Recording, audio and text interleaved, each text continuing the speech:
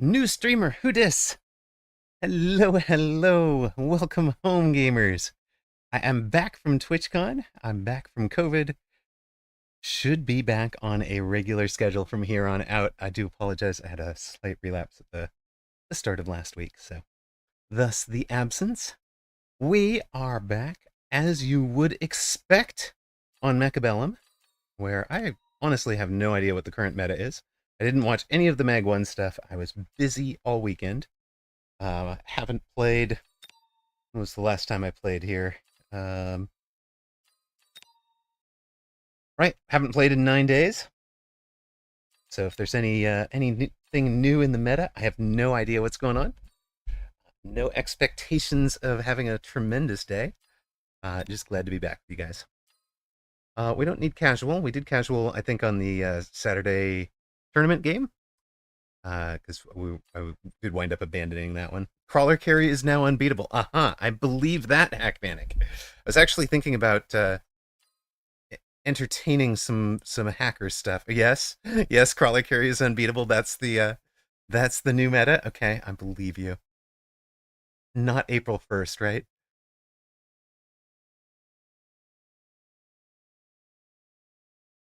All right, we have a number one live rooster reaction. Love it. We have a match against Sid to start with.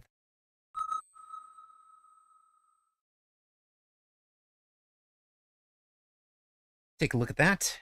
Channel point predictions are up for the two of you, uh, assuming there will be more viewers within the 5-minute betting window. All joking aside, Titans are still OP. Well, fair enough. They are the biggest units. We'll take a break at some point once we have a bit more of an audience. And to Raiden spam, I did actually see that in the Mag 1 lower bracket report. That Raiden spam was pretty strong. Do we want to just go with a speed steel ball start? Sounds like a plan to me. He is back again. Yes, I had a bit of a relapse after. Well, you guys know I went out on that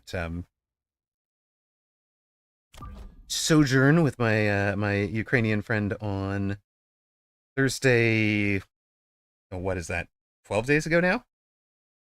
The and actually that set me back. I was surprised. I thought I was basically recovered, but like a 2-hour walk knocked me. Saw a resurgence of COVID. COVID's a beast, man. I do not. 0 out of 10. Don't recommend.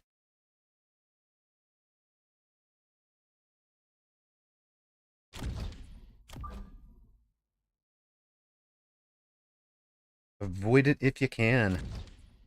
Even after years of attenuation and vaccines and stuff, thing is still a monster. I think we're. Oh wait a sec.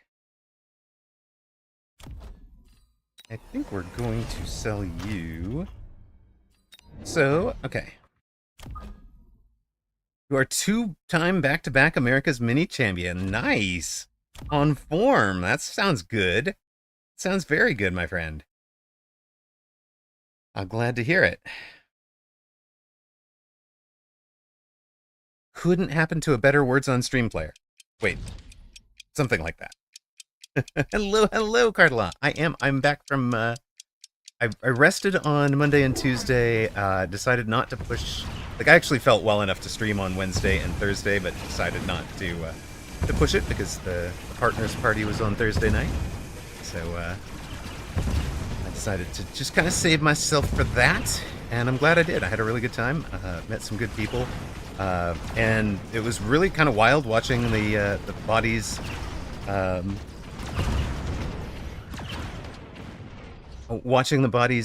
reaction to,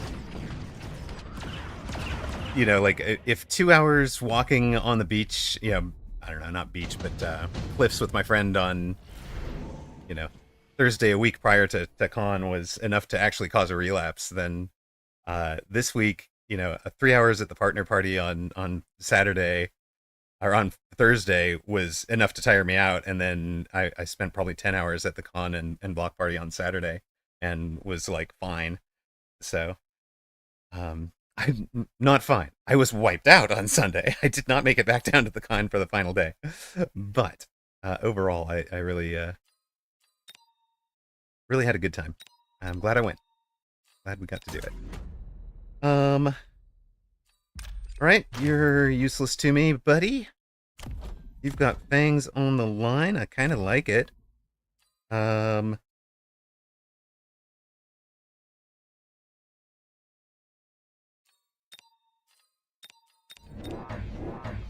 think it is these, right? Throw down, throw down.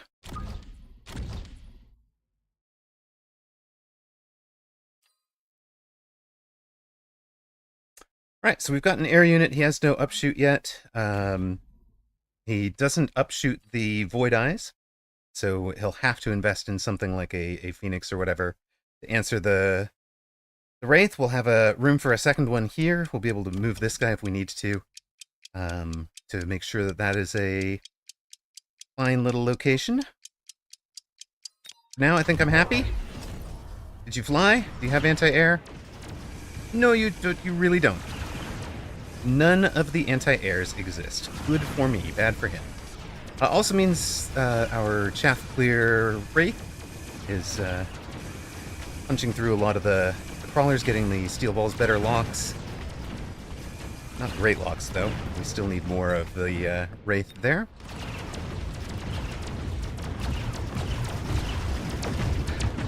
Yeah, you can't shoot up. We fly, you don't look up.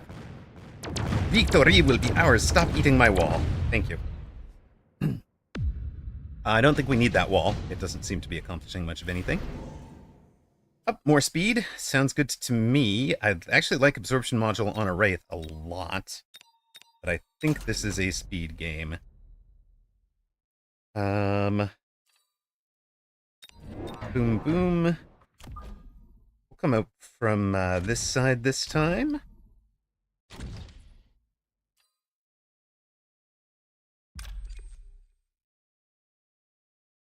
We're going to sell you and reposition this guy out to the... maybe even to here. If I can get the rapid fire cannon to lock onto the steel balls first, that would be nice.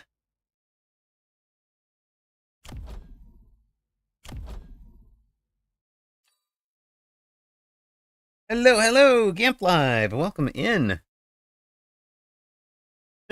Nope. Yeah, but I have to disallow the swearing.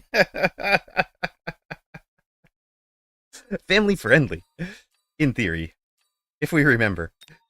It is becoming less and less family friendly as Kiddo has become teenager, and instead of tween. Kiddo's day-to-day is much less family friendly. I mean, like, they're making, you know, they rarely cuss in front of Dad, but they and their friends are willing to make pretty good jokes. Pretty good, yeah. Soon we'll be Skibbity Toilet friendly. Maybe.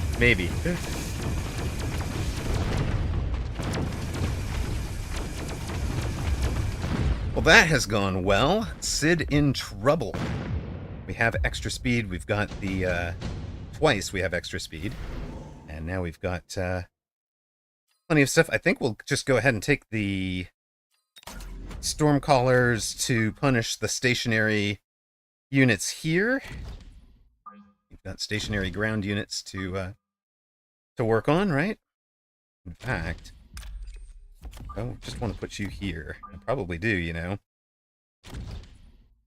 Fire when ready.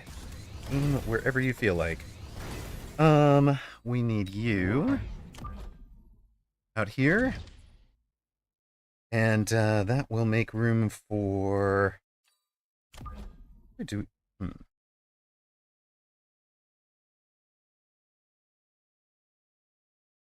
know what?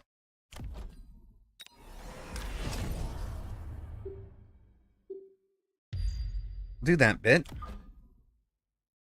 Kind of feel like we could put these guys down on the corner to cause directional problems.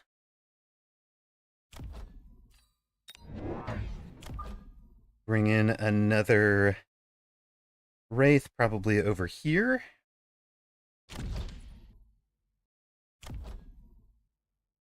And extra hit point or extra defense? Which one do we want? Let's take extra attack for now. Dude, yes, they're making a lot of 67 jokes. For sure.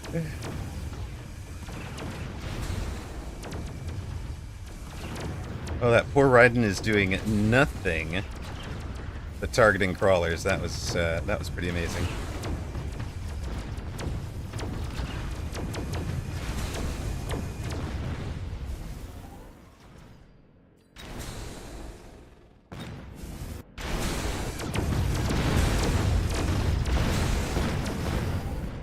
That's another round.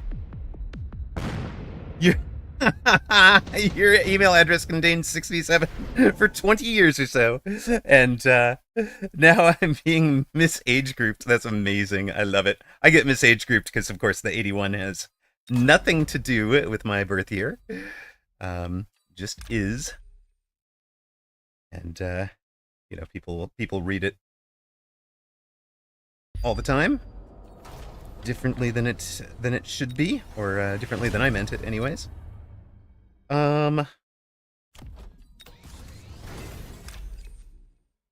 Still, path actually kind of worked, but we'll go right through there this time.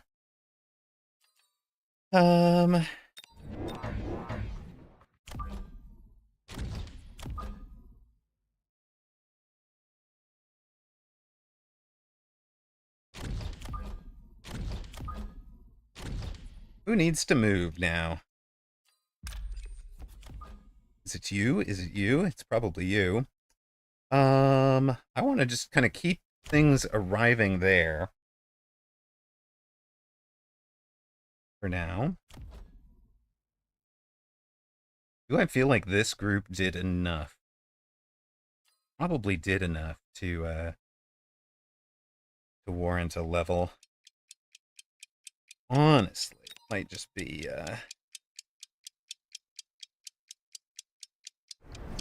go down there. Oh yeah, you've hit some crawlers. Oh yeah.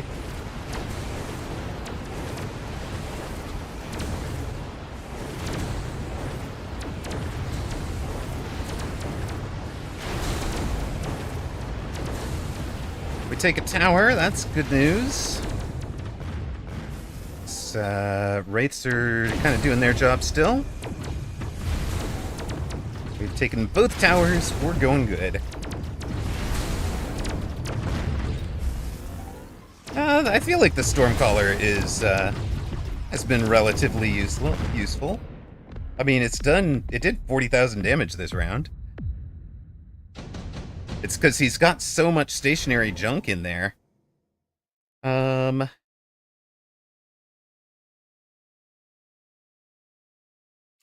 That's unfair because the opponent dropped a shield right in front of it. Okay. Fair enough. Fair enough. Maybe you're right.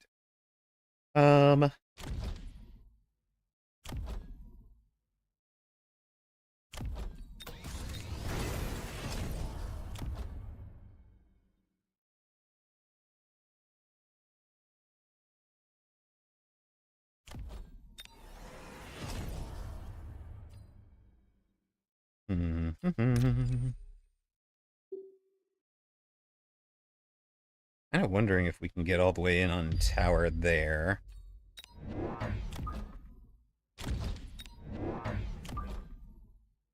Opponent is basically doing nothing to prevent or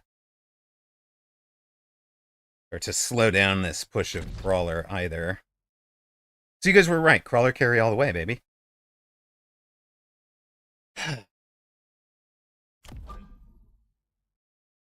I mean, honestly, this is just my old carry Wraith build. We need a Wraith, and then it's possibly even out on the flanks.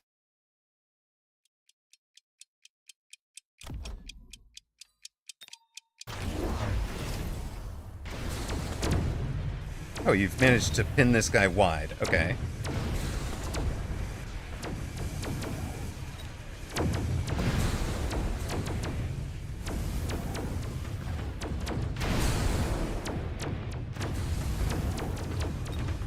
Yeah, they've done 28,000 without the shield.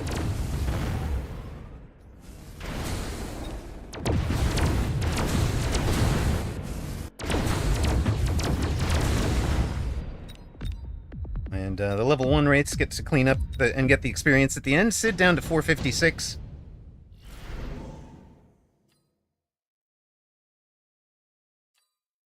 Obviously, we are just turning off the Raidens wherever they go. He should mobile beacon them. He should also be hitting me very much the same. If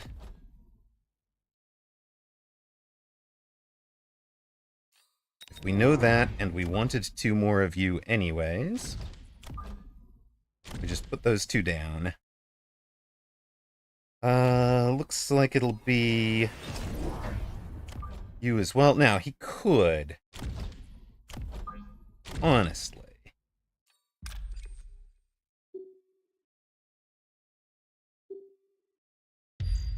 Okay, we also want to do we just want to hit him harder? Is it legit just hit him harder? Oh, it's probably missile out, right? Missile everything off the line. Boop, boop, boop, boop, boop, and then take our extra hit points, I guess?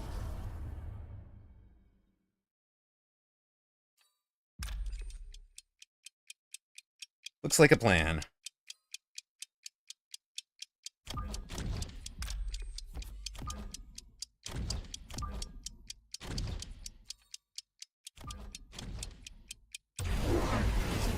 Wait, there was no new,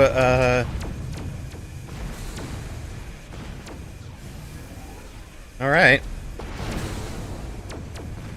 I was expecting him to at least EMP the Wraiths, otherwise I would have degen beamed them.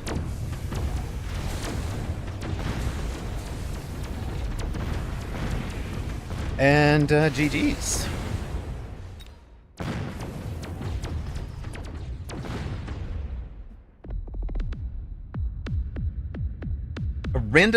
The random Vulcan in the back. Oh, you'd have taken the opportunity to swap the collars for boats. Yeah, for the EMP, or for proton coating to protect against that EMP block. That was all right for me. These were only 400, right? Yeah, they're only 400.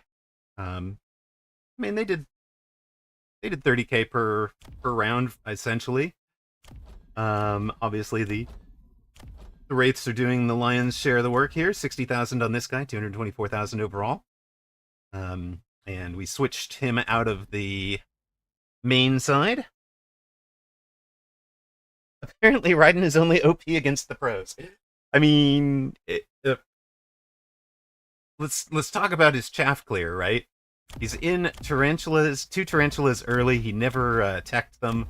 By the time he went to the fire badgers, right? There's only 2 rounds left when he gets the 2 level 2s. And then he adds 2 level 1s. But he never did anything to, like, Scorching Flame to help burn through the crawlers any faster. So they're, and they're ranged. So they get stuck on the steel balls pretty early. The crawlers come through on different lines. And they're pretty far forward. So, missile vulnerable. And I really feel like this, honestly, this is a chaff board, right? 1, 2, 3, 4, 5, 6, 7, 8, 9, 10 chaff. I guess. Not that bad, right? 10 chaff on round 7. He's on 3, 5, 6, 7, 8, 9, 10 also. So see, even Stevens for chaff. We're just clearing the chaff much more efficiently with the Wraiths with 8-gun. And yeah, the balls are just armored to chaff carriers. I mean, he's got electromagnetic on the Raidens. I checked that very early. So I was never going to invest in Mecdiv. It's just too expensive. Because I know he's going to go to electromagnetic shot at some point. And I actually don't want him EMPing the Wraiths if I can help it. Better off to let them provide degen and let him think he's handling the steel balls. If I'd done anything, it might have been armor for the extra hit points, because I think there was a break point, not here. Yeah. This one, right? Level 1 v level 1 armor would have helped us survive the first shot. So. What would armored target... Oh, there was a play. Yes, that's a play, Hackmanic, actually. Because this is... If he ever does turn it, right, that's one of the things we do is we range and heavy target lock, fortified target lock the steel balls, and all of a sudden they're skipping the front, the chaff and just hitting the front row. But on the last round, it's not actually going to make much difference, Hackmanic, compared to what happened in real game, because we missiled out all of the chaff. So essentially, we had that fortified target lock by missile instead of by tech. All right, game one down. Game one down. I'm going to run my ad. I'm going to do my little stat tracking, and we'll be back with our next game. You don't miss anything if you are one of those who has to sit through ads. You know, all you're really going to miss is our next matchmaking. You should be back in time for round one of it, and I'll recap what the specialists are. All right, what did we get here? What did we get? When it was a 1628, we actually started out in a headbutt, which I was noticing out of all of my starting formations, headbutt is my worst starting.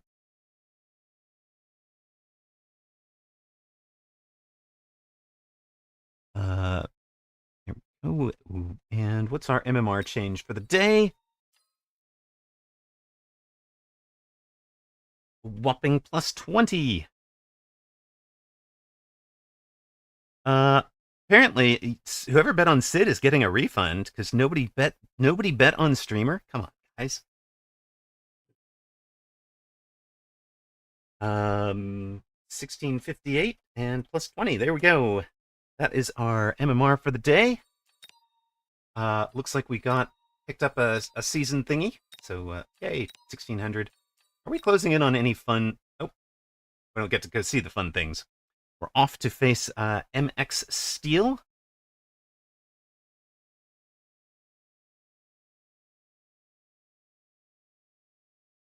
Do you hear about the superhero who was bitten by a radioactive lawyer? Oh no. Oh no. No, I did not. He got the power of attorney. Love it. Love it. But I'm actually, I am hoping to get, I have an Elgato Steam Deck, so I'm going to add a sound effect for you guys when you pull something like that. Let's go. I think that'll be a lot of fun. What are we thinking? Do we like Elite? We like Elite here. We might like Elite here. We have almost 2,000 more hit points than he does. Always love that. And we're going to rely on our hounds to start with.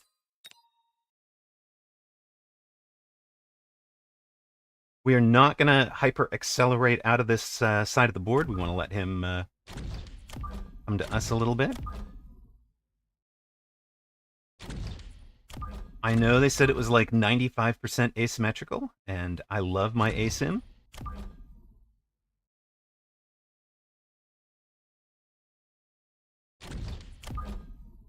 The only thing we're going to do asymmetrically right now is these is the Mustangs all being on the same side.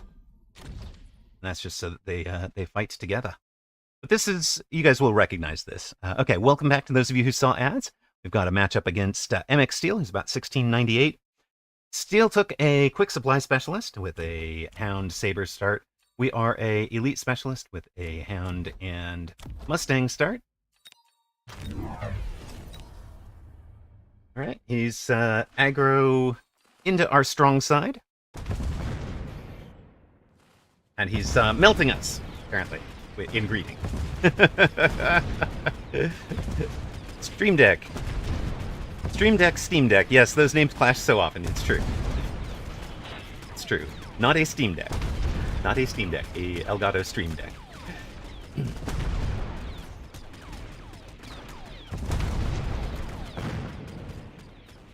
They actually had a really good booth at TwitchCon.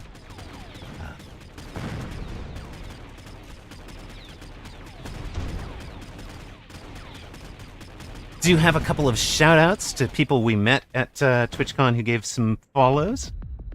So thank you for the follows to Frosted Fricks, McNasty VGC, Angry Owlcat, Shaynagami. Really appreciate you guys. There's one more, but I think she might chat.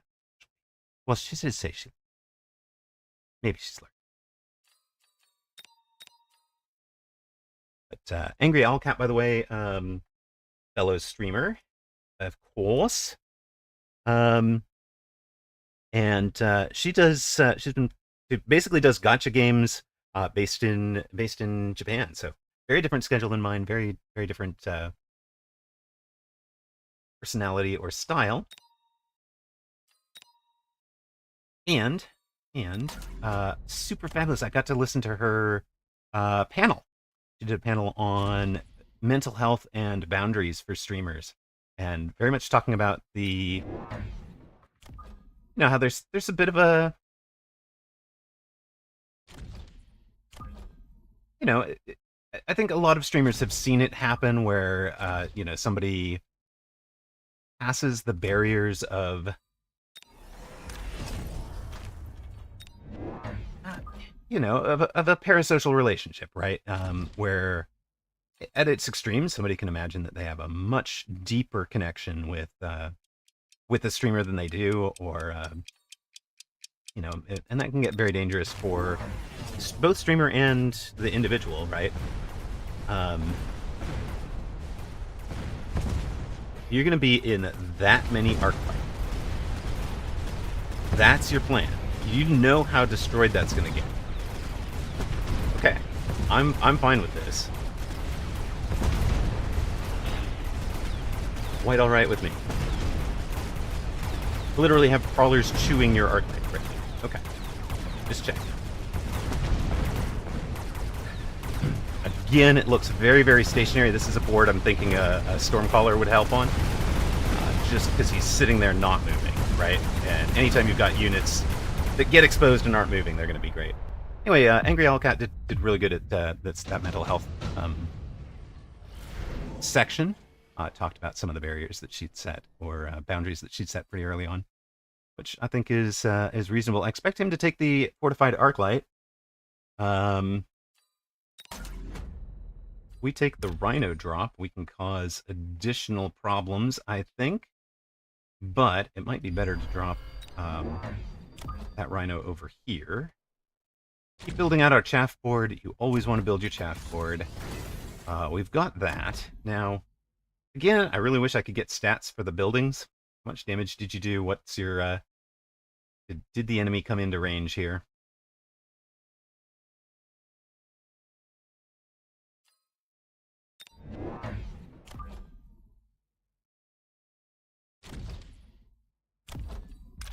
But I'm guessing they didn't. And that is going to let the Mustangs just sit back and do some extra. I full expect this to be a heavy armor on those Arclights to make them last forever. Yep, there it is. Fortified Arclight. Boom. You never get over the story where some dude showed up in front of a streamer's house asking to live with him. Yeah, that's a bit rough. I think you do. Certainly, you want to be safety conscious of your address and first name, last name, even, right? Like, you don't necessarily want to be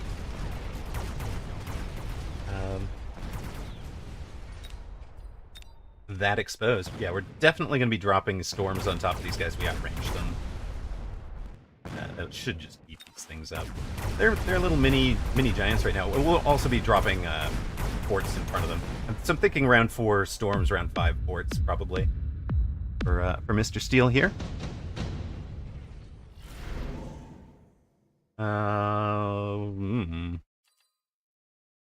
I like improved melter for the range eventually. What else are we doing? We wanted the Stormcallers. Boom kaboom.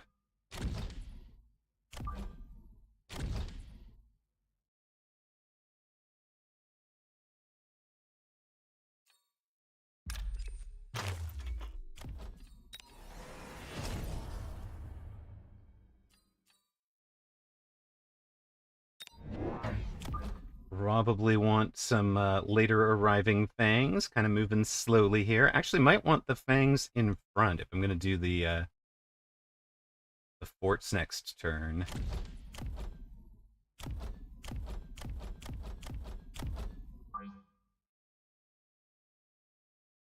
Doing the fort is probably going to be here and here, I think.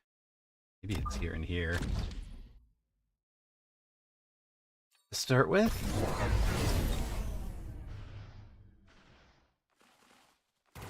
Oh yeah, buddy.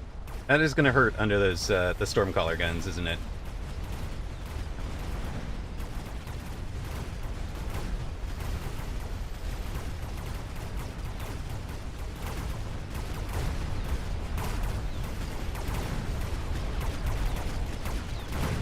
I've been thinking about changing up my fort bar to include rapid fire. These things are tough now that they're level 2. We let them level. It's danger of being elite, right? Is that you're feeding experience to somebody.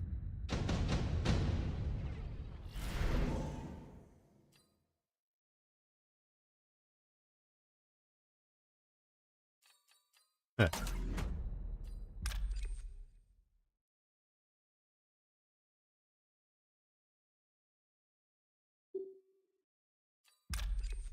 All right. Can have that.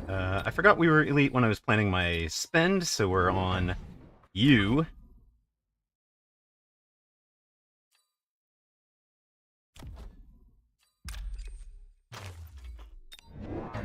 It means a whole bunch of things more like that. I wish I could put down a shield or something. Yep. Oh, he's putting down the shield. Okay. He does this every time? Okay. Yeah, I mean, he just got in Fortified Arc. It'll be fine. Or it won't be fine, and we'll have the next game. That's the way this goes.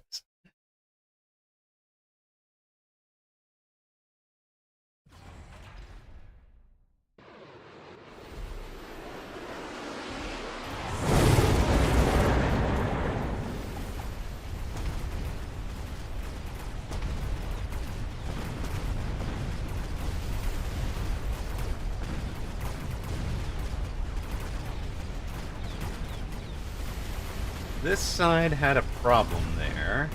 You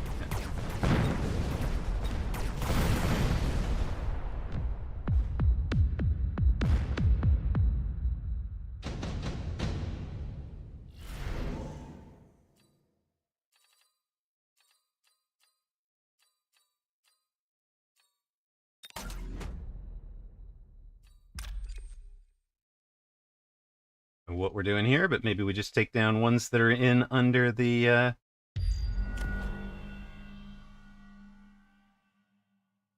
bar there. You guys obviously have to do loose formation.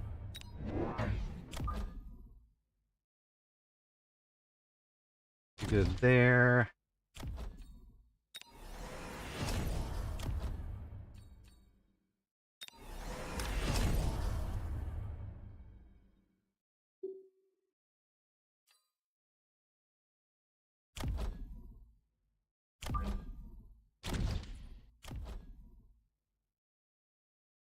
You know what? We're gonna do just for now. We need some chaff on this side. Obviously we're gonna be feeding these guys, but say la vie. I think coming in that way will help. Yeah, it survives, Okay. I guess he's counting on it'll get locked and eventually destroyed. He's gone underground, we've gone loose formation.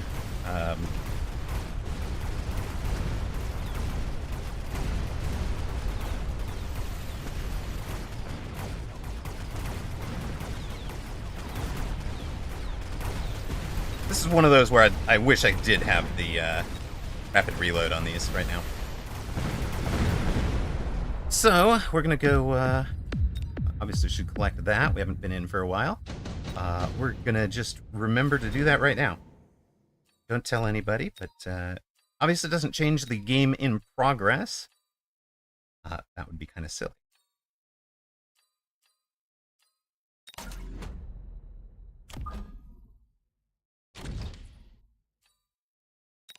But it definitely creates a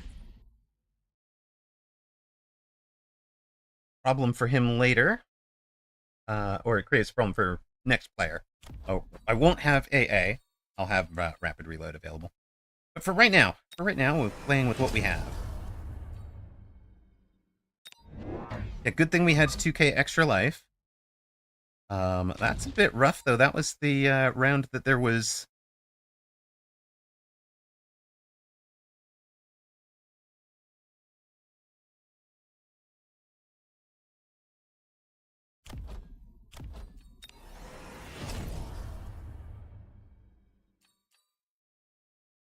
Am I selling something here? Anybody been pretty useless? Not really.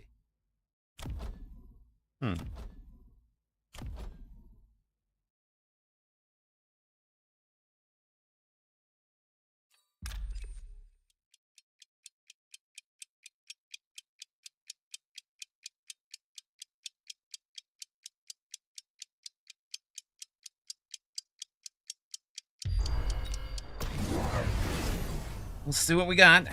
Yeah, a whole bunch of... Oh, acid scorps. Okay.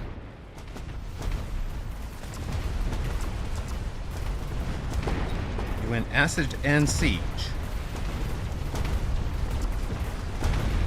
Is that just going to win? Because that's a lot of hit points of damage out there. That's 1,000, 15, 19 if he wins the round. We'll have 400 left.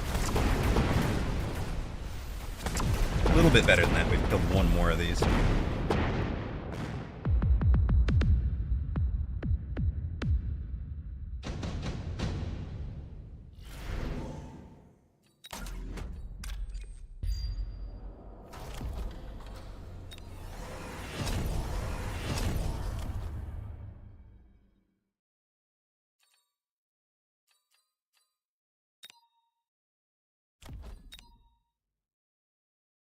This is starting to suck, guys. Just gonna put it out there. This is not the way we drew it up at home.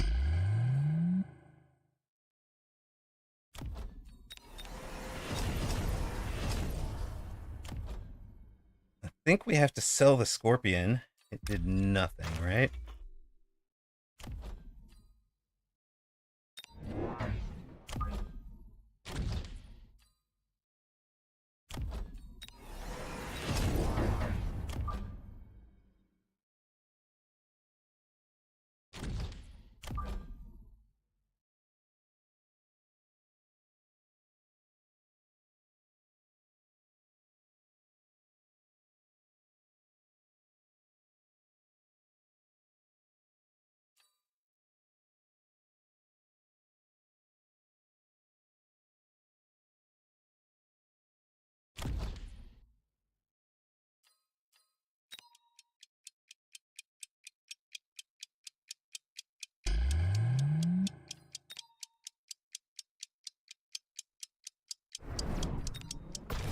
See what we get. Yeah, of course he's got the, of course he has a new pack of Scorpion on the other side.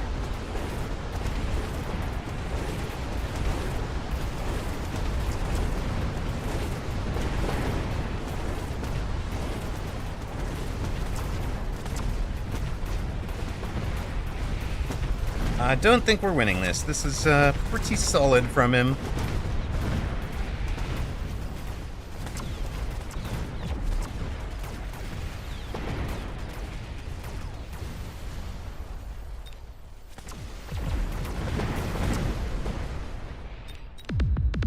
Oh, 56,000. I mean, turning these things into mini forts is super frustrating.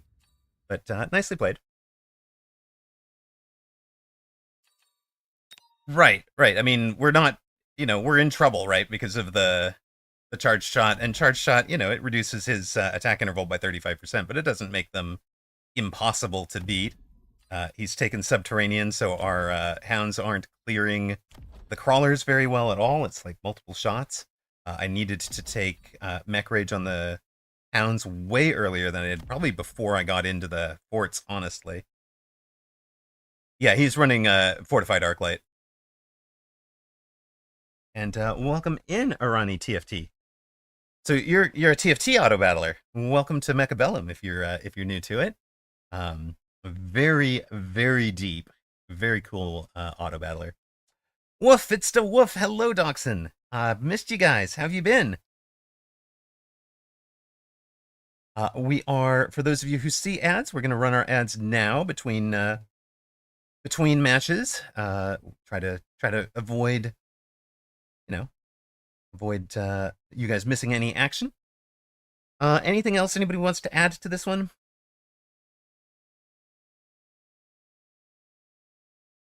It's just, I mean, it's a really bad matchup. It's not the Frozen Throne. I don't think it's the Frozen Throne. No. It's just a bad matchup. Elite into the Arclights. He shifted to it really quickly. I like it. It's not bad. It's definitely does not feel like a 1700 MMR strat. I feel like that's definitely beatable. But not by me on this match for sure. What do we have here?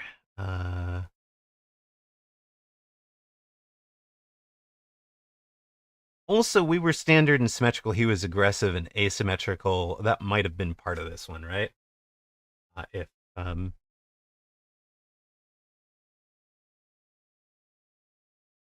If we're, we can't bring the same kind of strength to bear against him that he could bring against us. All right, MMR won't be -20, it'll be -18, so we're still up for the day. Yay.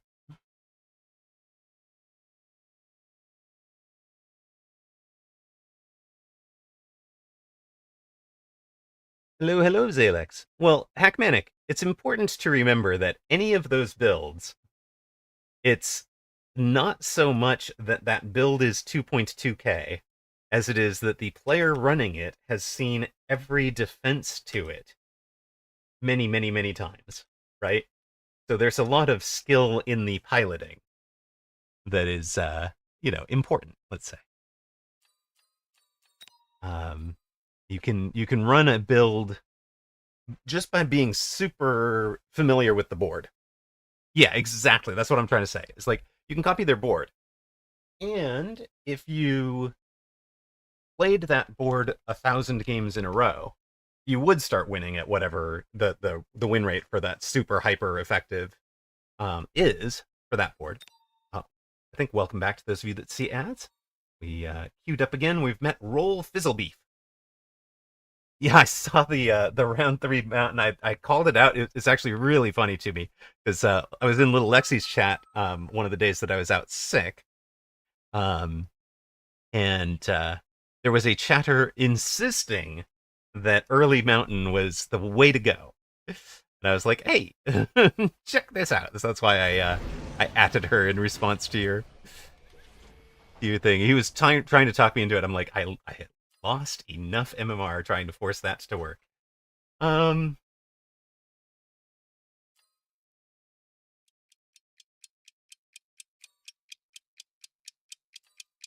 much Void Eye helps against that that last build? Do I want to do speed?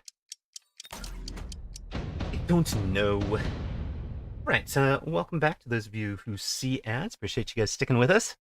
We have matched into Roll Fizzlebeef, who's about 100 MMR behind us. He is the elite specialist this time, with us as a speed specialist. The elite is with sledges and barks. So I'm gonna suggest our hounds should feast well up front.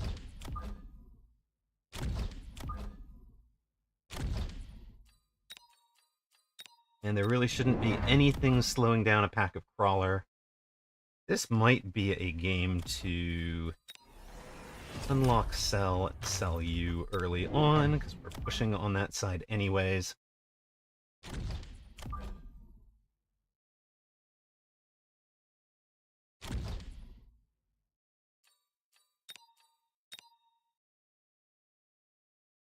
We can probably make chat window a bit smaller.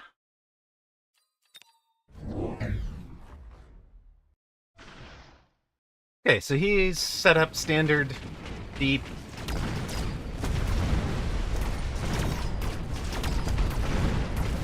Kind of middle,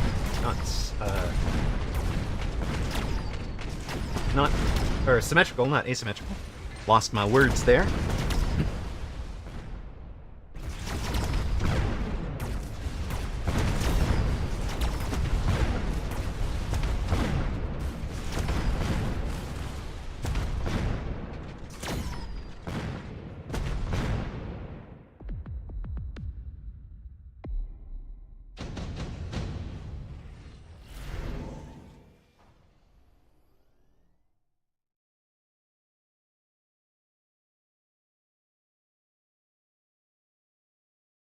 Right, all right.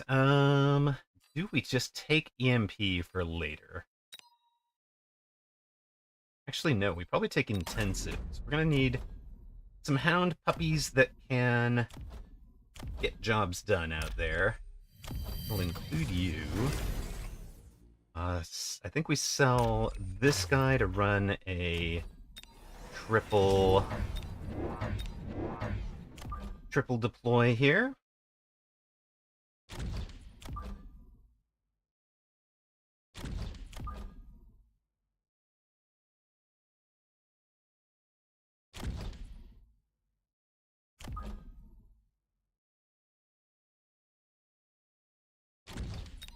And we're going to add two crawlers, one on the what's been our weak side. We still have no upshoot, so if opponent decides to fly, we have a problem. Next round, we'll probably be picking up a Phoenix to help with that.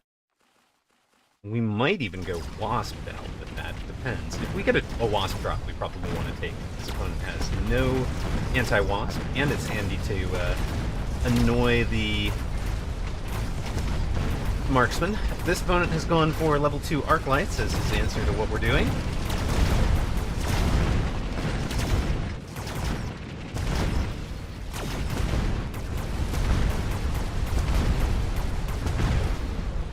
They don't last. We win the round by 1 saber, so we've won the first 2 rounds. Fizzle Beef down to 42-40. And, ooh, well, what do we want here? We said we wanted air. Game gives us 2 air.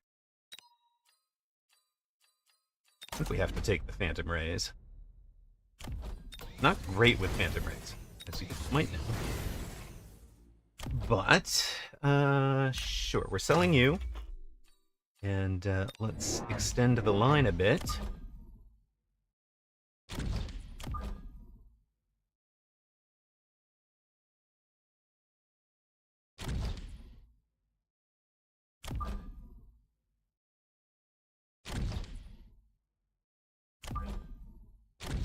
What is it? Is the line extension this side? This side with the Phantom Rays?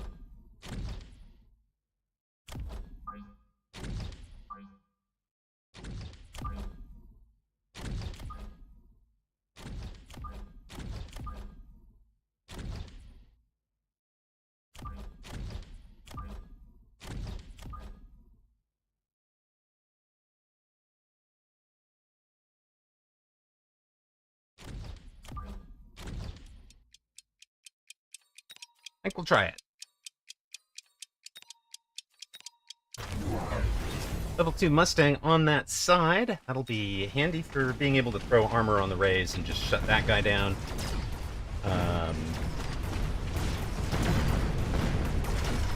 This round, though, they're going to do just fine. They correctly identify where we're putting things. And they've also cleared up our chaff clear, so it's down to just level 2 sabers.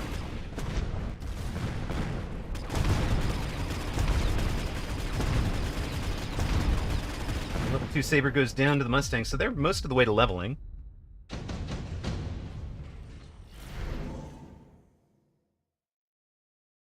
Oy. Alright. Do we commit into you?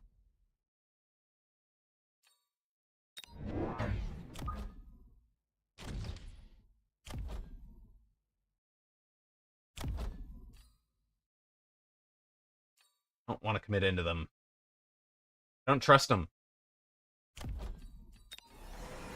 I don't trust them, chat. What am I doing here?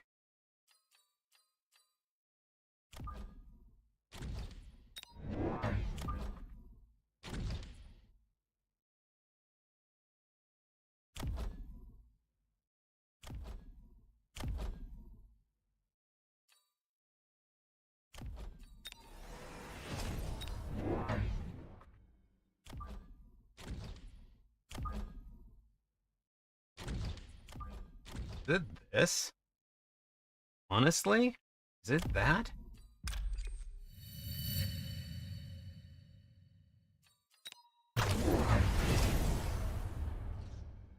Oh, this is the public chat complainer guy. Okay.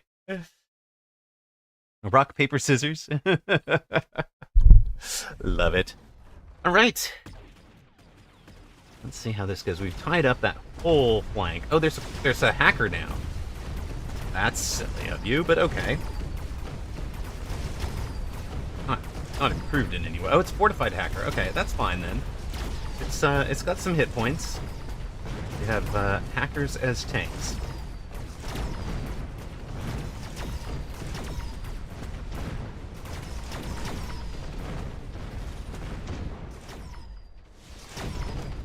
We've got a tower take.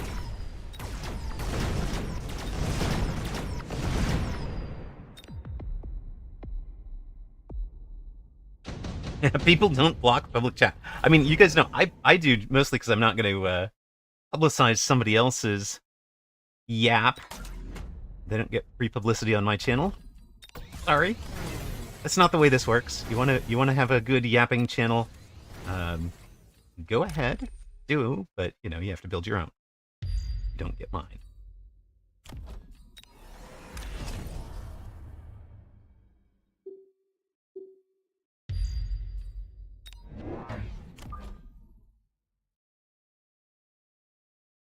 You don't get free access to my audience. Sorry. Sorry, not sorry.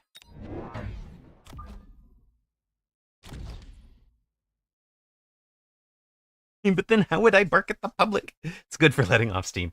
I mean, I do my public interaction, I guess, on Reddit. You guys will find me on occasion out there, mostly in the Twitch or Mechabellum channels. I don't think I've posted to anything else, but maybe.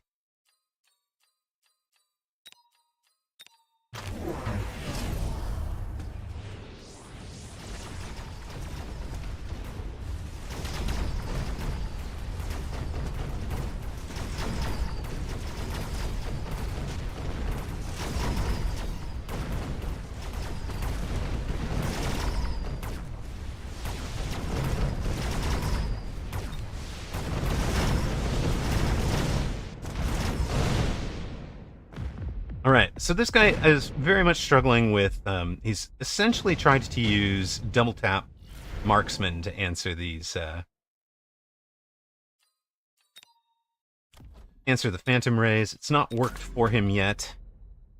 We are going to add some steel ball for our, essentially we want the steel ball to get in front of the phantom rays and let that, cause additional problems for him. Is our first tech that isn't the armor, probably this, right? And then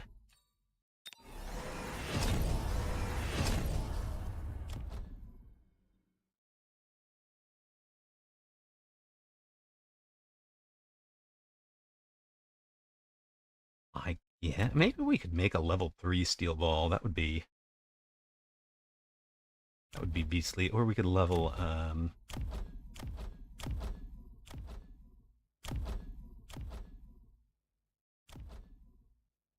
just you guys.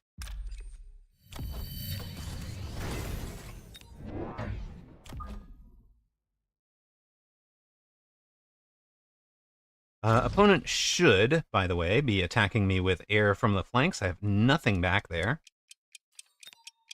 And in fact, having spotted that on my own, I'm going to just take a wild gander and hit one of the... Hit one of those pods like that. Oh no, he's trying Mech Rage on the sledges for better chaff clear, I guess?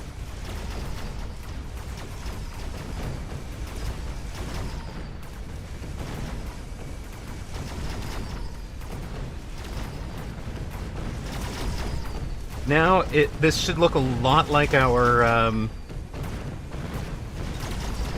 Steel Ball Wraith build from earlier in the day. In terms of the timings, the feelings, opponent feeling like he has to defend every side at once, just not able to focus on a specific side. And in fact, that really could be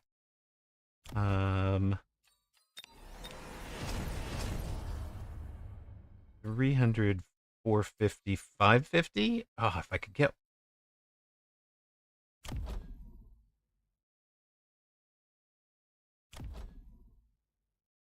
Me. Now, what we're going to do... You...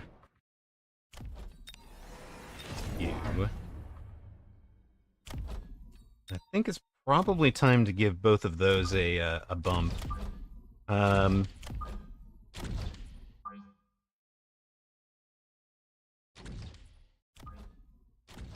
here's our, we're matching this on the other side. It's all level 1s instead of level 3s.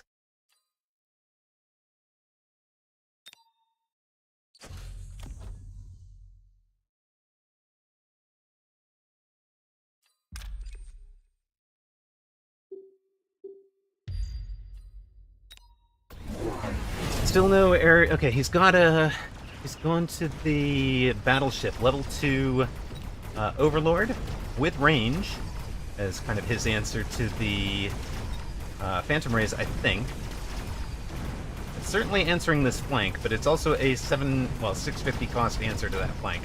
So, not the most efficient, and everybody has punched into double towers from the front. He left the front door open this turn.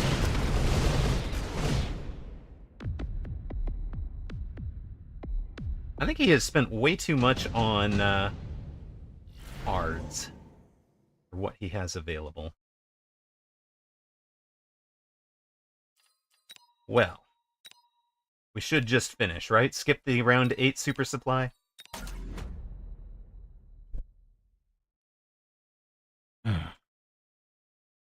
Let's see.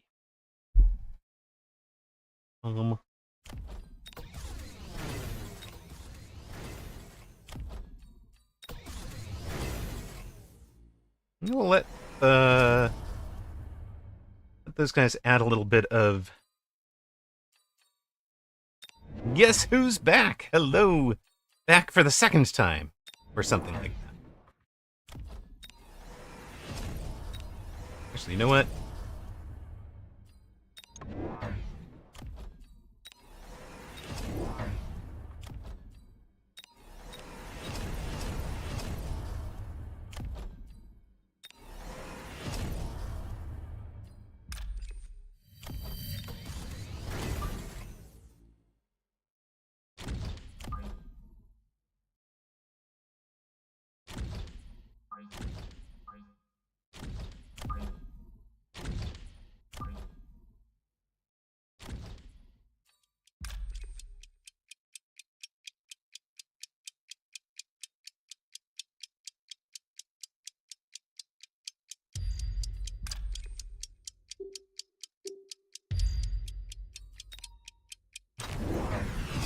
He's trying to missile things out and stay alive. He picked up efficient tech research. At this stage of the game, are you actually buying 3 techs? I mean, I guess maybe he's thinking, at this stage of the game, if I don't win this round, I'm going to need enough techs over enough time to make it work, make it pay out. But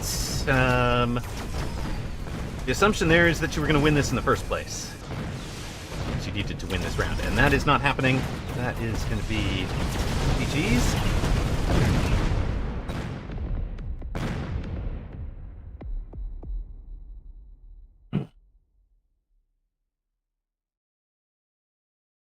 And we're 2-1.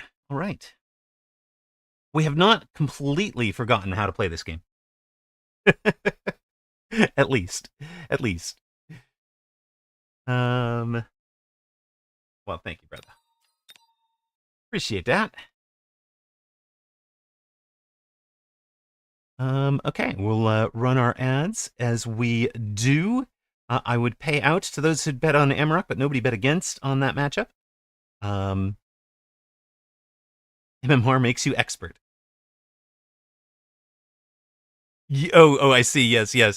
For egophobic in particular, when you're arguing about the game and the units or strategies in public, and the other guy challenges you to what's your MMR, as though MMR makes you an expert. It's true.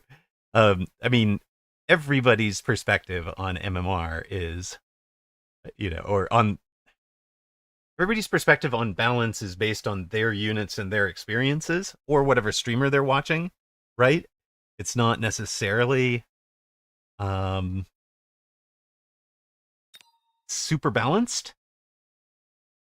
Like, honestly, we're not sitting out here going, nobody's coming out and saying,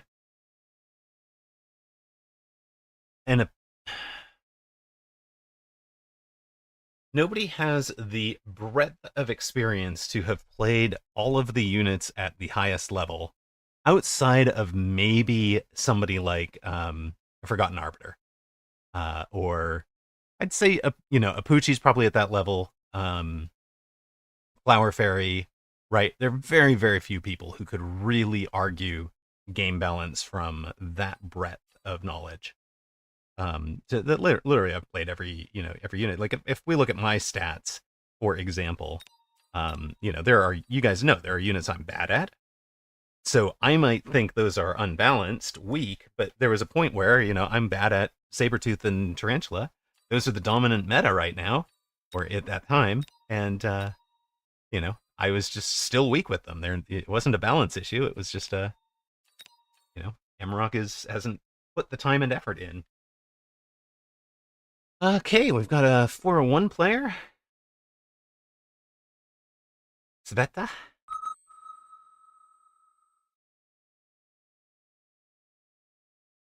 And what do we back up to? 1656. So you get the record there.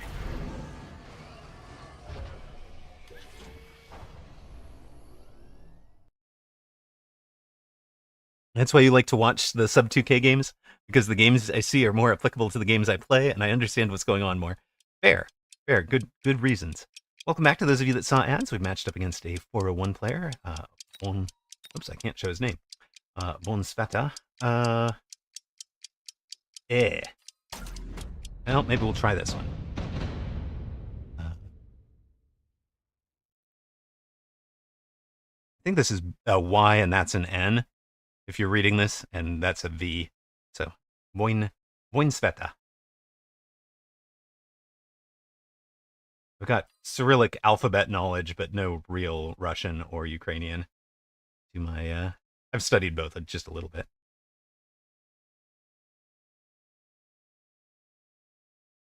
You played a 1900 MMR difference game, and you shocked the guy to death with how many crawlers you built. It is probably the biggest difference from very high level to very low level, is the amount of chaff built.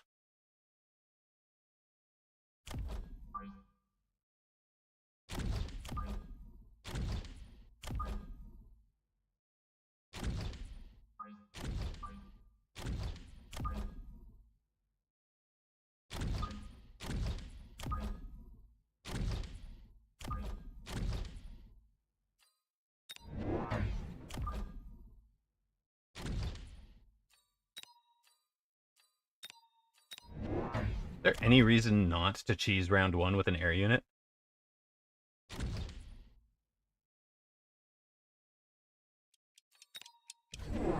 Okay, yeah, we win round one. Doesn't matter what happens.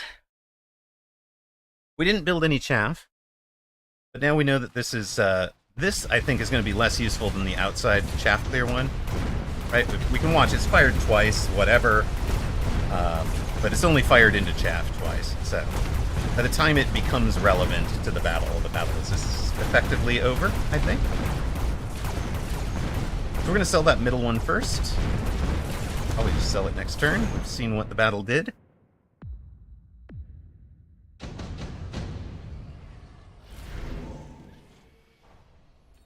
Subsidized storm? On top of slow-moving positions? Sure?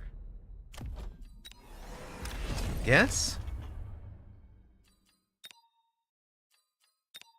Let's just pull all of this.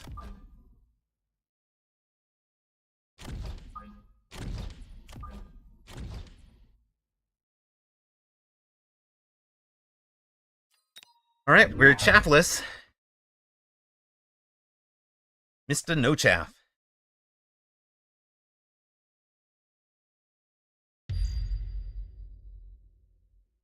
That should keep the Mustangs alive for a while, sure. I think the missile over there was in case I dropped a Phoenix on that front to cheese another round. That's why he's got the sentry missile over there. We might just intentionally go pop it with a...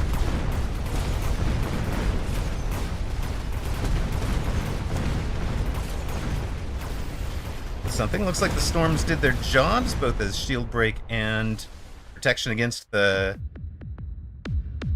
crawlers. So we've won round 2 as well. We're on 4,000 hit points. He's down to 3,450. Oh, I forgot to put up a bet for this one. His name translation was Warrior of the Light. That's a great name.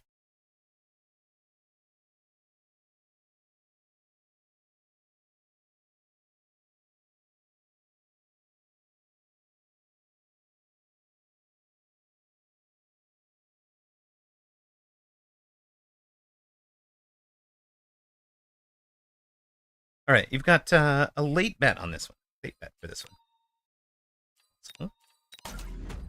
You know what I like? Very much like the idea of throwing down triple crawler here.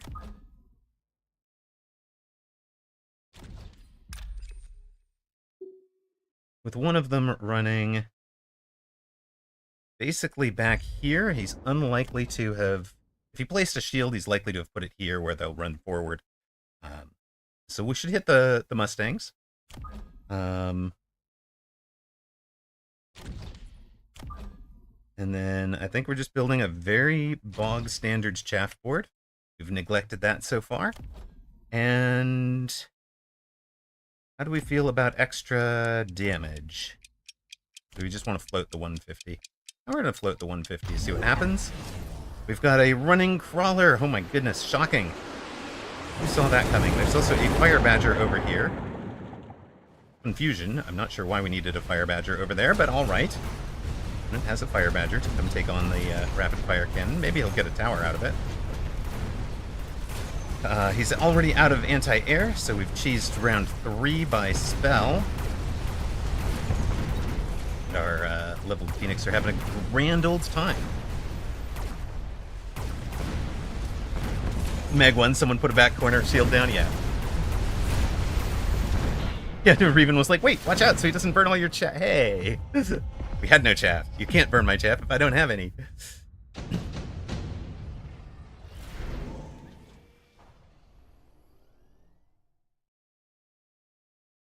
You guys my anti-wasp? You guys might be my anti-wasp. I don't really want to throw down level 2 fangs into that, though. Take this.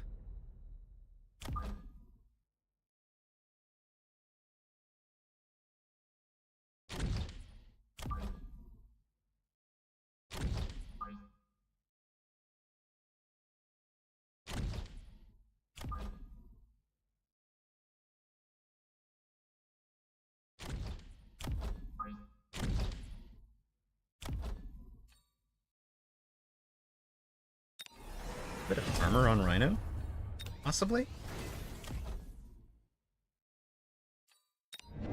Go ahead, drop one of you out here.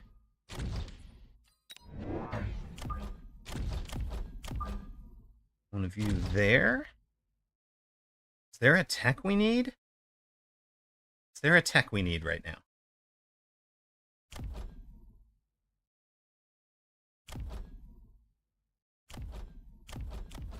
Tempted to just range the Phoenix. Might just be range the arcs, you know. Range your chaff clear. Do a little bit of extra damage.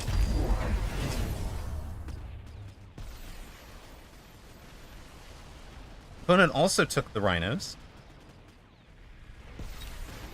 Opponent also armored the rhinos, so...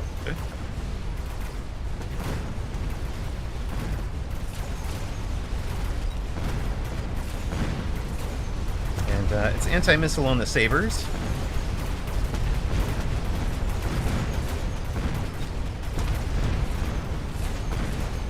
Now this is one of the silliest things. We're going to probably EMP the arcs, I think. They're shooting more frequently than the Phoenix. And the Phoenix needs 2 techs to stay alive. This one barely snuck the round. Alright, 4 rounds in, we've won 4 rounds. We're winning, we're winning, we're winning.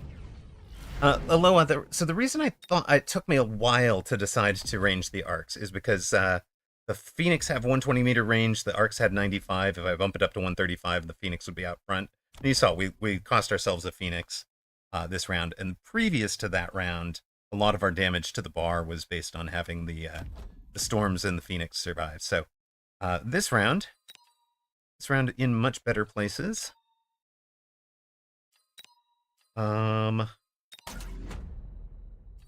Wasp Swarm would be painful for him.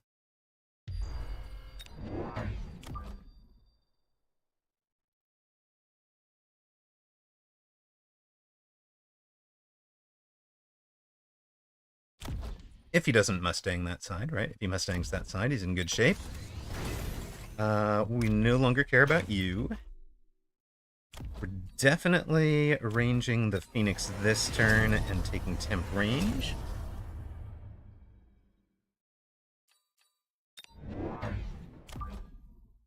We just bring you down here. Probably, these guys are still doing plenty of damage.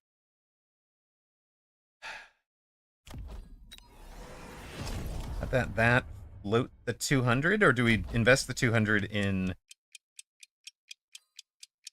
Invest the 250 in launcher? I don't like it.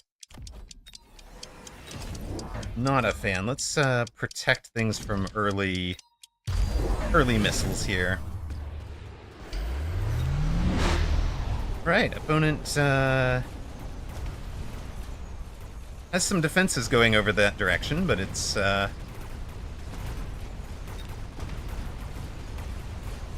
we'll have the Wasps coming at level 2 tower. This Phoenix have locked on level 2 tower. We've shut down most of the middle, I think. The shield on top of the anti-missile was really smart for him. It's kept that shield alive a long time. Eventually it goes down. We'll probably just add 2 Phoenix. If this isn't finished, right? This could be finished right now. We've got 1,200 surviving. Yeah, it'll be 1,200. We'll leave him at like 250 or something. Yeah, less than that. He's killed a few things. We'll leave him at like 500 maybe. Should be game next round. Is my goal anyways.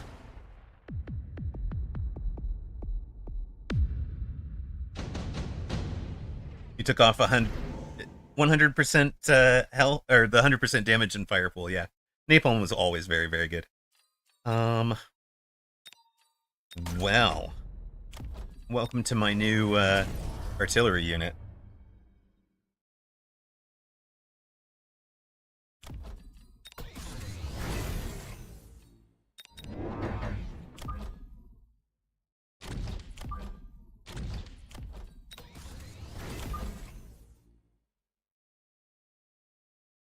Welcome aboard, team.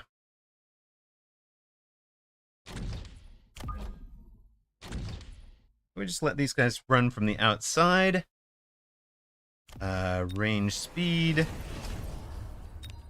If you're gonna just do this mobile beacon all the time, I think I can missile it out, right? Oh, wait, not with the anti-missiles. I don't want to do that with an anti-missile. Uh...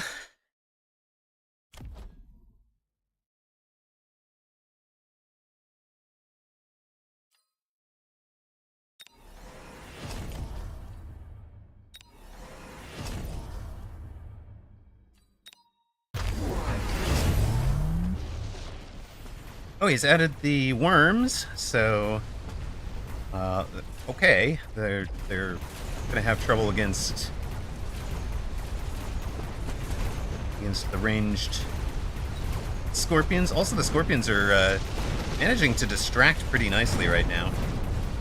The scorpions, unfortunately, are probably going to be dead by the time we're engaging the worms. The worms have do the replicate thing on death, so Mechabellum on death, costing us. Our armored rhino, though, is going to get in on that tower, and eventually we should take that tower. It'll be a while. A couple months later, the rhino punches his way through a level 3 tower. And, uh-oh, there's still too many crawler. See, these guys have been such a problem. Hey, opponent wins a round, stabilizing. Let's go. What would you recommend to counter Scorp Mustang comp? So I do not recommend Shield Fang, Arc, and Phoenix. The reason is Fangs are Mustang chowder. So I recommend a lot of crawlers with the Subterranean Blitz. The Mustangs will do terrible at clearing crawlers with Subterranean Blitz because the crawlers have a bunch of hit points and nullify 55% of damage until they're close by.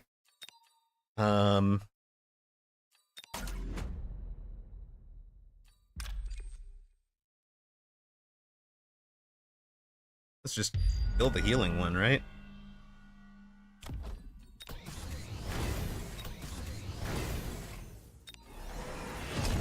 I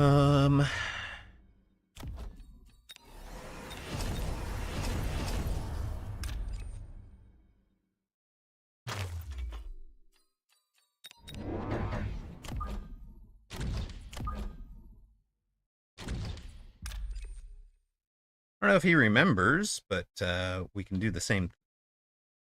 We can do the same thing here, right?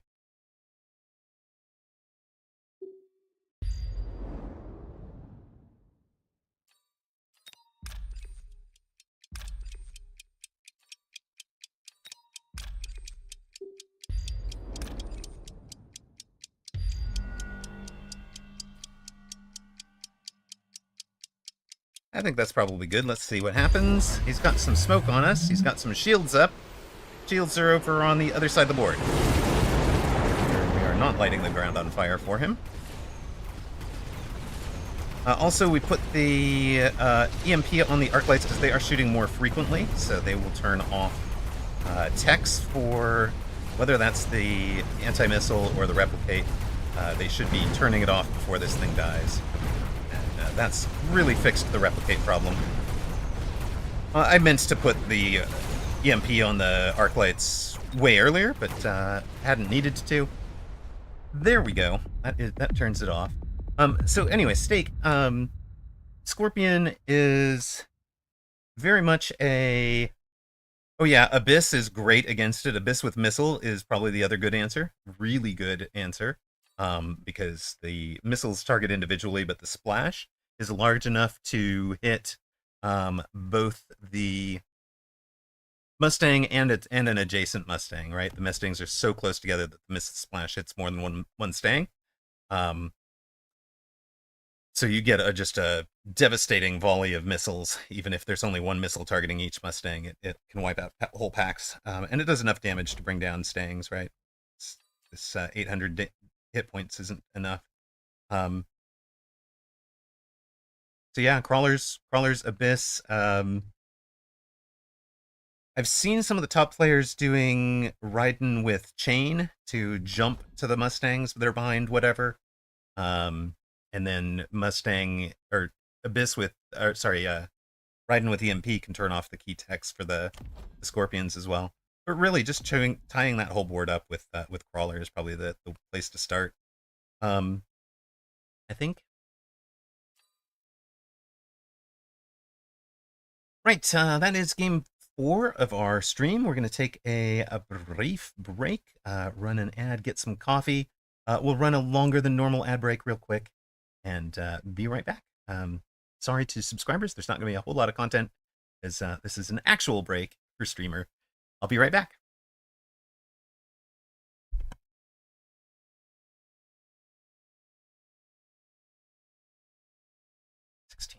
16:38. We were standard asymmetrical.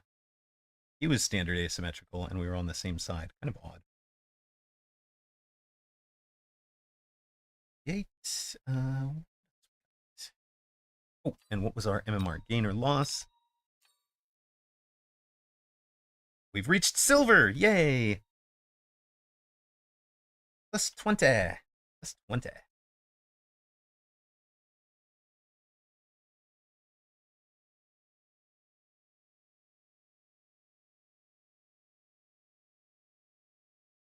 Right, now I really will be right back.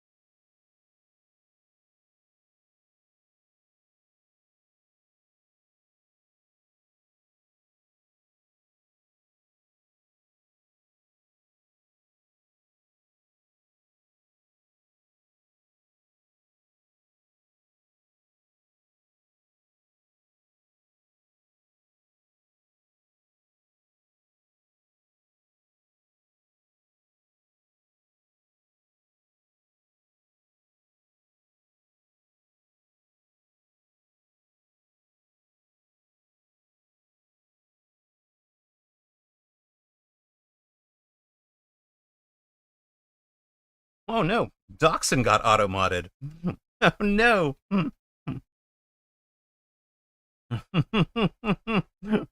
Automod deleted your post because of too many dogs.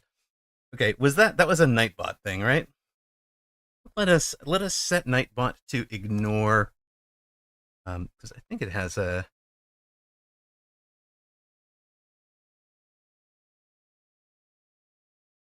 all right.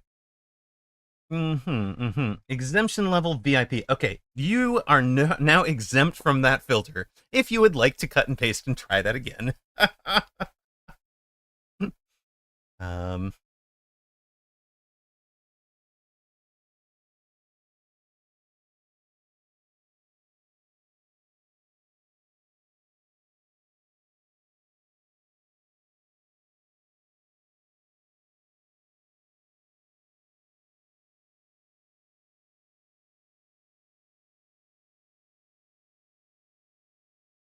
All right. I think we have that set for you. Hopefully it just did it. Okay, test it for me real quick. Real quick. Nightbot did a stupid thing to you today too. Dachshund has a very long dog, but I need you to test it real quick, Docs. So if you don't mind, oh my dogging again or whatever you had there.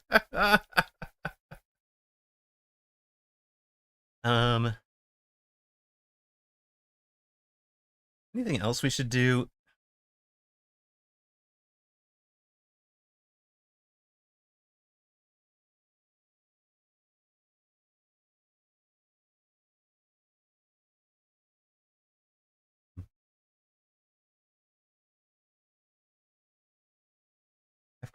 I've got it so that VIPs can do links. What else? What else? Do you guys want to do like? Should I let VIPs do? I should probably let VIPs do excess caps as well.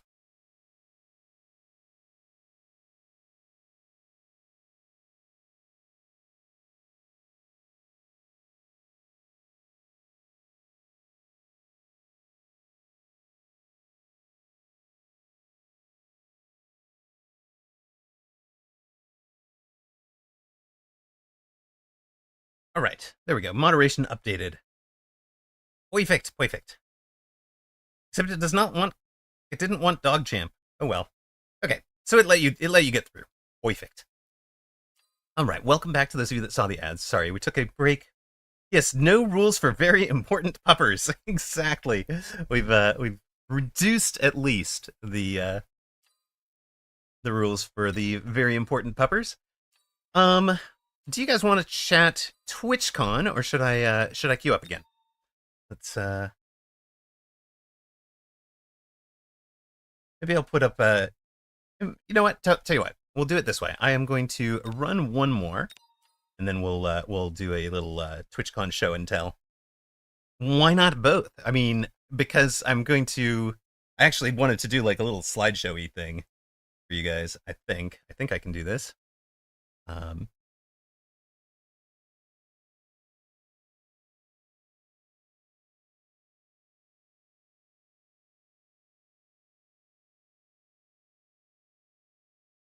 It's not going to work the way I wanted it to, though.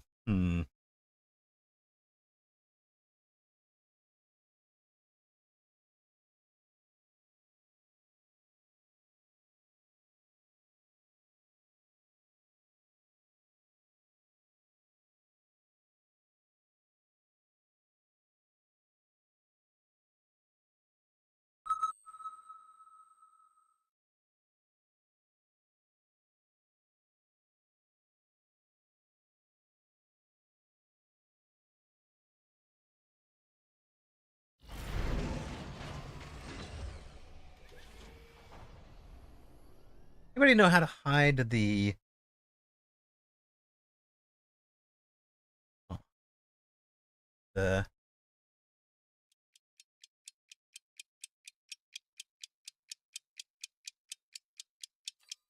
All right, let's focus on the game for a sec.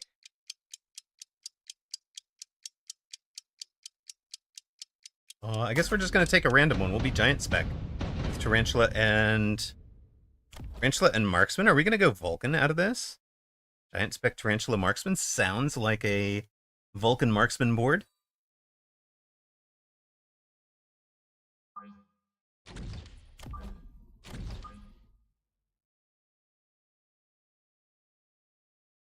And maybe we leave the Tarantulas on blank screen duty.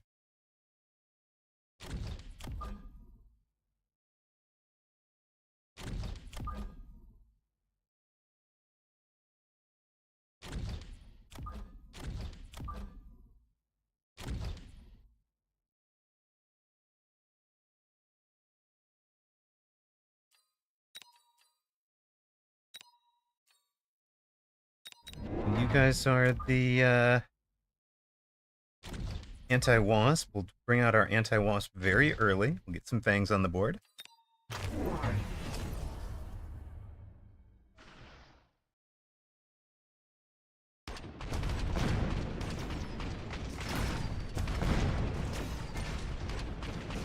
You think the sabers are going to be the answer to a Vulcan marksman? A worry.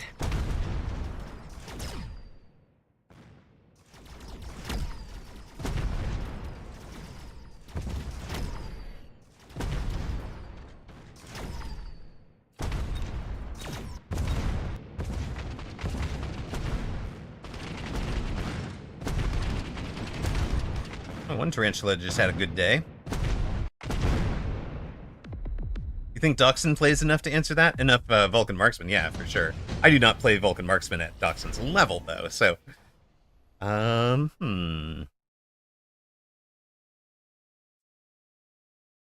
love all of these. Do I redeploy? I probably do.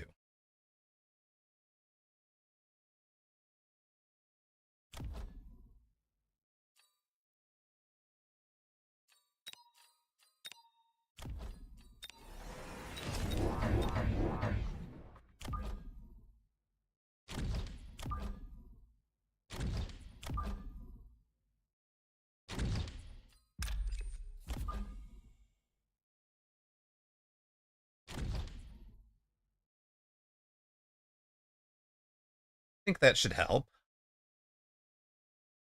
Are we selling you? We're selling you, right?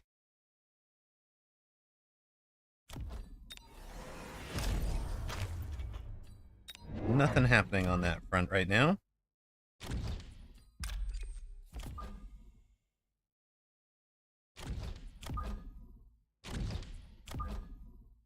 All right, better. Same move, but we got the cell that we wanted in.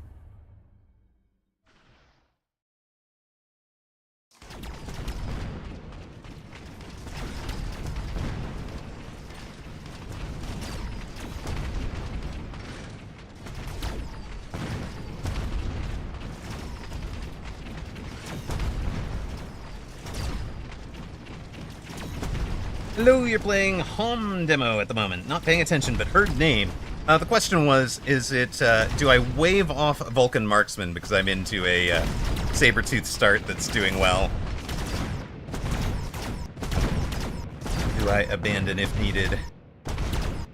I think the answer is no. I think we're going to be happy with what we got. You want to see a Siege Scorp sniping the left unguarded tower? I am very unlikely to do that one. Sabers can work. No, into Vulcan Marksman. Into Vulcan Marksman was more the question. Sabers are the bad guy here.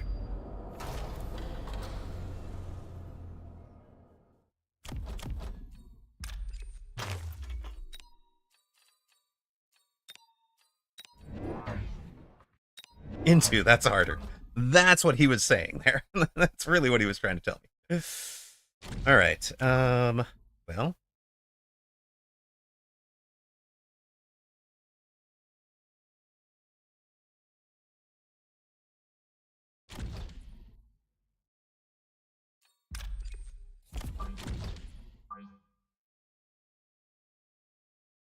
Hmm.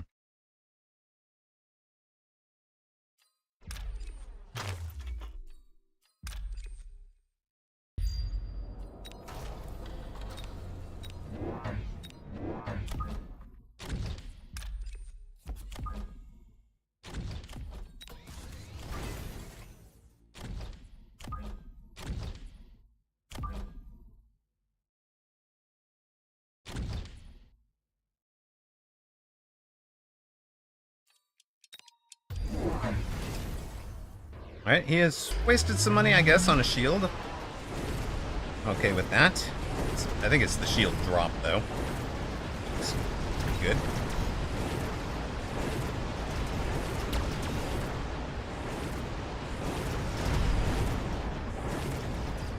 Not like he shouldn't have seen the Vulcan coming. So we used Giant Specialist to get it out on round 3 without selling anything other than our starting cannons. And we win the round. That's solid.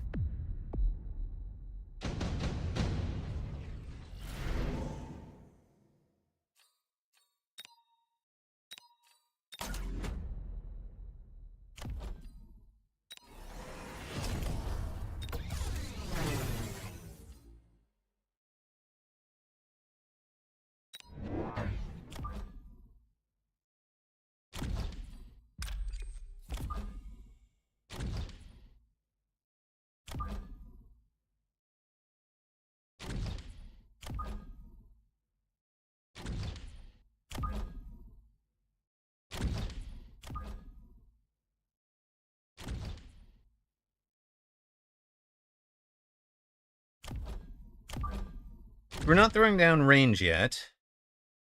We threw down Scorch first. Yeah, there is the Rhino on the line, but no armor. So Scorch, part of that was I didn't want to lock onto the shield and Sabers right off the rip. He's going to range the Sabers, but that's fine. He's still... okay, he's ranged the Sabers and the Hounds, trying to create a range war. Which he's going to win at the moment, right? Like, that's fine. But we'll keep... we lost a squad to deploy, which I'm not a huge fan of here, but taking the two rhinos and still having some anti-chaff was pretty important to me. some anti-chaff that is not the Vulcans. That should let him get some great locks on that Vulcan, but he doesn't. Everything's locking on the crawlers still.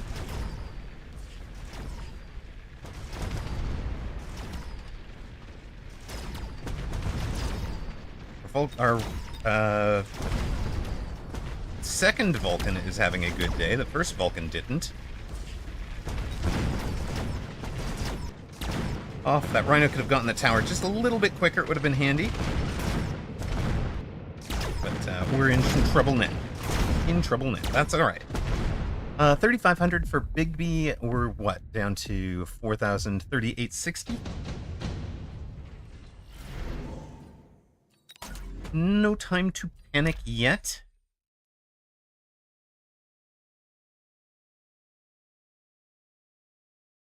I feel like we can sell you. Pick up one for that. Range those boys. Give you a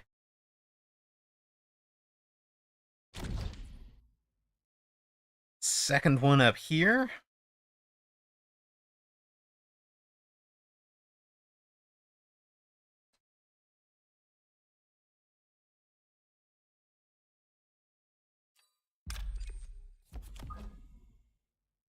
I will let the Rhino run up the middle here with some of the chaff clear. I actually kind of like putting it right into the space that we've just dropped. And he's going to missile out a Vulcan. That's fine. Hello! Hello, cheese! Glory to the swarm! Glory to the rock! Appreciate it. How are you doing, man? Welcome, welcome. How was your week?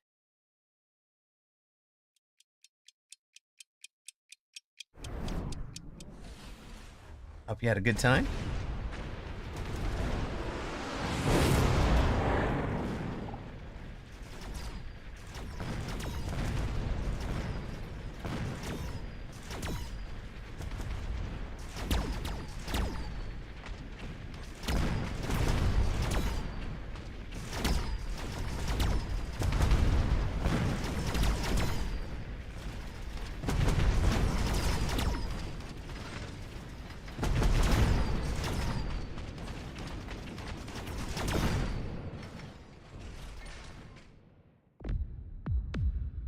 Alright, that seemed to go much better indeed.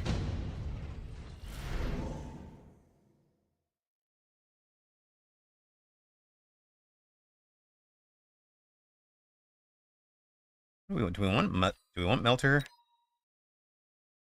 This is the point to take Mustang for the anti-Wasp, right?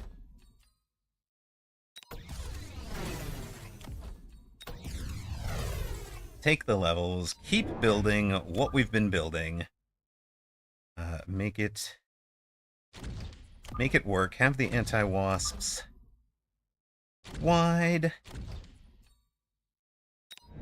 We pick up another one of you somewhere. Oh, he switched from when he bought the what I thought he bought range on the Hound and the Saber.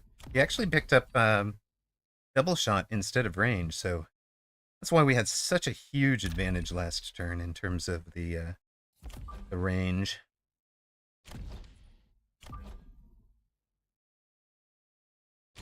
I'll go ahead and bring you on the outside there.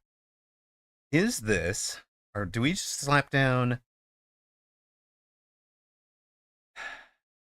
We slap down a. How much damage are you guys doing? 17, 50, 17 becomes 51, becomes 68. Get our actions in just before that end deploy.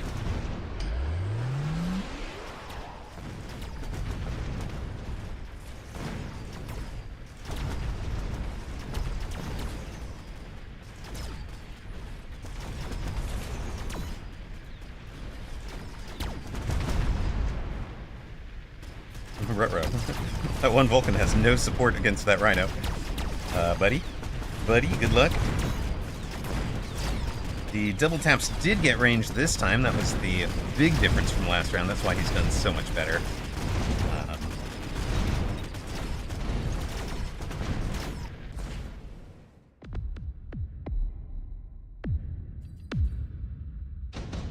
Opponent aerial specialist hasn't used air except for that one Phoenix so far. Vulcan's descent is gross when you have teched Vulcans. And we'll just bring in best partner. That'll give us a behind the lines marksman, which is kind of rude, honestly.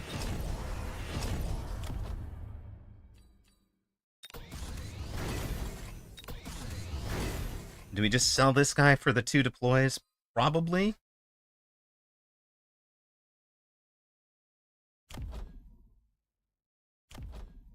Maybe it's sell this.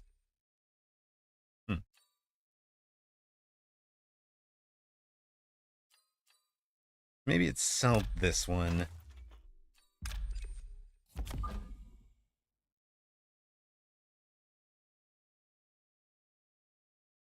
Redeploy this guy. Make sure to wear. I want him to be arriving, I think.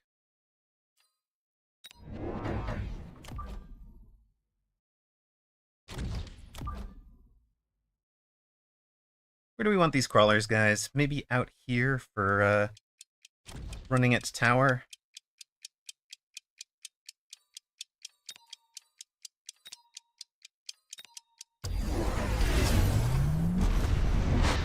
He took the lightning storm. Oh, he's got a well-positioned marksman that hits our marksman off the back line. Slightly disappointing. Now we get that tower. Now we get the other tower. And our we have survived the lightning storm.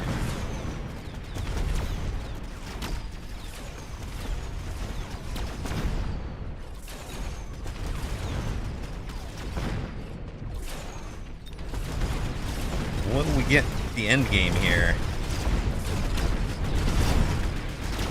Well, we've loaned twice to try and finish. We haven't actually finished it off. 7-11 left for Big B. This is our break-even round on loans. I think production is very nice for a Vulcan that'll be on the board for a long time. Let's get all of you guys doing a little bit extra. You can probably have a thing. Late chaff good, true. He is going to light this on fire, right? So we're gonna just see that coming, missile it out.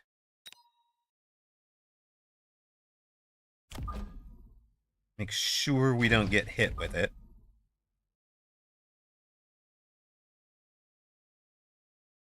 More late chaff there, sure.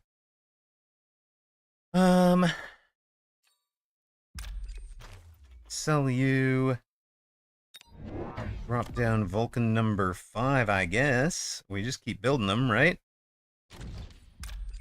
And, shock and surprise, we will put orbital bombardment on top of your Phoenix, really. Lone range speed and extra attack, probably. Oh, really? Nothing? Yeah, we could have beaconed the Stangs. I didn't wind up with monies for it. Absolutely, completely expected this guy to exist.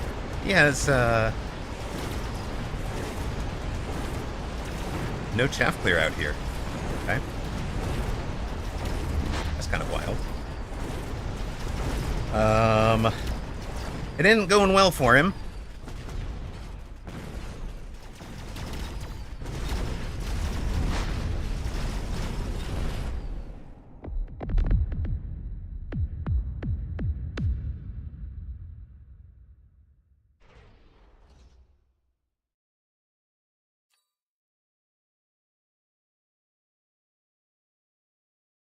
You've just been up to shenanigans as usual. You hope I'm ashamed of myself for that. For that, I'm not ashamed of myself for that. Remember when you lost like 10 in a row trying to get that work to work? Yes, apparently the only thing I needed was to wait most of a month into a season and then face somebody at the 1500 MMR level. I'm not sure I'm buying this as me having piloted it beautifully, but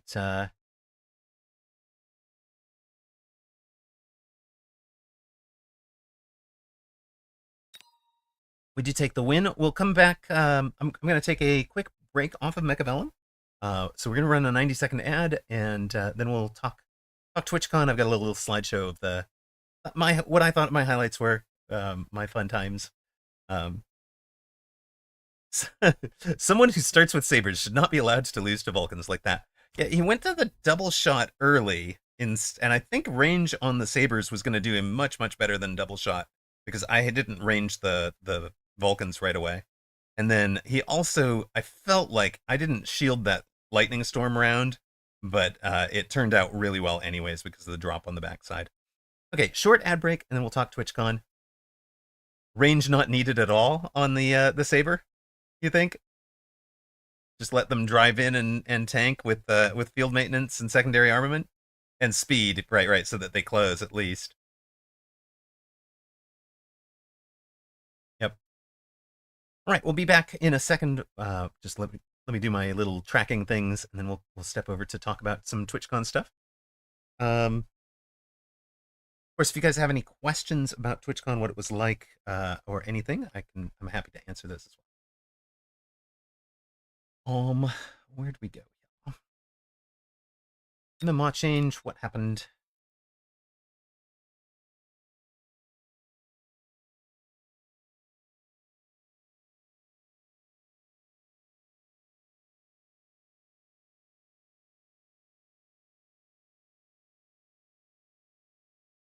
And we have a scene that picks up. I don't think I have a scene that picks up like just a random. You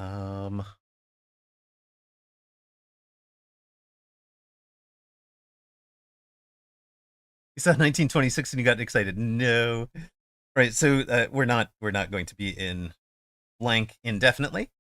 We're going to be adding a specific window, probably. Add a new source. Window capture, sure. Would we have that one? Does it work?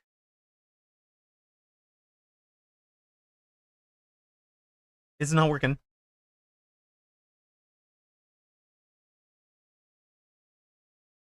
Oh, excuse me.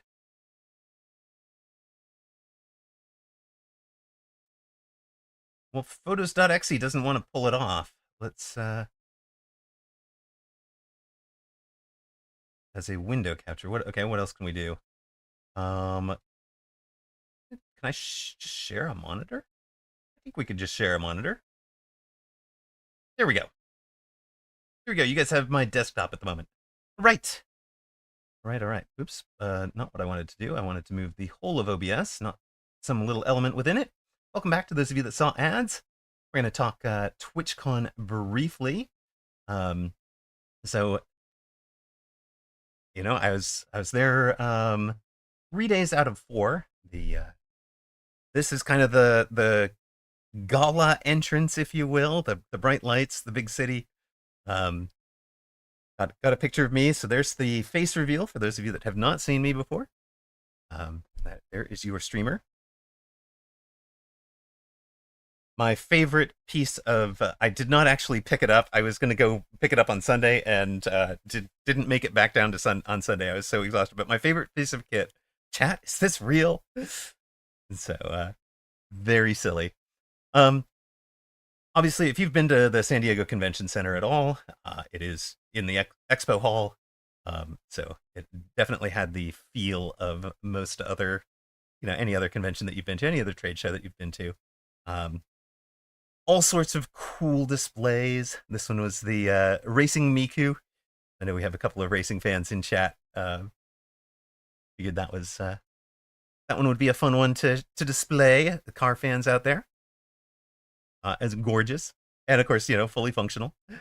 Um, there was a brilliant display that had a Pokemon claw machine, absolutely ludicrous.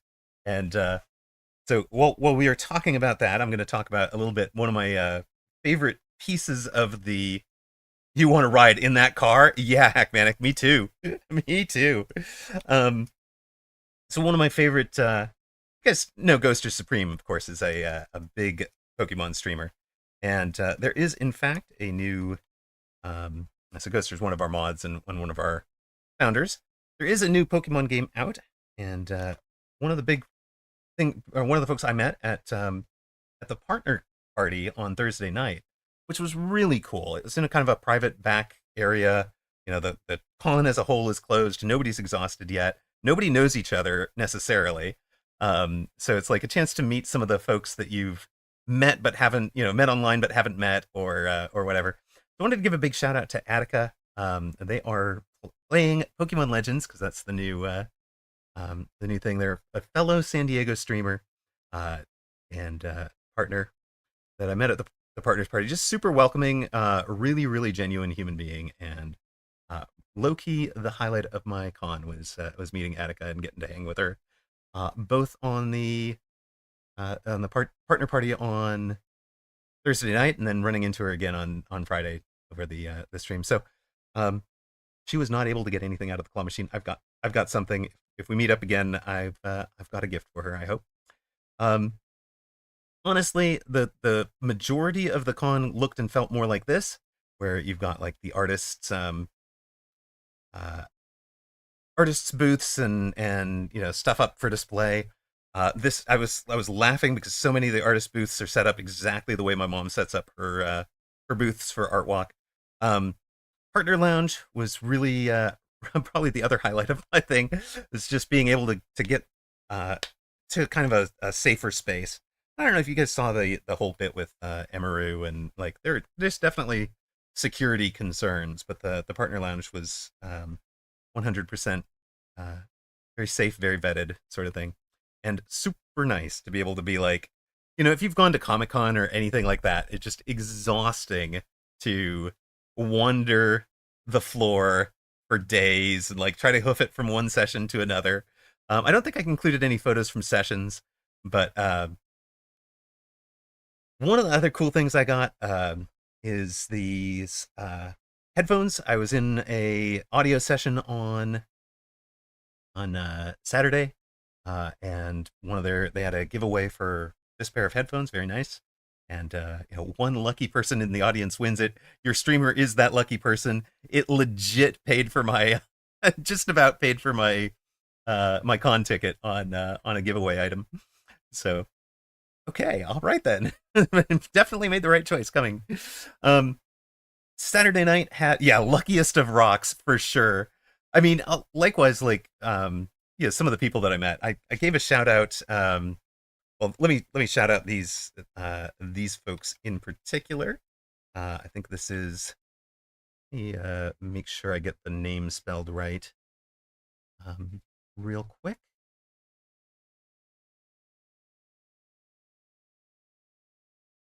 How many E's are there in this one? There we go. 2 E's. Okay, perfect. So this is Stixie, another California streamer. I think we've rated to her before. Really fun. She'll be one of those that's going to be on late in the evenings.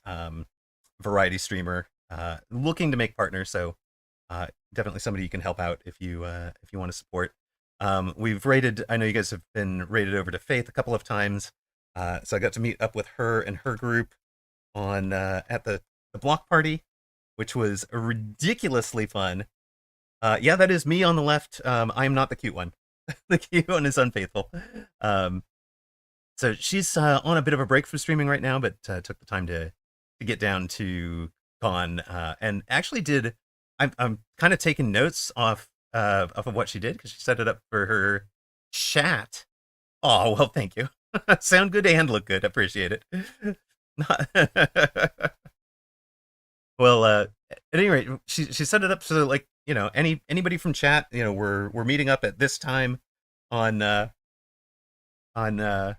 Saturday afternoon, and then going to the block party together. So she had, like, two of her mods, totally flanked, low key security, but then about eight folks from her chat wandering around with her, which is really cool. Got, I think, a picture of the two of them. That's Stixie and Faith together. And this is more what the block party looked like on Saturday night. Saturday, I absolutely exhausted myself at the con for like 10 hours or so.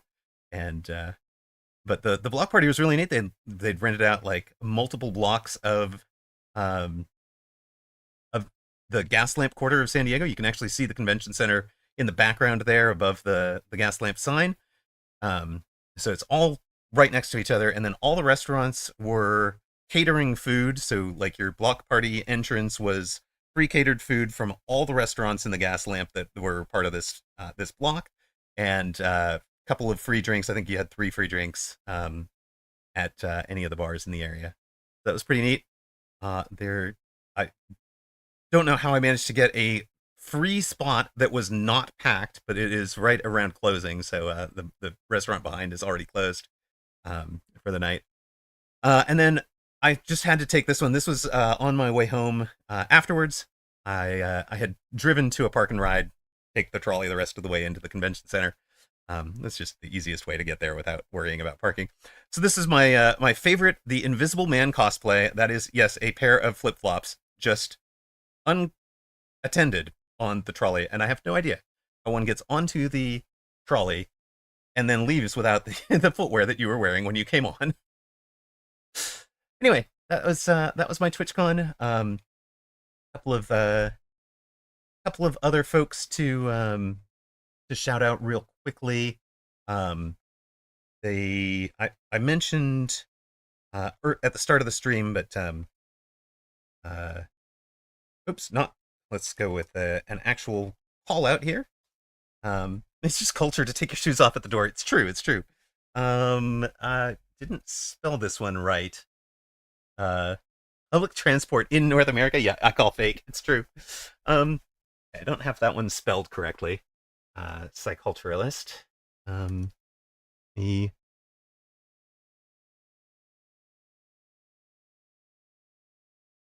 odds.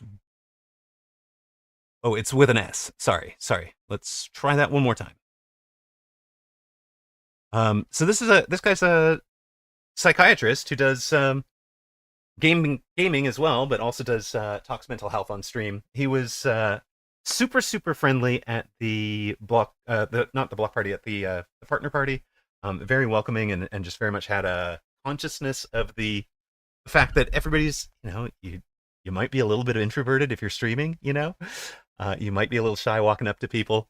So he very much had like consciousness of that, and was welcoming and introducing people, and also had a lot of really great insights on kind of how to grow a brand, how to grow a channel. And he was part of a great panel on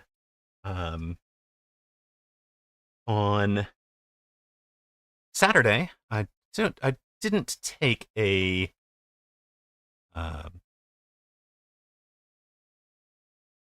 panel. I did take a panel photo, but I don't think I brought it in. But it was with Angry Owlcat, who's a streamer from Japan, actually, that primarily does gacha games. So obviously not my thing. We've talked about gacha and the addictiveness of it, but the two of them were on a panel that was talking about mental health and streaming, and I thought it was just absolutely amazing. Some of the stuff that they were talking about in terms of, like, setting healthy boundaries between you and chat, between your just between your streamer personality and your real life personality, how hard that can be if you're as genuine as I try to be. You guys know I'm not putting on, other than the fact that I'm probably more more shy or reserved in real life. It can take me a minute to warm up if I'm not on, and it actually takes me To give a panel, I could, but no, I did not.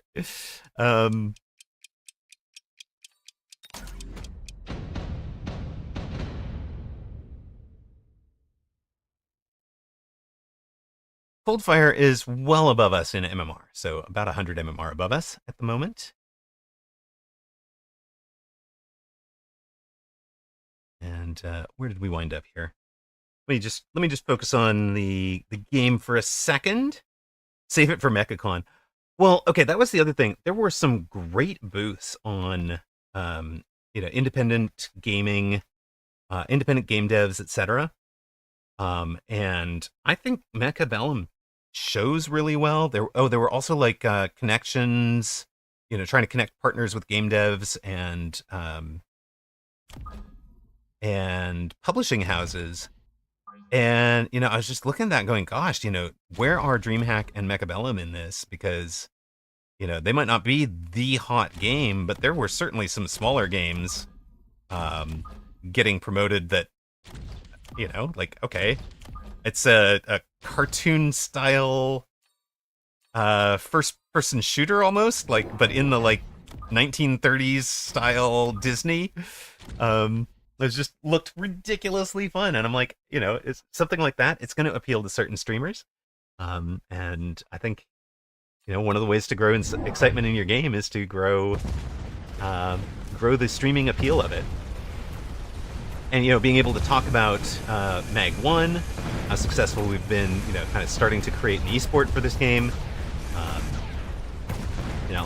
just think there was a lot of stuff that could have been done there that we did not get to do because of the, maybe it's a travel thing, maybe it's a budget thing. I know Dreamhaven have not been. No, there have been some budgetary constraints for them. And we played that defense so nicely to really distract those steel balls. That worked really well. Okay, but Angry Owlcat was I'm gonna link up there a little bit. Talked a lot about the, I don't know, for those of you that stream, right? Or Cheese, I know you're doing a lot of YouTube. So she talked a bit about the dangers of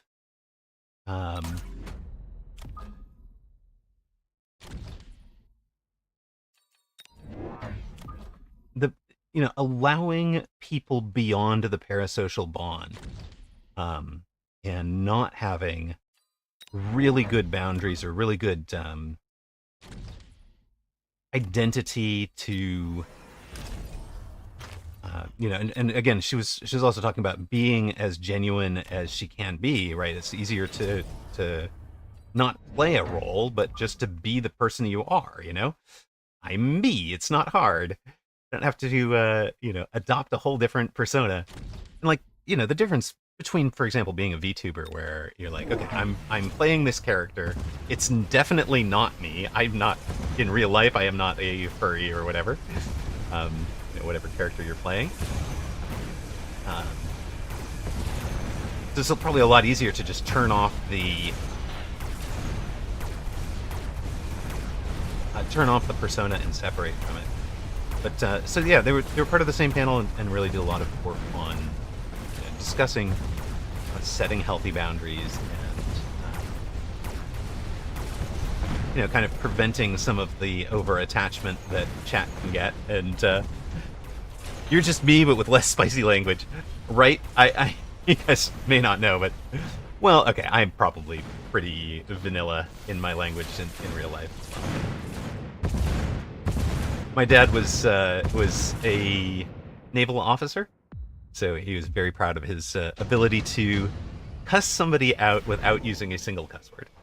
Kind of the memory that I have of my dad.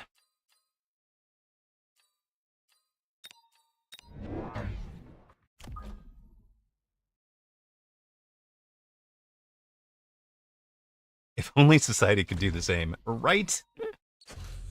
You're not wrong.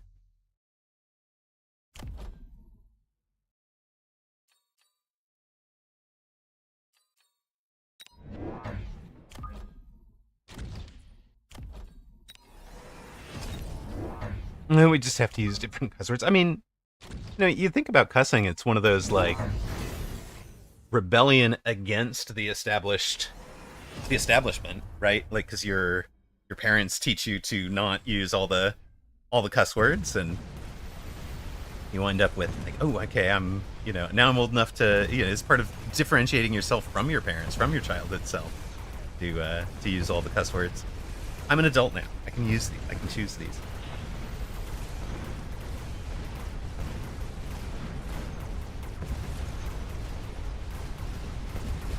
Adding the fangs on the bottom right saved that from a crawler flank. I don't know if you guys noticed that, but it's part of having that horizontal crawler as inset as I do. If I don't add the fang on that side, it loses to that crawler, and you'd be getting the tower right now. Instead, we've got... Wait a minute, this feels like the last time we lost to arc lights. We have stormcrawlers trying to bomb on top of arc lights, but at least this time they are not the OP plus 180% health. A little annoying that we wasted shots on the wall, or the things that can't hurt us on that round. Right, we'll add laser sight Mustang on corner.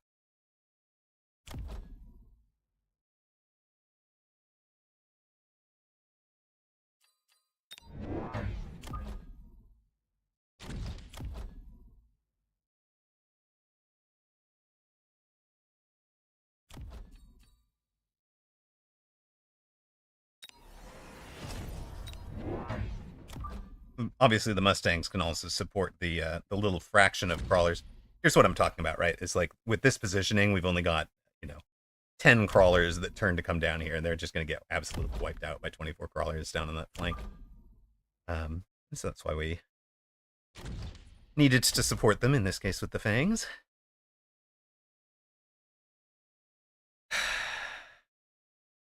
Not loving this board right now, but I think once we get into the forts, we're going to wind up in fort staying hound, probably.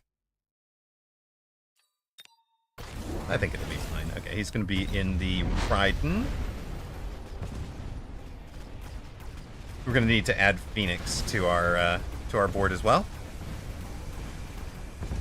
Genmanade! Hello, hello, says welcome home, Mr. Rock. Thank you, thank you. Did a little presentation on the on TwitchCon just a few minutes ago, so if you were interested in that bit, you could catch that by rewinding the pod just a few minutes. Look for the spot where it's not showing Mechabellum content, and that'll be the bit. Oh, you were watching. Excellent, excellent. Well, thank you. TwitchCon, of course, is in my county. I'm basically San Diego local. So it was very nice to be able to do that one without all the big travel, right? Do we want any of you guys?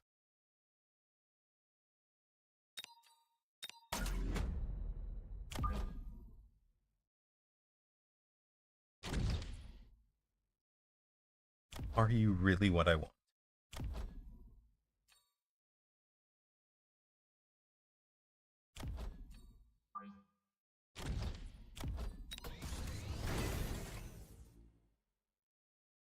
I think it is.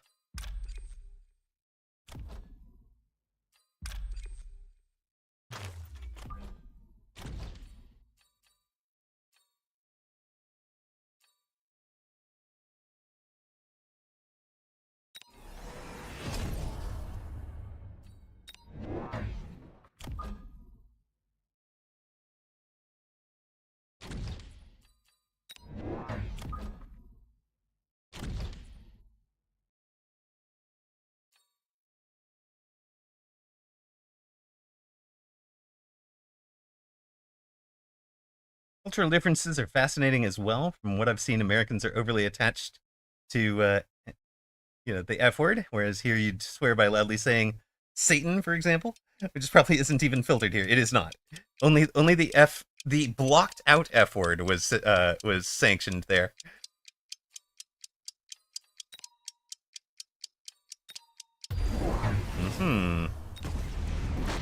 Wraith on my weak side, I get it.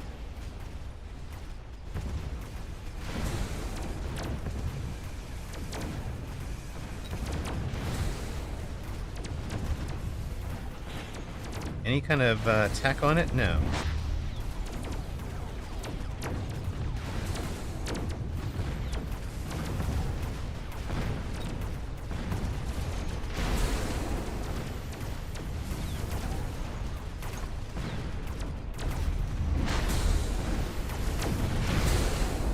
Satan only becomes a swear word when you attach one of his body parts. By Satan's elbow. Okay, fair. I like it. I like it.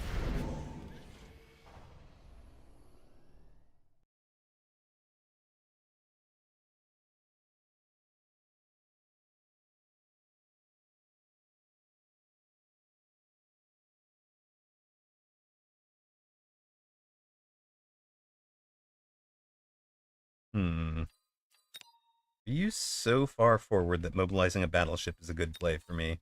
I think you probably are. I think it's a good play. We're selling out of you.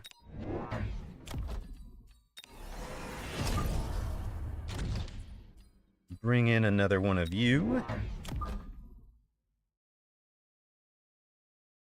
Possibly you.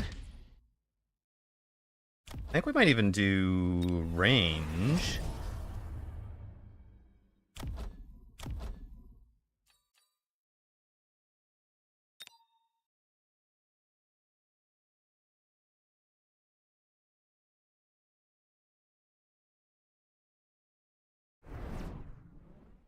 You know what?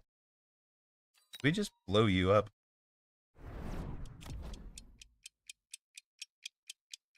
This guy's on the front quite a bit quicker. Oh, nicely done, Coldfire! I love that play. The mobile beacon crawler back there.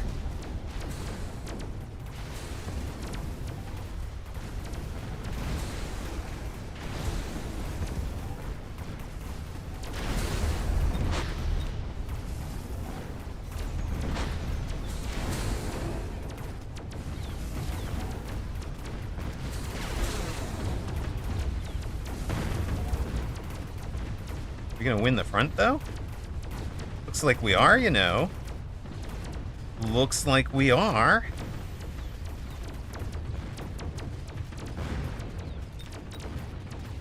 Wraiths in defense. Getting the job done. Big damage, alright. All this talk about words.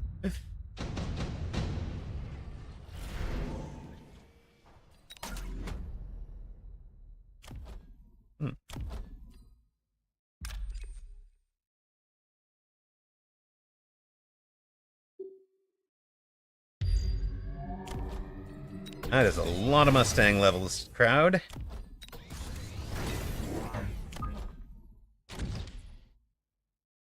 More guy going backwards.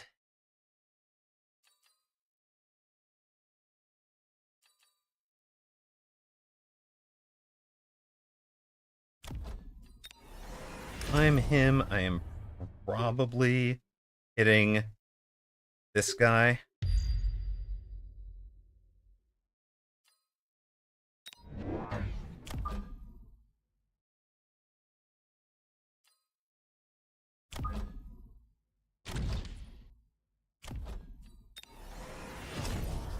Probably, if I'm ion beaming, if I'm him, it's probably something like this, right? So we're going to try to go around it, if we can.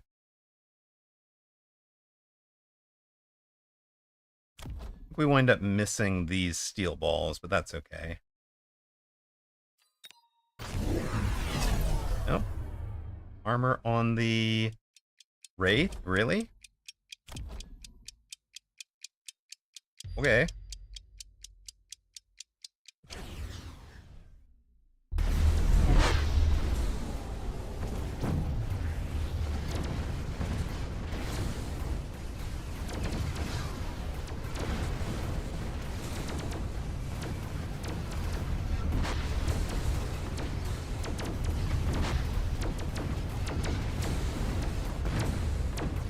Yeah, we don't even kill that one riding with the beam.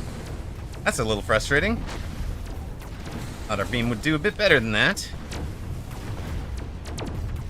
Rock bros. Words on stream, but only invectives. So no creepy fans tried to grab me at TwitchCon, Soja. I'm sure I know what you're talking about there. Nobody tried to kiss me unexpectedly. Do we just commit to Overlord now?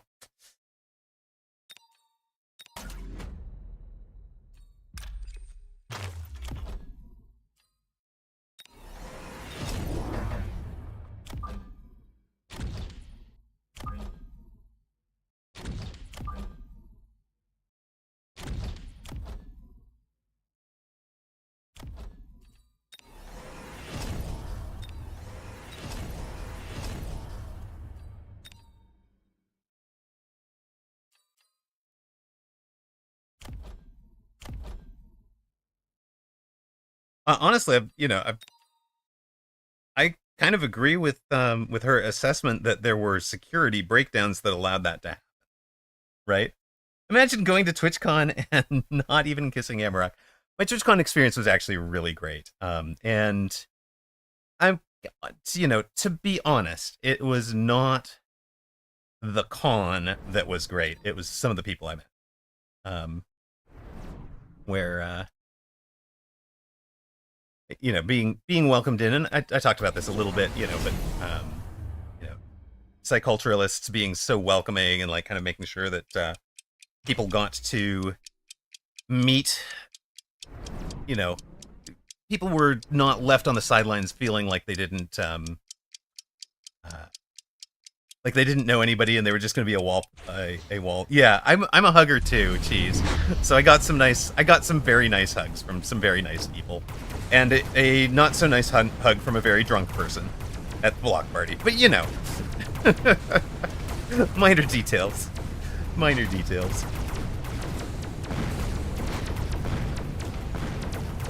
You might have, if in fact, and I did a brief little. This is frustrating. That's nicely played.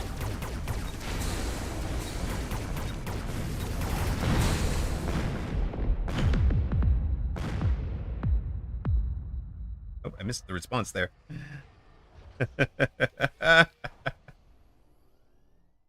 Raiden's OP, I guess. Not necessarily. We've beaten them before. I just didn't have a great answer to them. Sometimes you gotta tank the hugs from the drunk people. Occupational hazard of being at a block party.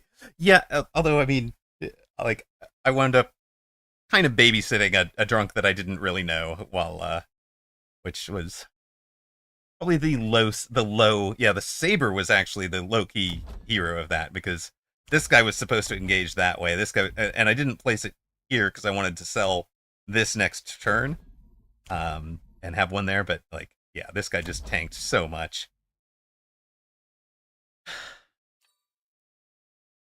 Yeah, I mean, what are you gonna do? Let somebody? I mean, he was just in no. He was having trouble standing. Let's just leave it at that.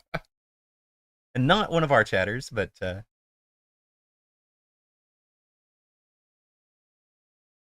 right. So both of our losses have come when we have started out symmetrical between towers, and opponent has been aggro asym.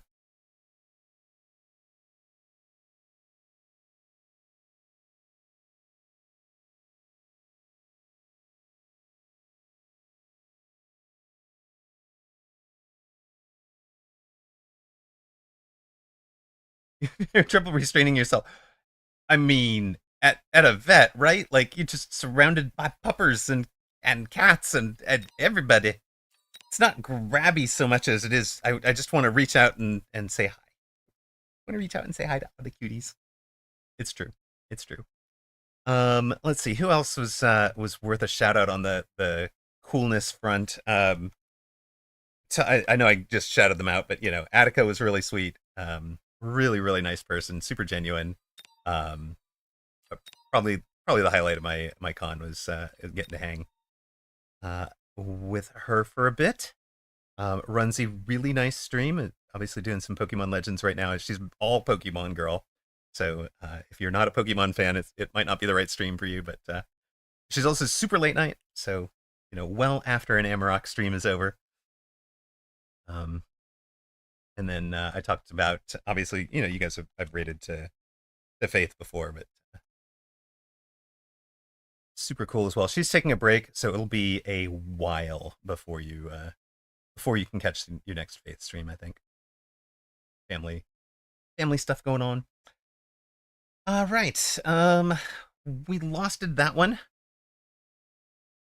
Boo! We're not supposed to lose games, am I? You're supposed to be winning for the fans. But what did we wind up there? 1674. So we're 4-2. What was my highlight, Antnim? Okay, again, like meeting, like my fave moment. I think my high water mark was winning the headphones. In terms of like most cool excitement, like, oh my god, that just happened. And like you were joking about like, ooh, super nice Emma.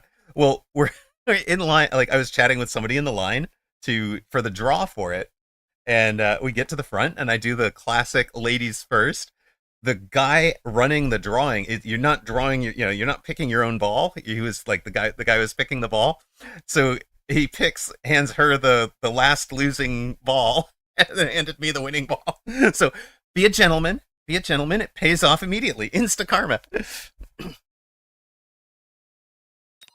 1674. Oh.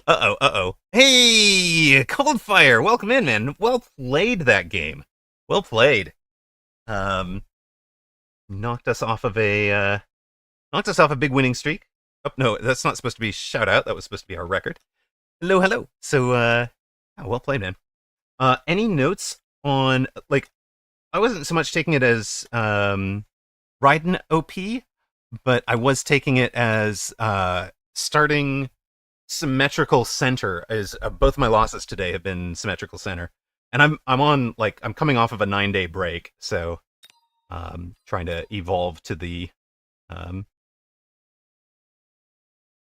whatever the current meta is. So both of these losses were on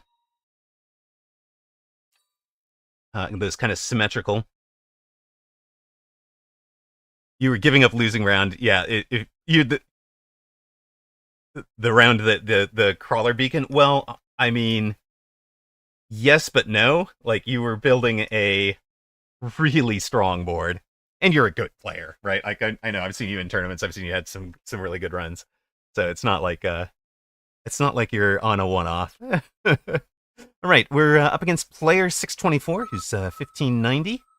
Let's get ourselves a. We'll give you guys a wager, and Coldfire said he's got a wager on. He'll sub if we win it. So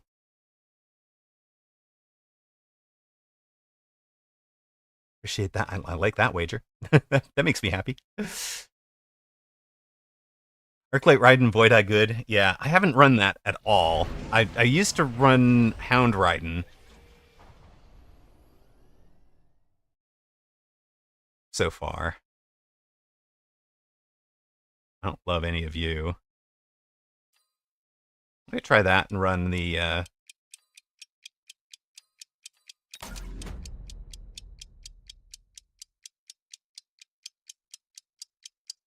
yeah, oil. I should have done oil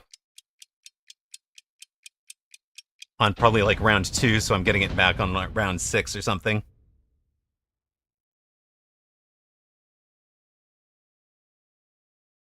Oh, we've got the perfect. I mean, starting with arc lights into the Hound Stang is just going to be brilliant.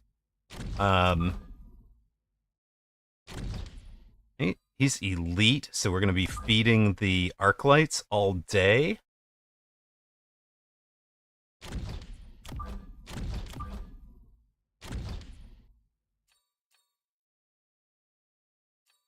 Opponent elite, so you can't do anything clever like buying a round 1 Phoenix. We actually probably don't need you in the middle, do we? Got that one.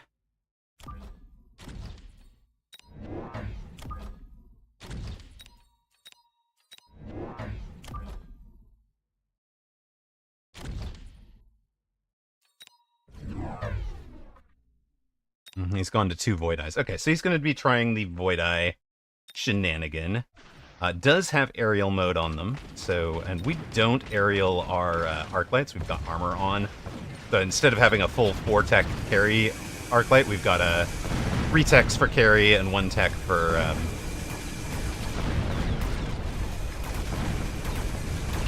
1 tech for utility games where we get a nice drop or something.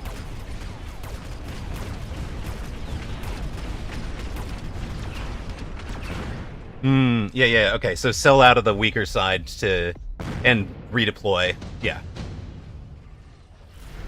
Pushing the barrier mid is crazy.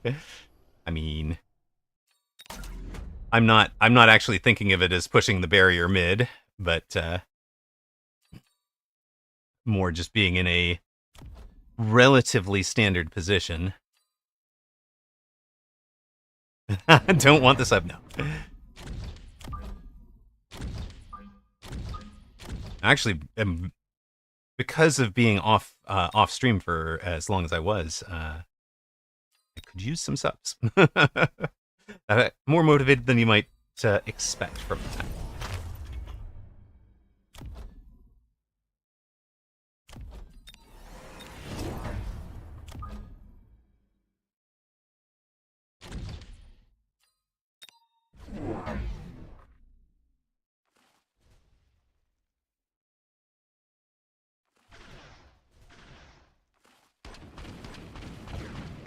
Wait, asim anything when there's a middle wall? Yeah, okay, fair enough.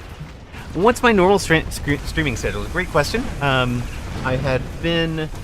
So the highlight, the one that I try not to miss, is the Saturday European tourney cast. The way that my kids, my custody schedule works, I wind up with feeling like a... Monday, Wednesday, Friday, Saturday is probably my best stream schedule. And then... I see. Apparently not what the schedule says. Okay, I should take notes and fix that. What are we going to do here? I like some Phantom Ray. That sounds cool. Are we just selling out of you guys, or do we just leave you?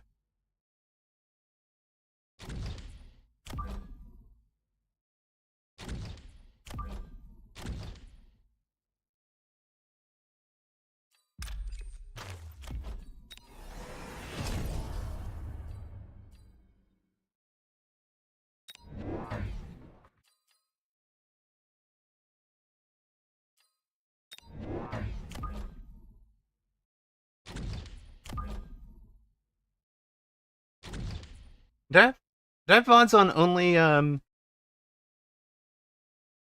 only subs at the moment? Maybe that's right. Maybe it's... I thought it was only follows. I think follow gets you a VOD. 29/8, 432 days a year. Wait a sec, what? No, so when I was at full health, I was running probably 4 streams a week, about 8 hours in a stream, and typically starting around 11 a.m. or noon Pacific, and then running till 8 or 9 at night. Like, if you think of it as, from the start of the EU tourney to the end of the Americas tourney on Saturdays. So that was where I was at. Right now we're definitely recovering stamina. I don't know, when I first came back I was thinking like 3-hour streams. And we'll see. Like, I'm expecting, after having a good experience at TwitchCon and all that, I'm expecting to have a better... I'm expecting to have better stamina today. I don't think I'm going to try to go the big... Oh, thank you for the big hugs. All right. Mobilize. Do we actually run the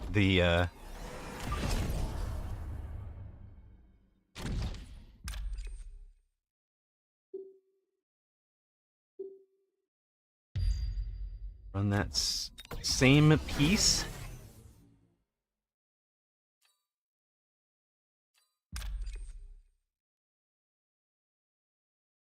And then what? Turn you off?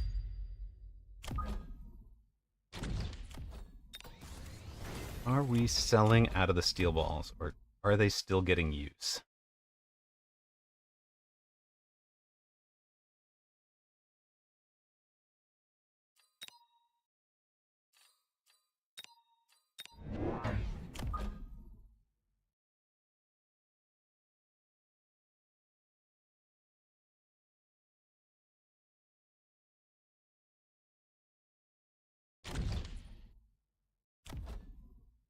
You guys did great.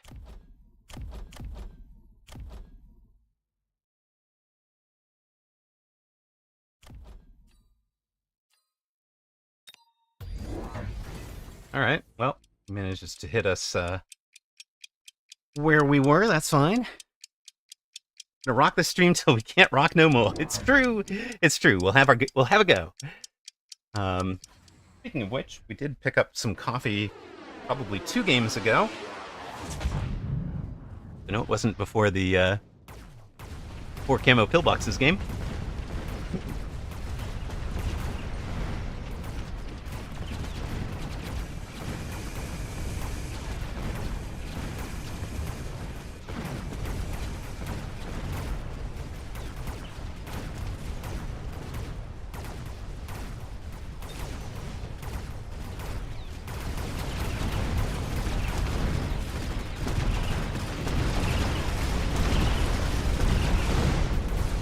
Alright, this seems to be working.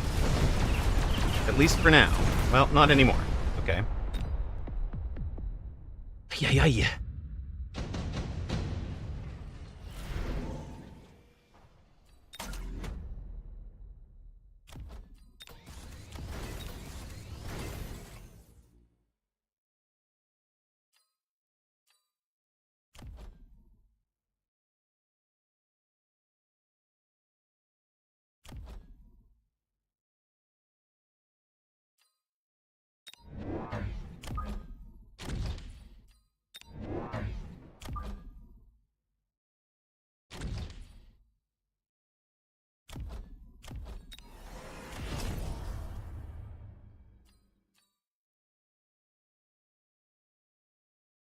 I think I need one more arc light for chat there, right?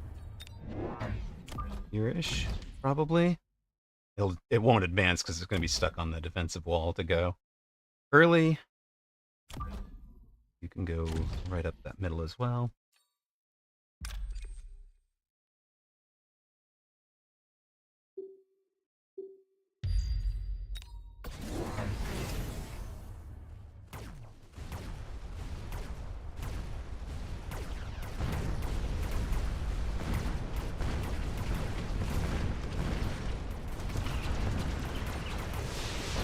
Anything interesting for the Void Eyes? Not yet.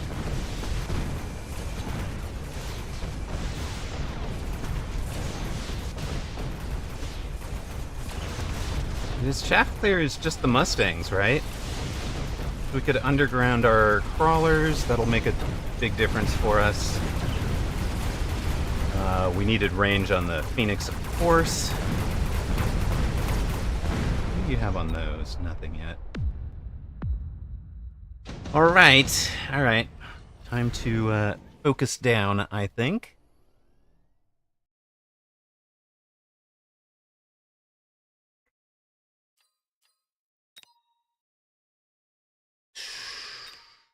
Is it Scorpion here? It probably is.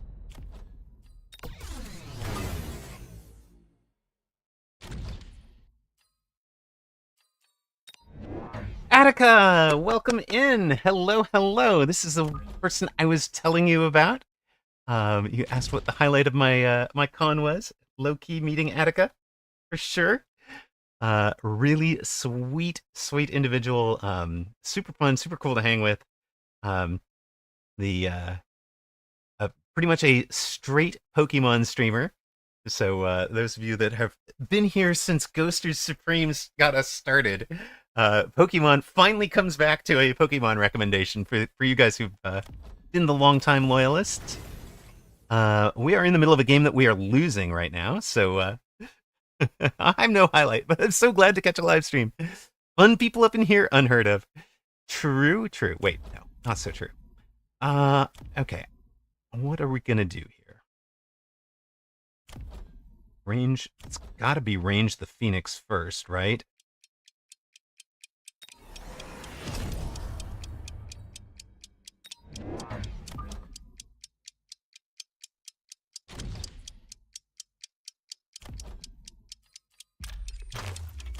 Oh, curses. Wanted to get temp range on, but we stopped and said hi. You've never been fun a day in my life. This is all slander. Cheese is a YouTuber. Attica is a fellow San Diego County. Did I remember to proselytize at TwitchCon? I did not.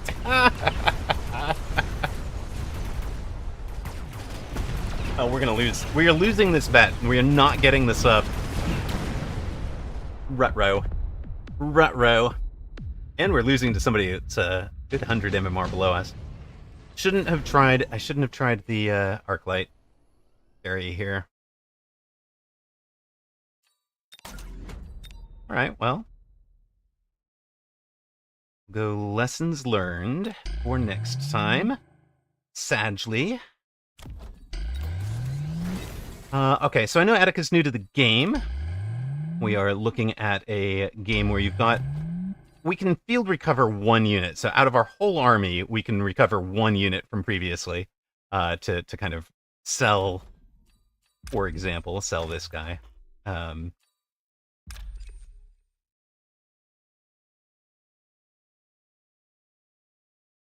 I think we're going to hit we've got a little spell, we're going to drop it back there.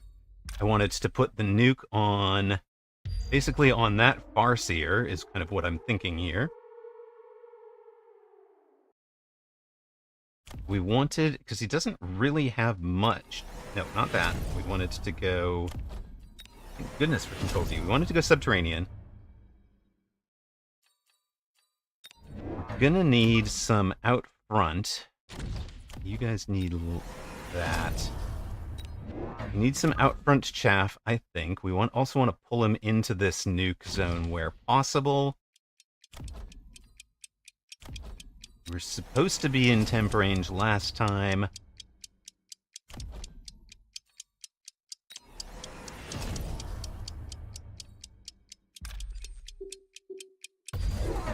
Oh, you saw, I was trying to dodge that.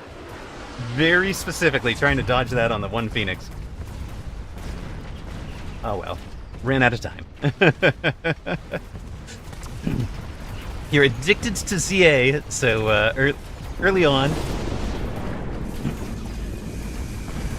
It looked like a lot of fun. It looked great art, cool. Like the styles are cool. The play looked fun. What else we got? Okay, hey, wait. Are we turning it around? Did we wait? Hold the phone.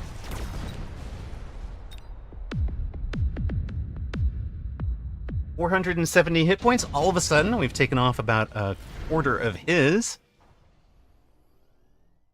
Obviously, we're throwing down the orbital bombardier. The better part of that round is that we didn't lose a single shield either. The Subterranean made a huge difference.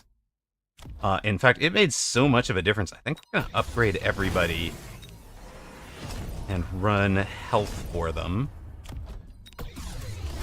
Levels for all you guys. Now, is there anything clever?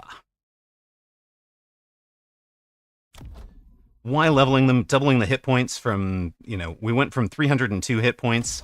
We took extra defense enhancement and we leveled these guys. So all of a sudden they're at like 760 hit points.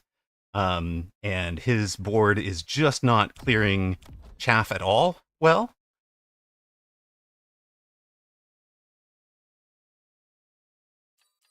Who needed hit points? Right, we didn't need hit points. I think we're gonna include the you. We want range and speed. Do I loan for levels?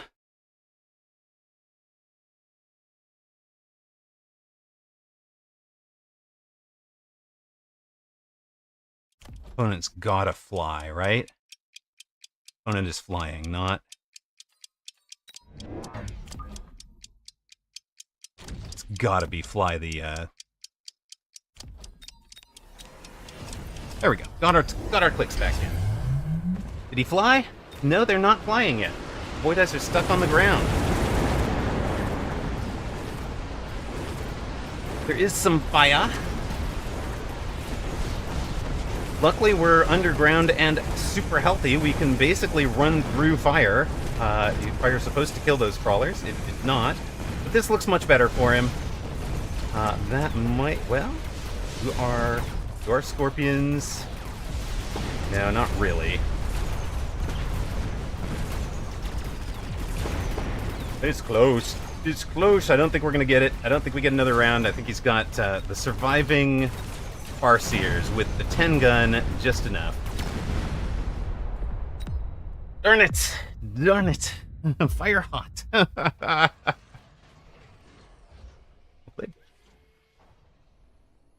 All right, 2-game losing streak.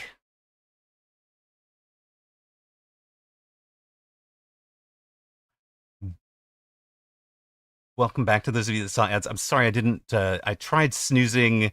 I snoozed once. I snoozed once in that one, but, you know, you guys know I try to only run an ad on the,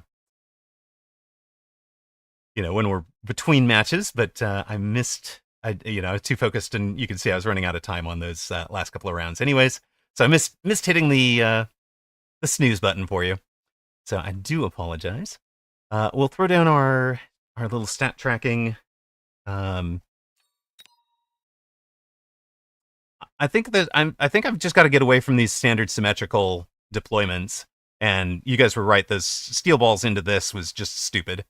Let's say it. Let's just be clear. And I needed to do something about these guys earlier. The underground subterranean was probably I would say 2 rounds too late in that one. It made such a big difference when I did it.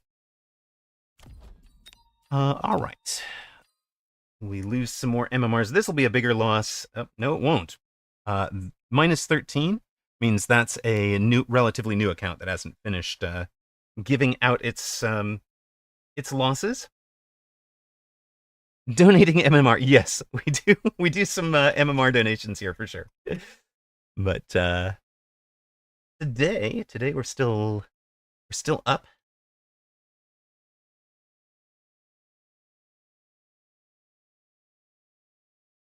ZA is the first Pokemon game I've been able to pass up. Okay. All right, Love Train at 1673. Rip my channel points. Sorry, Antnum. Activillain. Hello, hello. Harry Sledge sucks. Rip. Okay, just because of that comment, I am now tempted to try.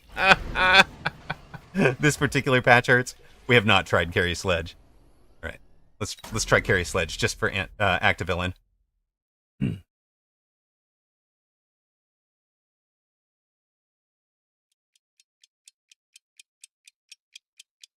+1 for trying it. I'm invested. Oh, I know. The Mech Rage nerf and the EMP nerf, both. Yes. And it was my favorite unit, and then I was sick while it was OP. So, you know, I literally missed the entire window where Sledge was the, dominant unit. Last time it happened, though, I was not sick, so I actually know I get a little frustrated. It's like, no, I want to win because I have skill with the Sledges, not because they are suddenly OP. But, okay.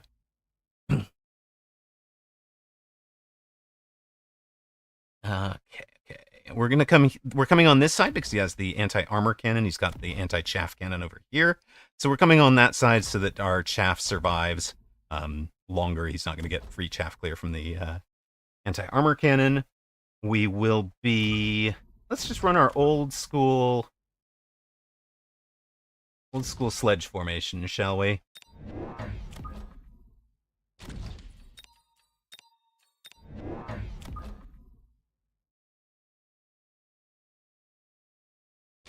When I first started the game, I actually used to run aggro sledge. Maybe should we try that? We're going to undo and sell out of the chaff clear on that side. Nah, we're not going to try that. We're just going to play from deep.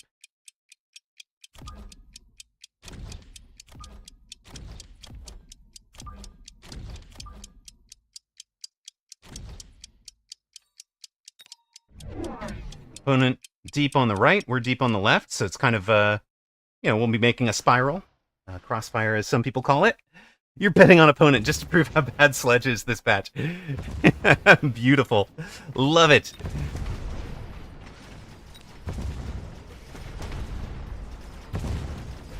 Right, so our chaff over here has slowed him up just enough, and now our anti-armor cannon is fighting on it. We sold out of this cannon. We've run over that one. It worked basically exactly how we wanted it to. He wasted a couple of shots on crawlers and had nothing left. Now he's going to get the chaff clear on the side that as we're kind of charging into this. So, it'll be rough. You bet using channel points, not the weird insight thing. The actual useful currency, channel points, yes. For those of you that don't know, of course, you can use channel points to influence the game, to force me to play a unit, to ban a unit if I'm overusing it. Chat was at one point convinced I wasn't playing Scorpions often enough, so they went full on force Amarok to play Scorpions until he figures out that he can win with them. I thought that was hilarious. I'm gonna take a little missile and drop it into the chaff and hound. This looks to me like he might be thinking Carry Fang. Carry Fang plus Saber? I don't know. Interesting.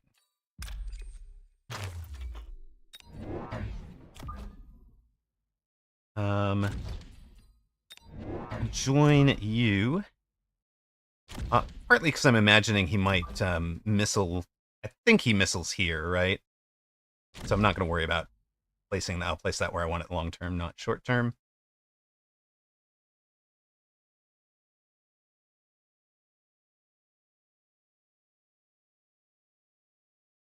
And first question on this is, are we going to unlock Phoenix or do we hope for it to come from a drop? I think we're going to hope for it to come from a drop.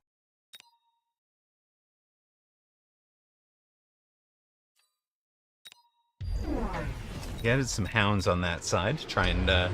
so his thinking here is the hounds will be the chaff clear. He's got some crawlers for chaff. He's hoping to clear the chaff with the hounds and then have the anti-armor cannon clear the armor. Nah, that won't work. Never. Never!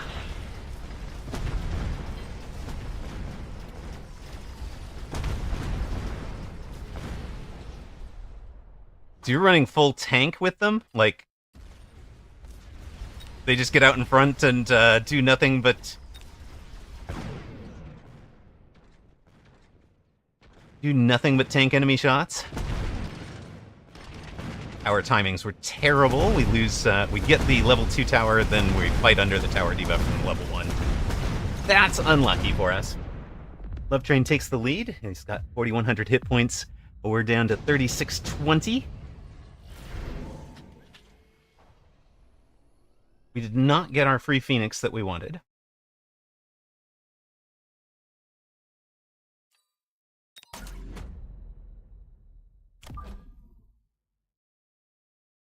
Farseer could be interesting as anti-wasp. They get their mech rage, because that's pretty much necessary for a sledge under any patch. Mech Rage, of course, used to be increasing the movement speed by 4.5 and reducing the attack interval by 1.5 seconds. So you went from a 4.5 second attack to a 3-second attack and moved at, I think it was like, was it +4? So it was like 14, well, times speed. So it would have been like 10 meters per second, 11 meters per second, something like that. But at this point, we've got, sledges that are almost as fast as opponents' crawlers. We can run him down from behind if we get the right positioning. But the 0.5 second attack rate nerf is very noticeable. Agree with that.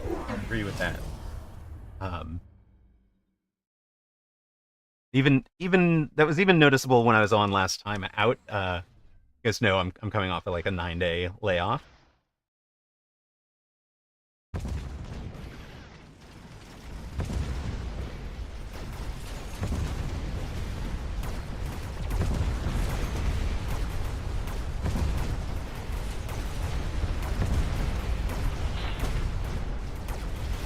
Imp opponent trying a Scorpion on that side. That's fine. We've got the Farseer behind. We've got the Phoenix behind. So we're supporting those sledges.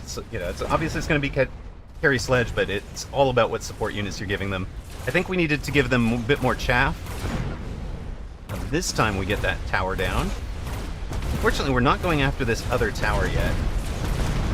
That has been costing us. I think we also might need to armor the right side tower. Because taking the 9-second debuff when it goes down. They fired the Great Amarok. No. just a away from game. I had COVID. I came back for a bit. I think the COVID had knocked me out for like almost 3 weeks. I came back for a bit and then had a little bit of a relapse. So, we're back to full strength at this point. Managed, like, getting through I was a little bit worried about the no, not government shutdown. Love you guys. Let us intensive something. Okay, we're also, maybe it's out here.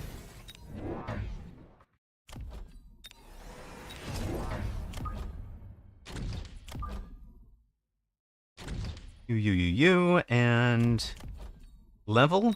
This guy did 40,000 damage last time. You can click on a unit to figure out who did the most damage. It's this guy with the gold and gold. So he did the most damage last round, and that was enough to be my best damage dealer for the entire game. Yeah, buying the Phoenix helped. In fact, is that so obvious that what we should be doing is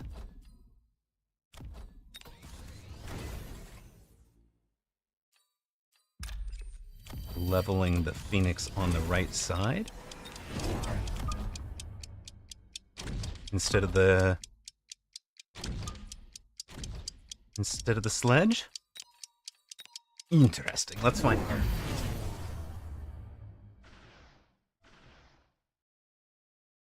out.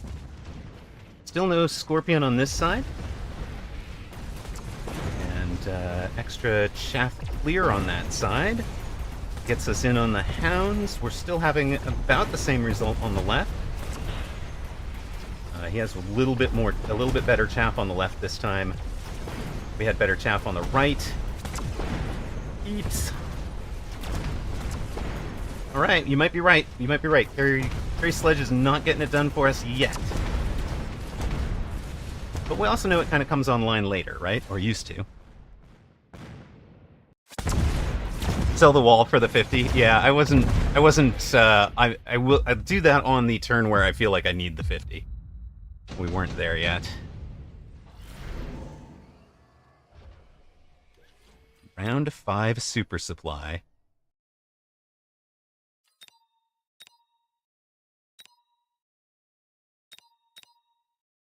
Ooh, let's do it. Opponent jabs here.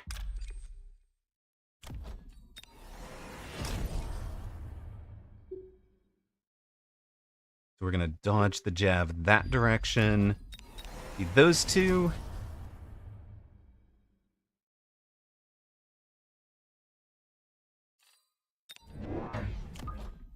One more sledge, one more phoenix, maybe?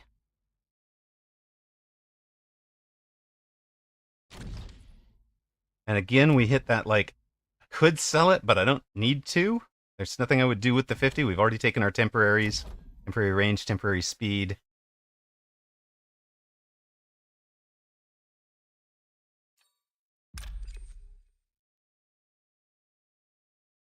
How much of this group can we pick up?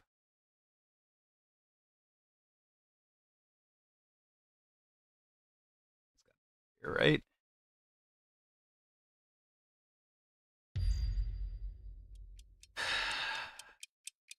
Hope it's right.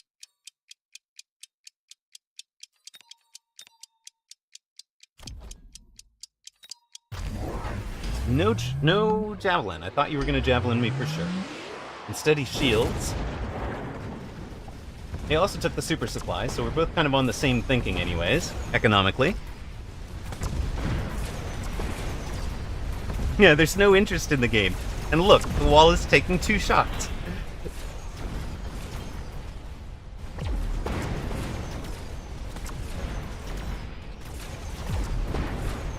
And a couple more when opponent starts thinking about... Well, it hasn't. I guess it wasn't taking 2 shots. It's taking them very late.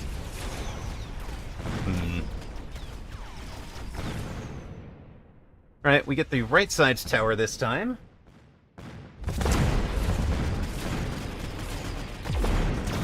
You're right, it's very noticeable not having the chaff clear from the sledges right now. Very noticeable.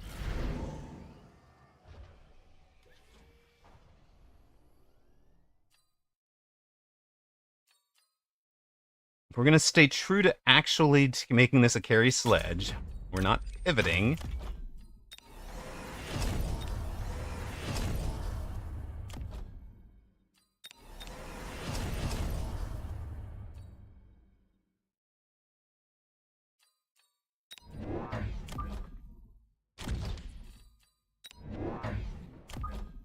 Stay true to it.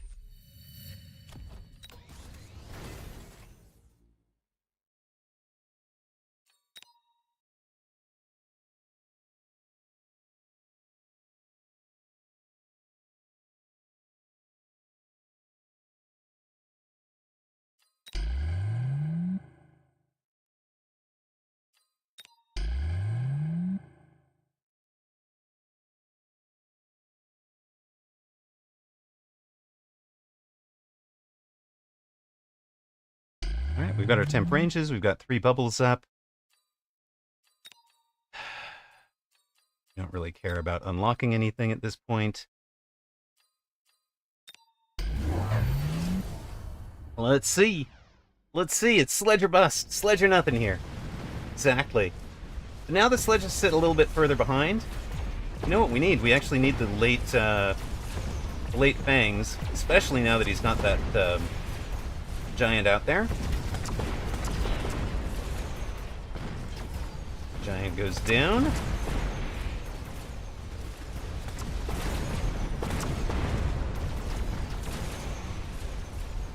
Sledges fighting from under the shield barrier, right where we needed him to.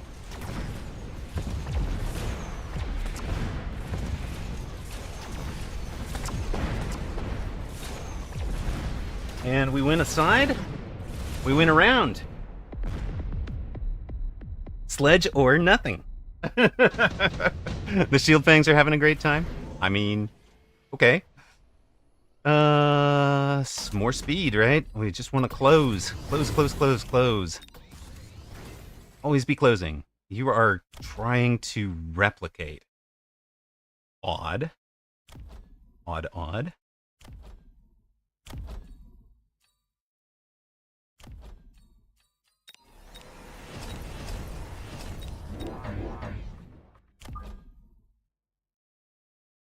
Okay, so the good news is, he doesn't actually get to replicate this round, because he's got the sentry missile there. The answer's more sledge. Exactly. You're thinking. You're thinking. I like it.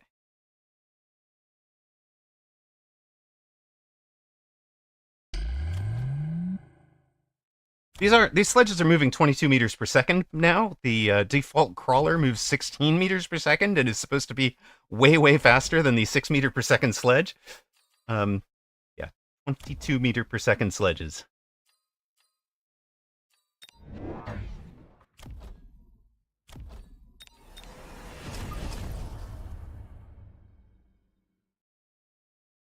I said I wanted late Fang. Well, shoot. Oh, you know, that'll help.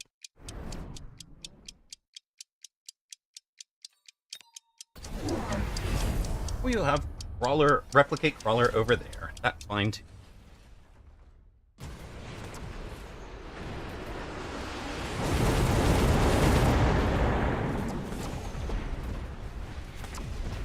I love that he actually managed to pull my chaff wide, so his own chaff is running into that fire that he lit, while my chaff is arriving very late.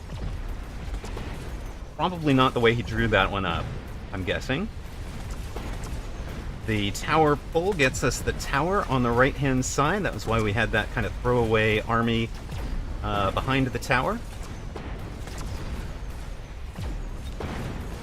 All positioning, it's an auto battler, so opponent's units, he has no control over them. They go where to the closest unit. And so we pulled him out to that side. Now we've won 2 rounds in a row. All of a sudden, it's 1960 to 2020, and it looks and feels like anybody's game, right? 600. I can sell this for 350. These guys are like 550. So I'm going to take the steel balls, even though it does mean we have a steel ball in our in our army for a minute. I'm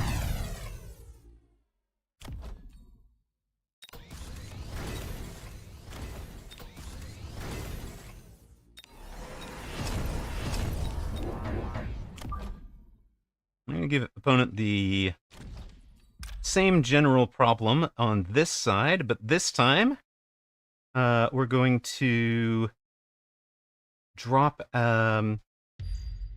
we know he's got the... We know he has the replicate. We don't want him to replicate off of our units that aren't even summoned in yet.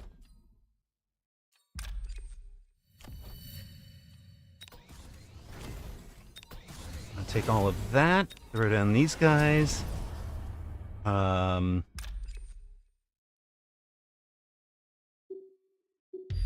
don't care about going down into the corner there.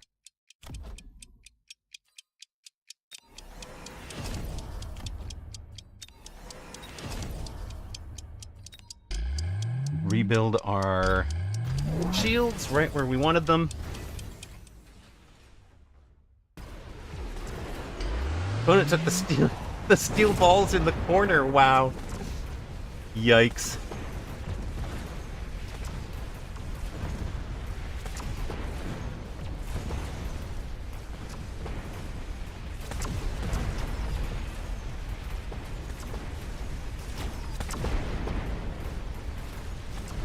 Well, we've pushed him back, but we don't actually get to the towers this time. That is bad news for us. We're kind of relying on getting an early tower take and being able to fight during the tower debuff. Now he's got units out in front. We're fighting out from under our shields. The good news is our shields are lasting. Oh, you would have done the steel ball in the flank instead of the sledge? I was thinking the sledge for making sure I had chaff clear down there. Really? You get to take down that tower because we... Oh, yeah. Take down the shield, even. All right, 1380 for us, 2020 for the love train. Incendiary or orbital, yikes.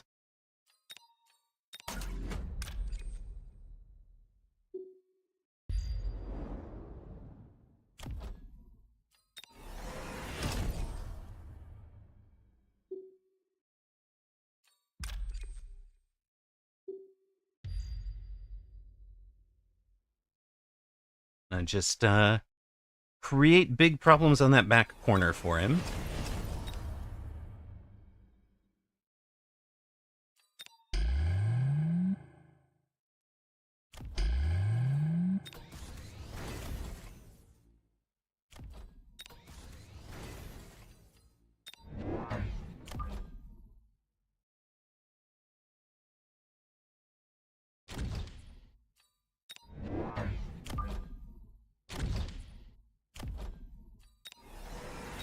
Build out the rest of our Air Force.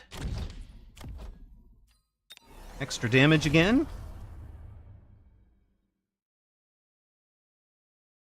If he shields back here, we're going to be very disappointed. But I'm guessing his shields are a little further forward because he sees the orbital, not the,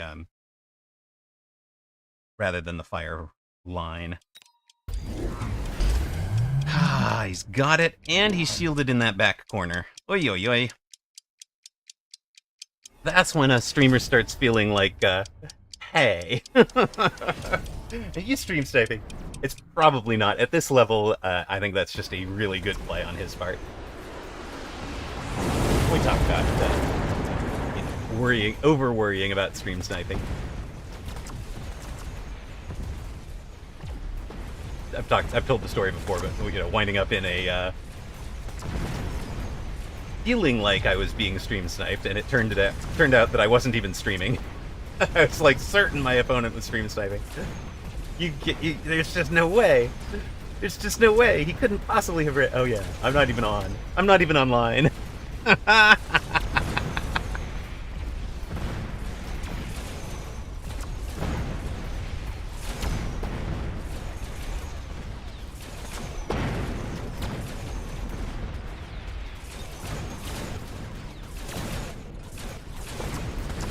The counter to stream sniping, definitely yes, because, and Control Z actually, I think, made stream sniping a lot more dangerous.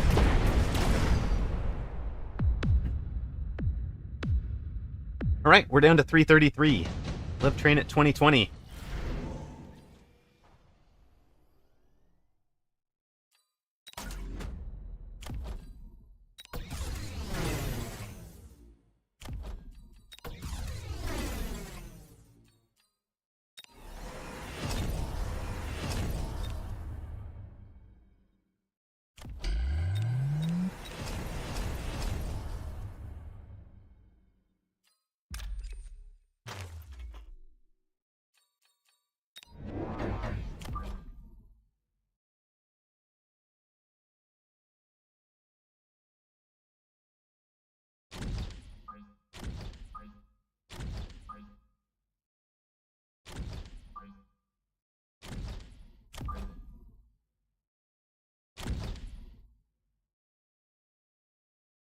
Are you pulling your weight?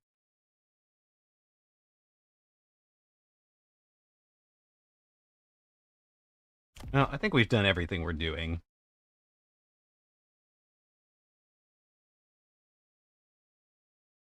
I think that's our turn.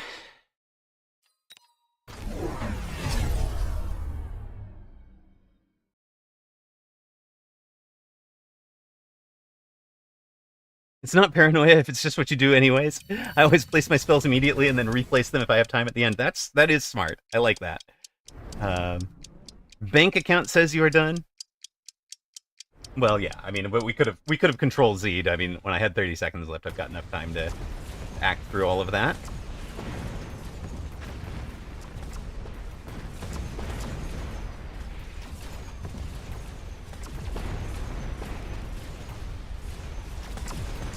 Oh, you know what? I've messed up. I have completely aired this game, and I can see what I should have been doing.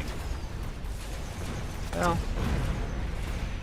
if we get another turn, I think we've got a knockout play.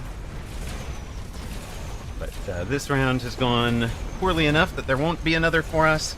I think we could win this on a different set of play. It does look GG-ish, doesn't it? I think I could have won it on that last round with a different set of play. That's one of the fun things about this game, right? You can think that, and then you can go test it and see if you are right. Sag Pharisee. Yeah, okay. The betting odds were strongly against 4.5 to 1 on Love Train. Love it. Give me those channel points, says Actavillain. Fair. Let's take a moment to throw those down in the stat tracker real quick.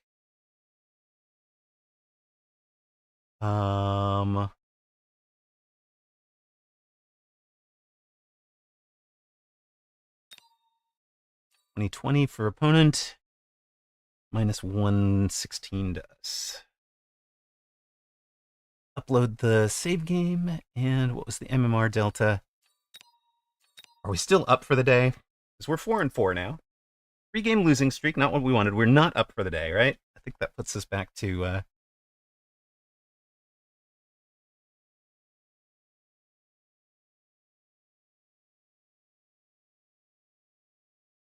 This is back to something.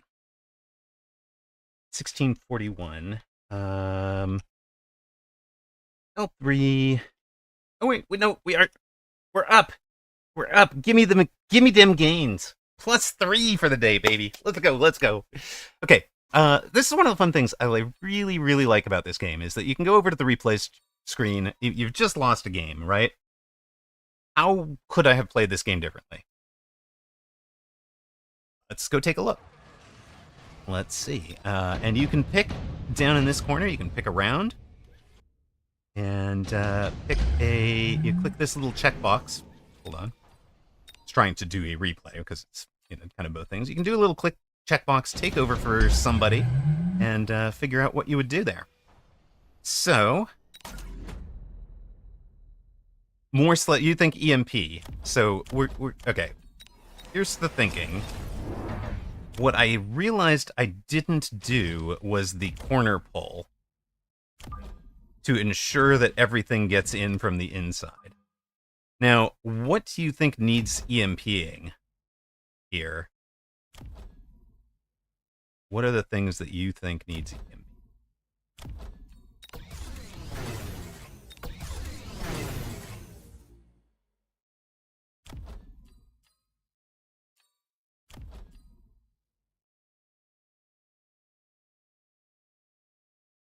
Yeah, I wasn't thinking of trying EMP, honestly. I was gonna just go for basically the exact set of plays that I did.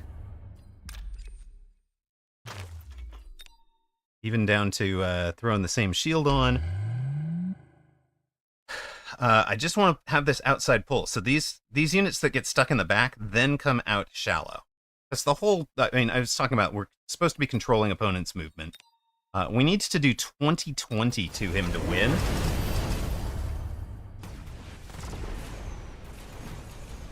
Oh, that was poor. So this one's a waste. We don't even get any kind of pull from it.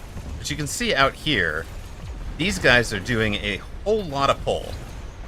And that's leaving this tower open. Gets us a bunch of units locked on that tower. The tower goes down, and now it's going to be a really different round. And we can still fix this one on the right that gets insta-zap. We'll probably be putting down crawlers for both of them later. So it's the exact same set of plays, right? The only difference here is positioning on the exact same units that I bought.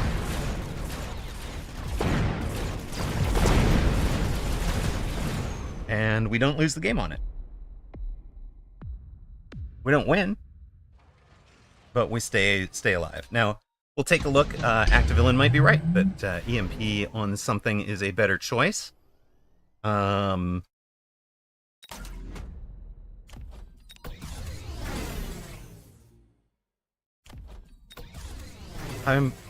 think EMP on the Phoenix is the place to go there.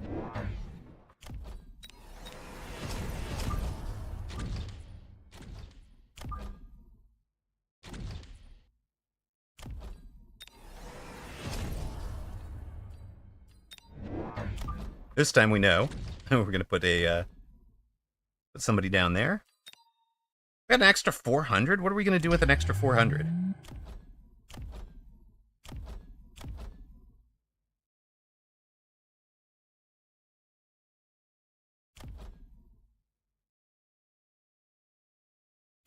They will with the launcher overload. They'll actually fire more frequently. And the sledges are firing 3.5. The Phoenix are firing 3.4. But we can try it. I mean, if you're... Control Z all the way back. Take that. Take those two. Take you.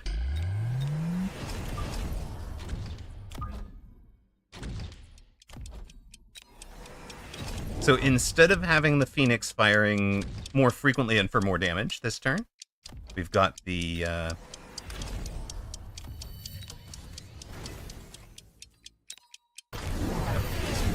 was going to say we have... Oh, it was a missile that took these guys out. Okay. Not even a... So last run through, we had the Phoenix firing more frequently and doing more damage with Rapid Reload and Elite Marksman. This time we're running the EMP on the sledges. So we're getting kind of a comparison of these two. You were AFK for a 2v2 game with Park for 2 whole rounds. Return and 1 with Carry Fang. Oh my gosh. That's just silly. Yeah, you can see we're not doing the DPS to bring the towers down. So that was why I went for the DPS on the Phoenix, to just really up their damage, their outbound damage potential.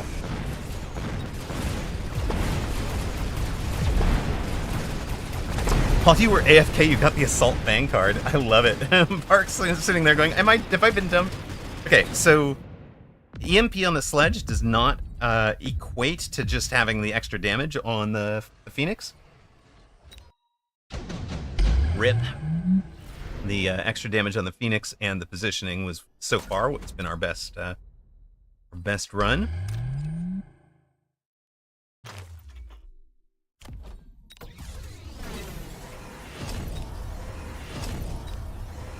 Well, that got silly in a hurry.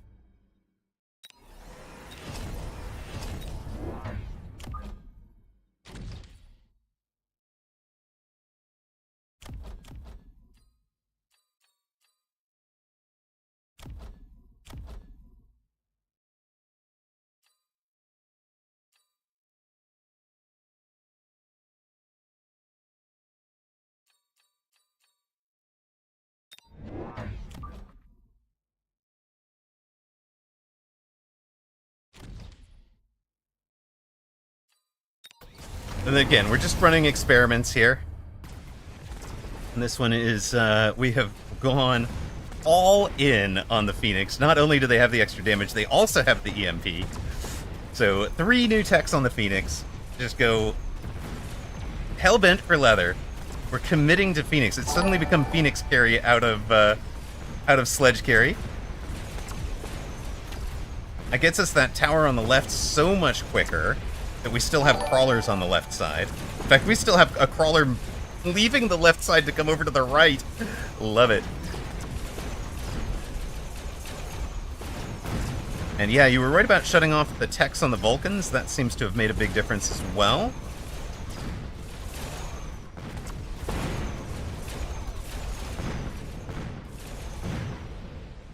Anybody remember what we did the last time we had the Phoenix carry? It was like 318 or something? 350? I have a little bit better than that, I think, this time. This one, it's right on 350. This is about the same. Hey, Kiko Mori! Well, welcome in. Welcome in. How you been, man? I've seen you in many a game. Many a game, and, you know, both on ladder and in tournaments. Welcome. How have you been? And Narayan Rue with the raid. Thank you so much, Narayan. Appreciate you. How was your stream? Here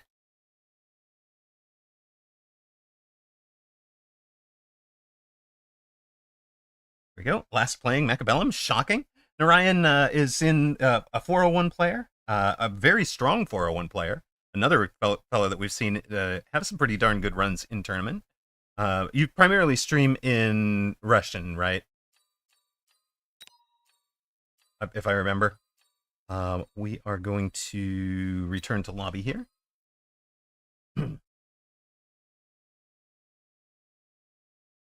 And, all right. Time to break a losing streak, shall we? Time to go break a losing streak.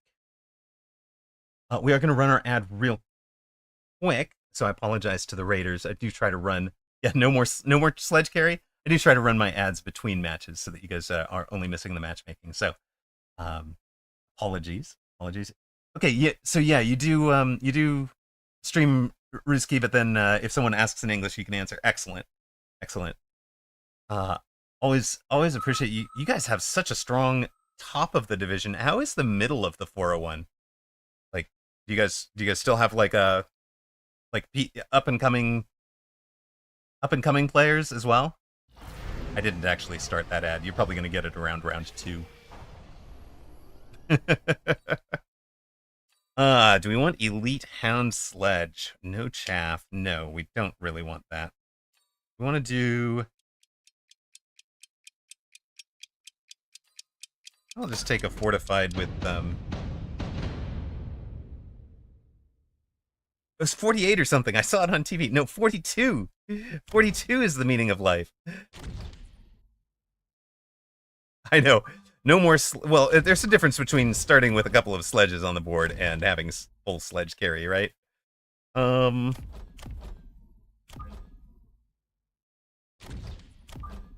right.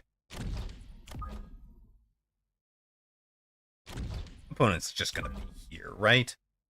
No way is opponent coming. He's not running into this side, right? Right?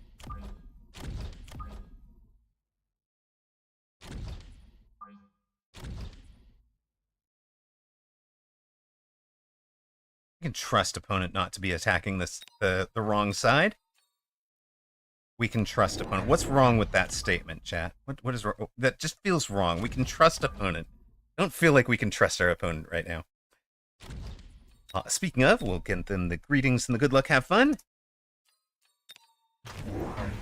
Oh, good. They were a trustworthy opponent. They're attacking the correct side.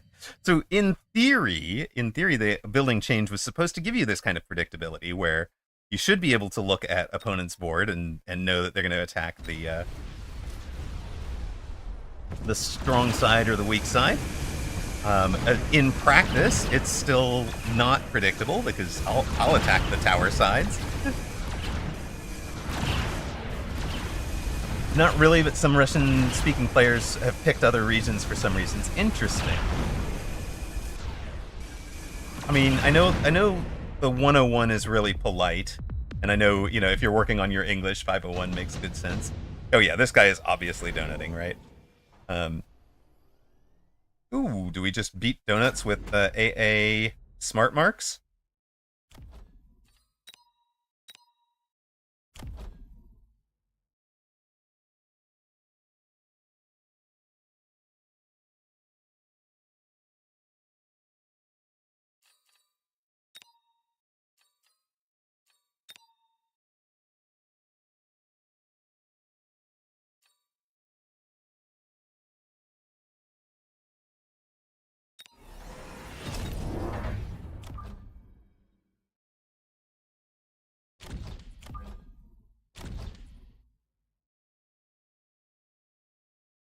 If I'm him, I'm pivoting to this side.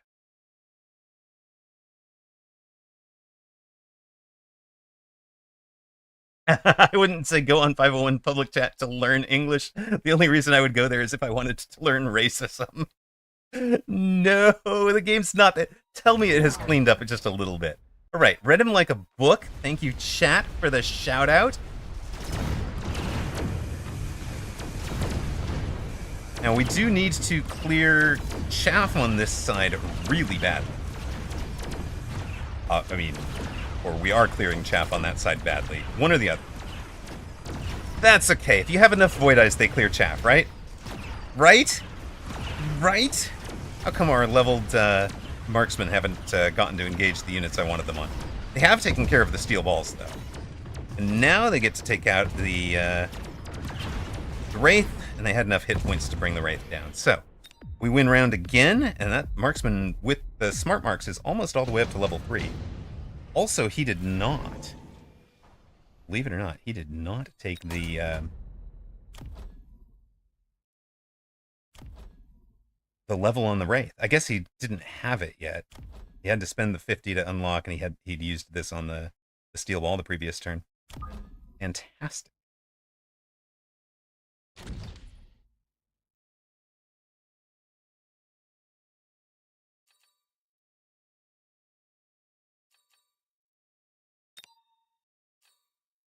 Well, we definitely need chaff clear. And Wraith is good at that. I don't mind being in a Wraith v Wraith mirror.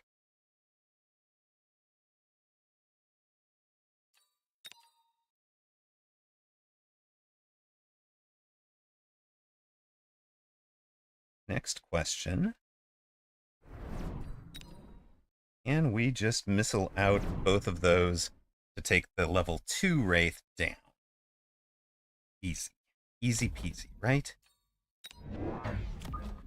Opponent should really, really be over here. But one marksman by himself won't do it.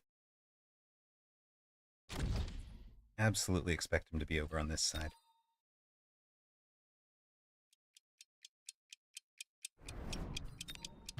Nope, not over there, okay. Instead, we missile out his steel balls. He ranged these. No, he didn't. It just has crawlers getting in under. We've locked on the Wraiths. Our Wraith is absolutely cleaned up.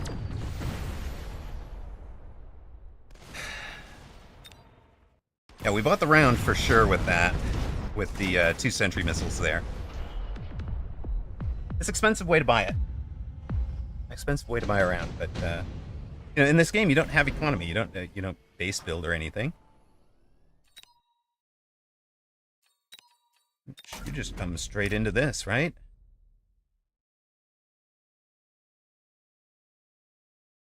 Problem?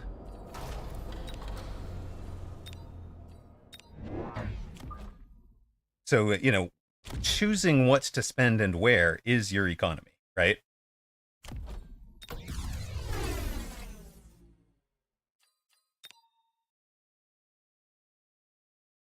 So spending 2 temporaries on that round was an expensive way to do it. Expensive way to win a round.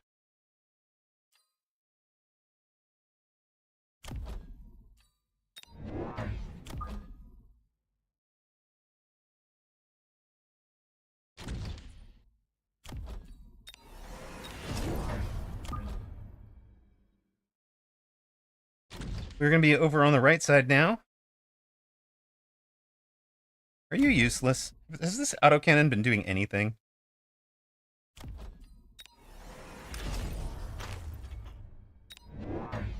We sell the small cannon first.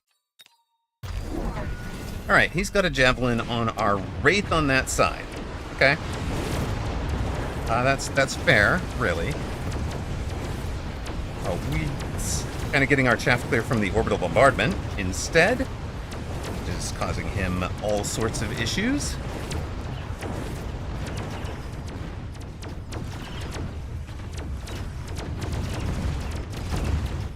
We've pulled him across the board. Goodness, he only locked on the tower late.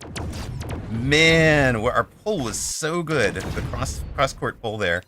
And we get more levels into these smart marks. They're just feasting on this. Yeah, the tower timing went really, really well, for sure. Do we want anything else? Are we going into Giants? Or are we happy with this build?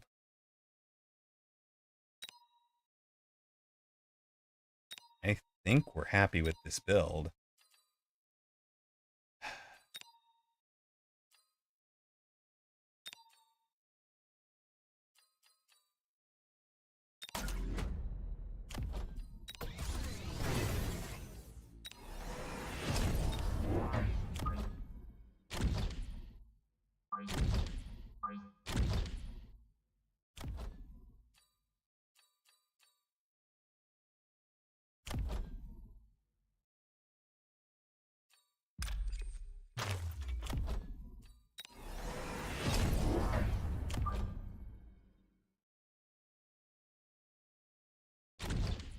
Marksman across the lines here, unless he's got something on the front, we should be,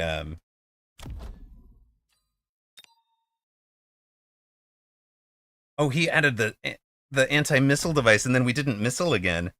That's funny. What's its range? Can you click on that to get its range? Why can't I click on that? Oh, there, its range is just shown.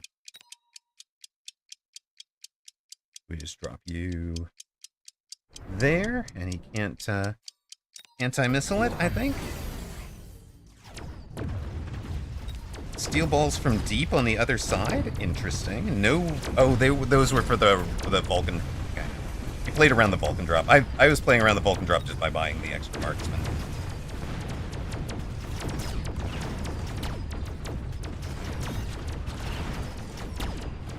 Sentry missile was a waste on the right side.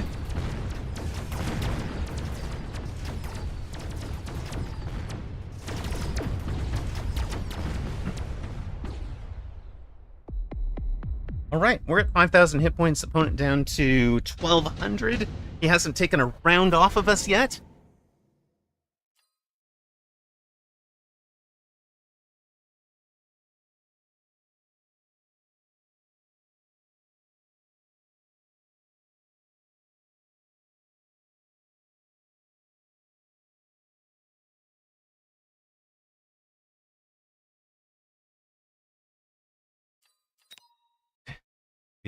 We just go ahead and give him the Wasp Swarm. After he's played around spells a couple of times, I think he doesn't play around a spell this time.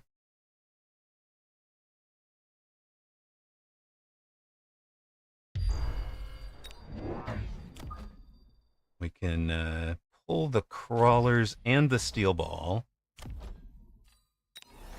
Go 8-gun for you guys. Level you. Level you all.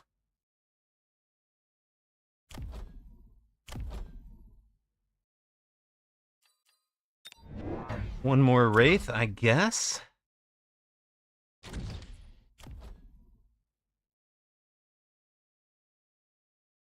One extra Wraith might even be for the Wasps.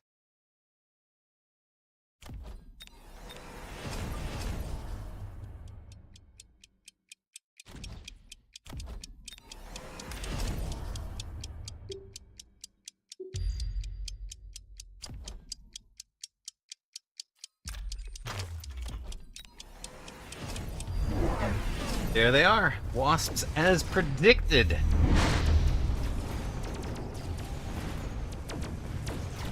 Excuse me. What? Oh, you... Sentry... or Stormcaller cheese to get my tower. I love it. I actually love it.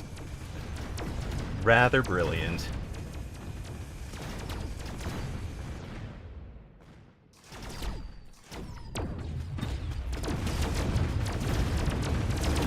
That's the reason you don't sell turrets. Hey, cheese is good. Cheese is good. Woot, thank you for the raid. I blame Woot. We were perfect on this game until Woot raided. We hadn't lost a single hit point. Huge raid from the Austrian. Thank you very much. How was your stream, my friend? Of course, anybody who is in this game recognizes Woot, but I know we have some people who are new to the channel, new to the game. Woot is what, multi-time weekend tournament champion. The guy who's famous for making aggro with making aggro work with the Overlord. You know, and we've talked about like no, that's not, well, that's silly. Shouldn't be in those when we have the we have so many single targets. That's okay. You guys get your levels. Range speed.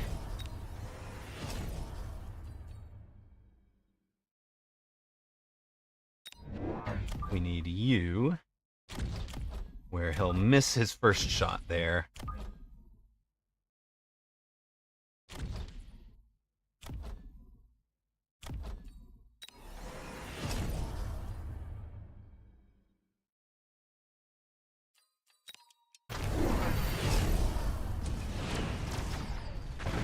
Lots of missiles from him. This is the reason a tower shouldn't be level 1 and wide open on round 7. It's true. It is absolutely true. Not a mistake we would normally make. We get in on that right side tower thanks to the Phoenix. Having taken something I shouldn't have taken, I did have to figure out how to use it correctly. but the speeds to get in on that empty tower on the right side, that'll be game.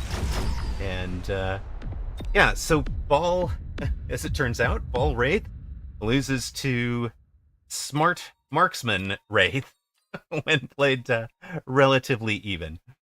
We've got the same techs on Wraith. We've got way more levels back because we're leveling, kind of hyper leveling the Marksman, feeding them off the Wraiths, and he has no other real techs right now. He ranged the steel balls eventually to try and get them to stay alive a little longer. He did finally drop a shield crawler up front, but did not go down. GG, thank you. Hello, Derpoopoo. Welcome in, Raiders. When will Donut Domination end? I mean, we stopped Donut Domination with donuts, right? Hold on. That doesn't sound quite right.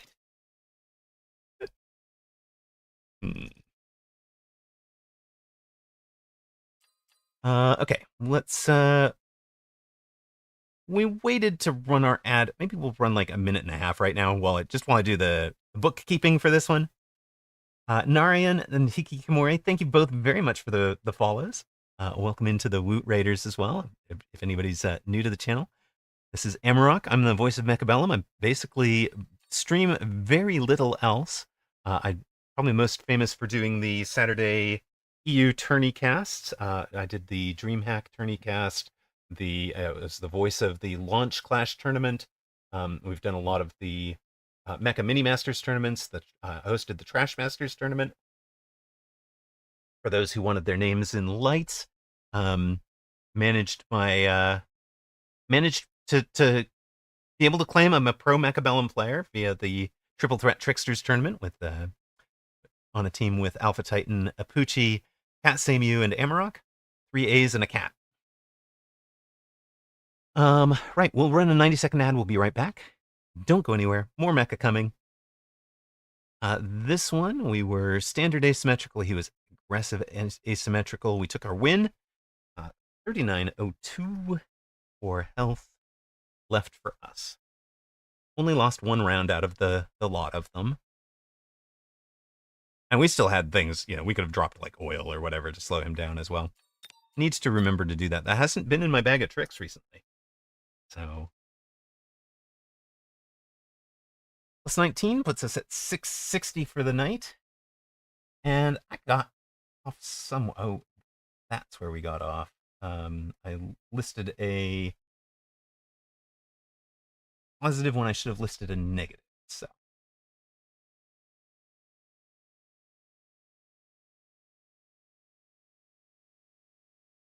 well, at least we've kind of caught it. Go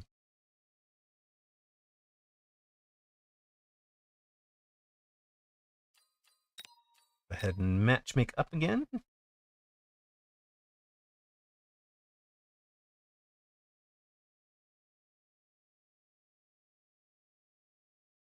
Should put us at 5 and 4, I guess. 4 losses, 1.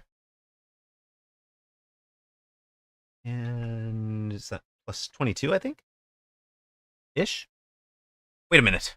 Bob Dole? I miss when we had politicians like Bob Dole. Okay.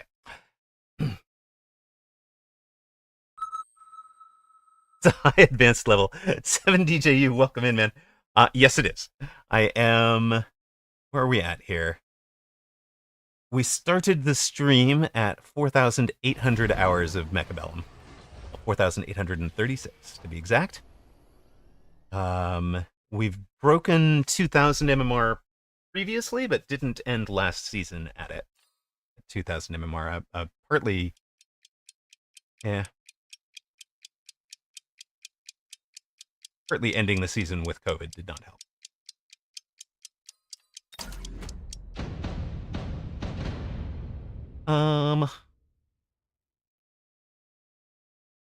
Give you guys a prediction for Amarok versus Bob Dole.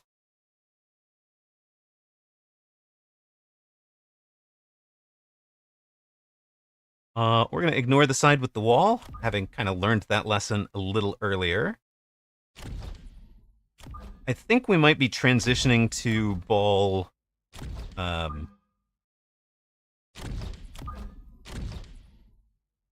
Wraith on this one.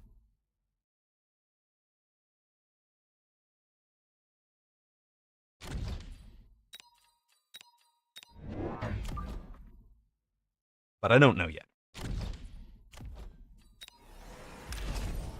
We're going to sell out of the side we're attacking it on.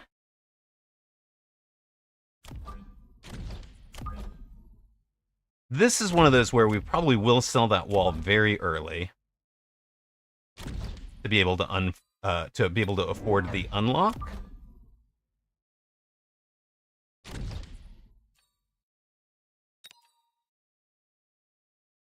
Coming on this side. Void Eyes and Tarantulas. I don't know if I care.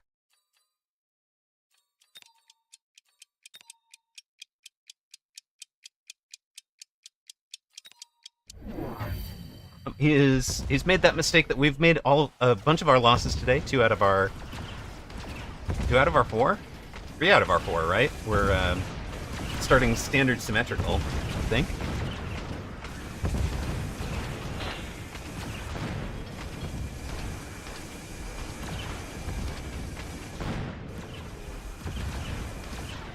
Yeah, it's been we've only lost. No, it was 3 out of 4. We started standard symmetrical, which is what he started. So most of our losses have been when we don't commit to asim of some sort. Get the tower there. Over to clean up some. Yeah, we'll take care of that one wall. Thanks. But nobody got a lock on the tarantula with its 13,000 hit points, lives, levels. Am I going to be role-playing Carter Mondale here? If I go... Goodness, that's brilliant. Love it. And thank you to Jerry for the being the mod on duty today. Appreciate you.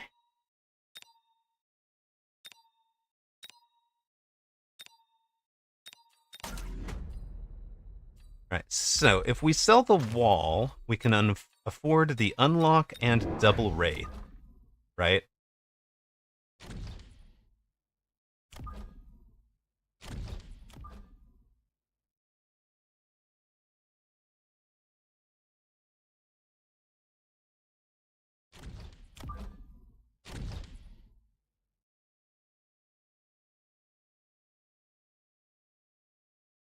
And it just... Yeah, okay, you're going to oil in front of me, but do I care? You don't have the anti-air. Also, has Void Eyes that aren't going to be able to fly or shoot up. The only upshoot is the Fangs. We've got those taken care of. Sit back, sip a coffee, watch the Wraith swing around, and farm some levels.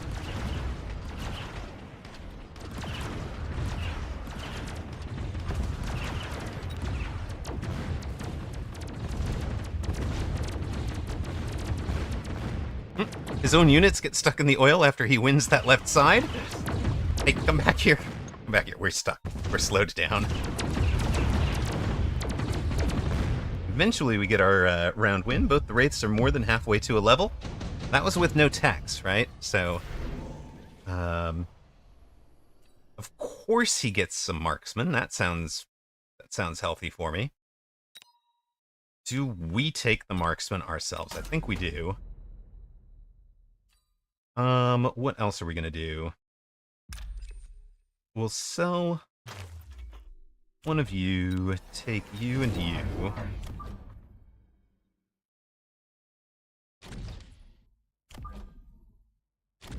Now, who all needs what? Where are you guys gonna be? Here, and maybe here? Oh, we can throw down another one? We can throw down a freaking 4th Wraith on round 3? That's just not fair.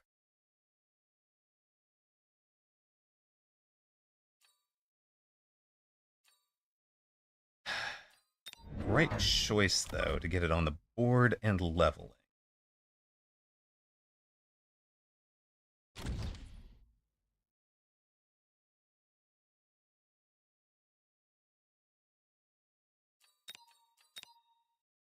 Opponent can and should hit our back lines. We've got completely open behind the tower. So if you're looking at, round 3 or round 4 of a game and you're looking at this, do be thinking about that. If for opponent, for example, a mobile beaconed Phoenix could take both of those towers and then be able to come clean up on Wraiths later in the game. Or later in the round, and prevent me from just having an auto win by air. Because he was winning on the ground game before this. In fact, his marksmen are winning again. Well, his ground game is winning again. His marksmen win the air game this time. He took AA on them. We hadn't taken any techs, so it's fine. Round 4 super supply, almost a no-brainer, especially in the kind of position we're in as cost control. We do not want to be giving up our base specialist advantage, which is plus 100 cost, plus 100 supplies per round, but weaker units.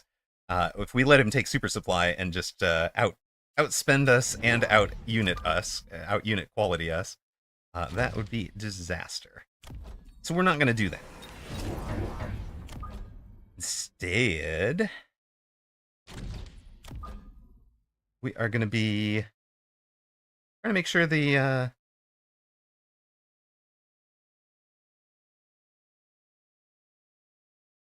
our wraiths stay a little further back. Let our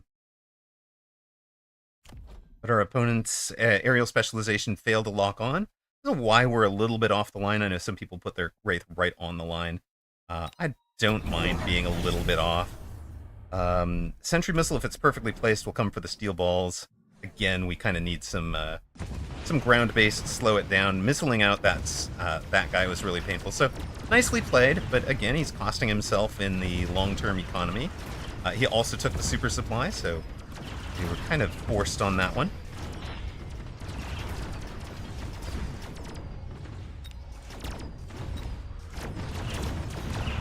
Big round for Bob Dole, actually.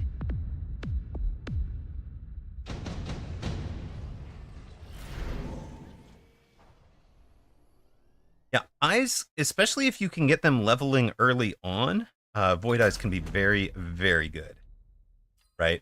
A lot of it is...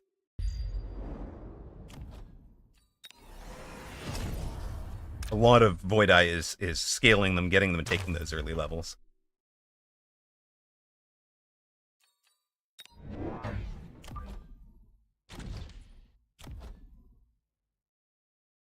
I think if he's here, he's shooting that way, and if he's here, he's shooting... And I'm not positive.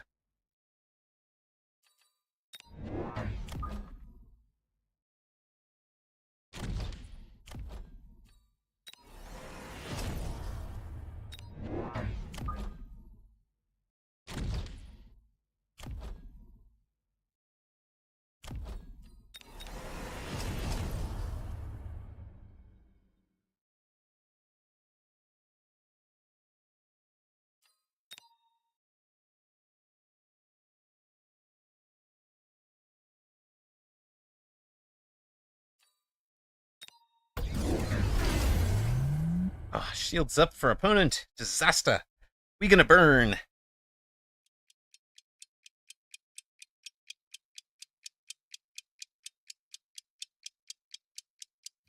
Do you ever shield Wasp? What's the shield accomplishing? Just making sure the, I see, making sure the marksmen are shooting the wasps. Yeah. You certainly could. Not even sure I would shield immediately. I'd want to see what his answer to the shield wasp is for committing to shield, probably.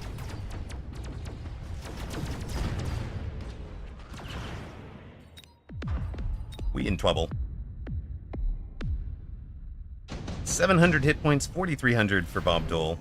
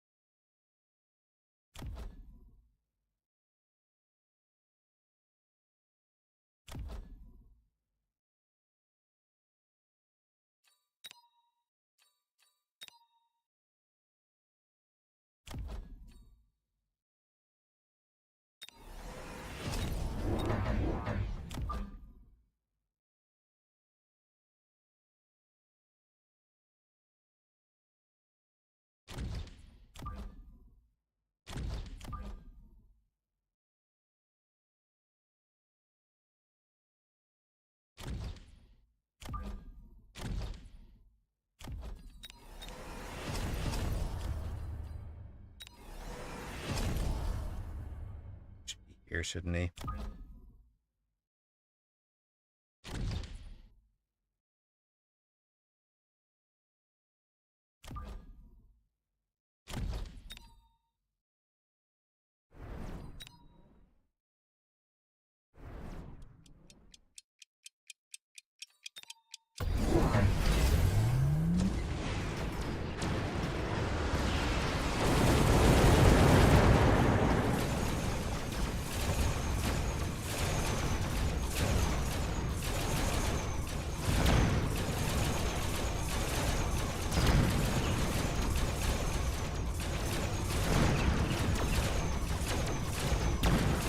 The Wasps was a good shout. I don't think it's going to be enough. Maybe they did need shield to buy enough time. The early oil was really well played from him.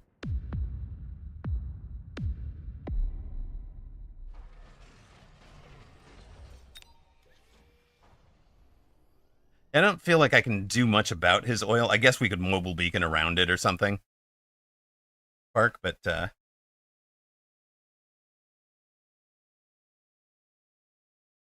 all the marks on the left were pullable. That's the spot I needed to think of, Reven. Definitely didn't see it, didn't think of it. You know, and we're like 4 hours into stream, so I can definitely feel the concentration fading a little bit. This is one of those games where, like, yeah, 1-1 would have helped because we're cost control, right? So we didn't have the hit points that I'm kind of expecting to have, maybe.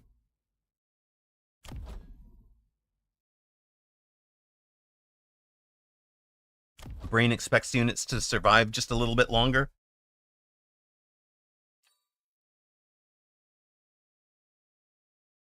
But it's honestly, it's a not a fatigue. Maybe it is a fatigue thing. It's a you know, I haven't run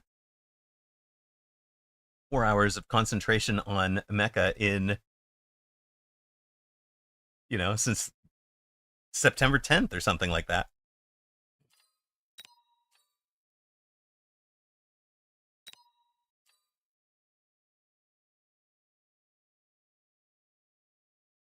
Well, like, you know, we started out strong. We've kind of tapered off to 50-50 for the stream.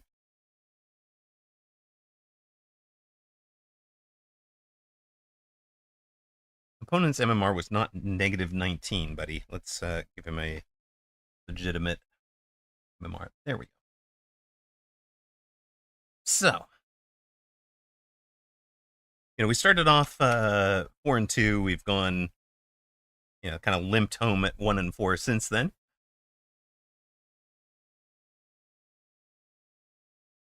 So the question is, do we call it? Do we call it a stream or do we press on? We've got like 100 folks here. Let's press on. I don't feel like I'm done. I'm not playing wellest. Johnster at 1909, or 1609, sorry, will be opponent here. It looks like we'll be running our ad around round 4 of this game. So there's no, I mean, I could force one early, but I'd rather you guys just get to see some gameplay and maybe miss one round in the middle. Round 4 shouldn't be the decisive round of the game.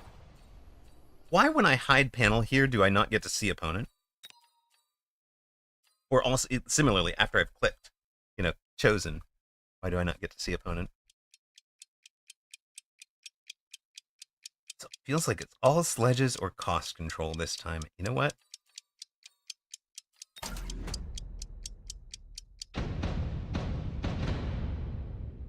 Have we learned our lesson, chat? No, we have not.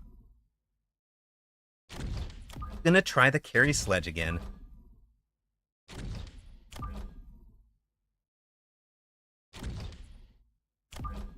One game is not decisive.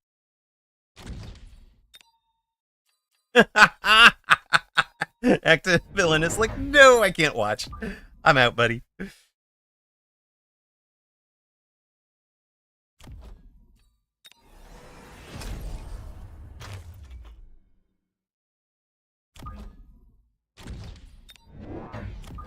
But this time we're not gonna like as hard commit to carry sledge.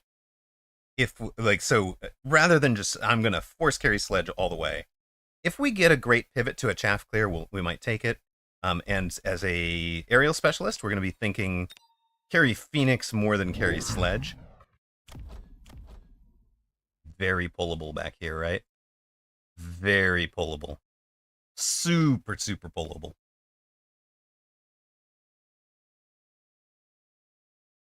Channel points predictions are on.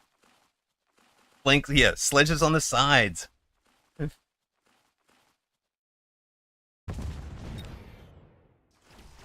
Why would you choose to torture yourself? Mechabellum, I honestly have more fun trying to figure out what I need to do to make a weak build work than I do running something that we all know is a strong build. And I feel like you guys enjoy it more when I'm doing that as well. Like, you're not choosing me because I'm a 2500 MMR player, right? If you're here to watch, it's because we're doing entertaining things. Or because you think I'm an entertaining personality, or whatever. You click Typhoon Specialist and drop him on the line every game. What do you support him with? Is it a Typhoon Ball? Because that's one of my favorite builds.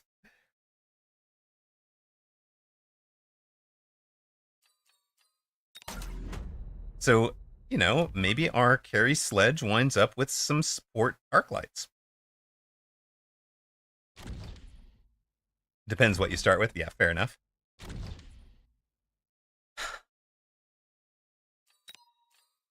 We don't even have to pay to unlock the Phoenix. We just get it.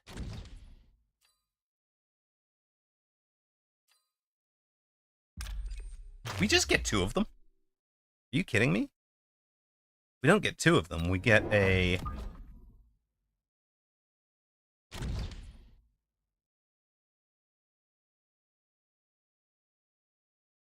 wide left Phoenix, a right side sledge. We've got a flank screening arc lights. Opponent took a extra Mustang and some Phantom Rays.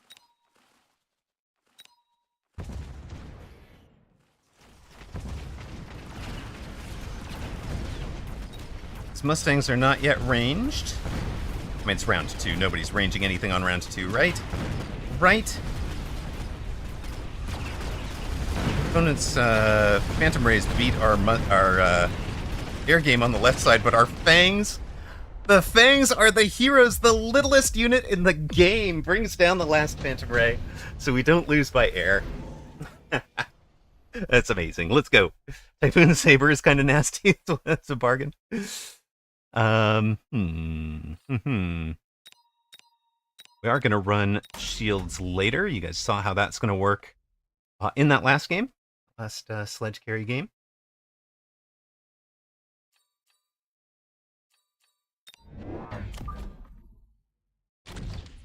More Fangs, just to draw the Phantom Ray targeting early.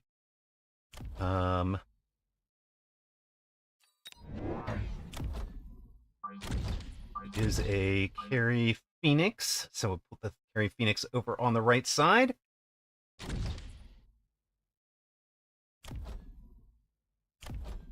What do we got?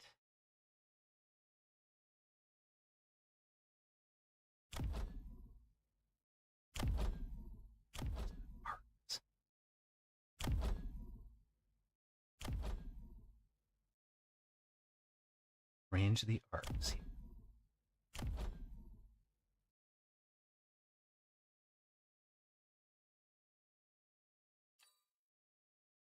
Starting to see how you would evolve out of this and into, you know, say not armor piercing, but armor on the sledges.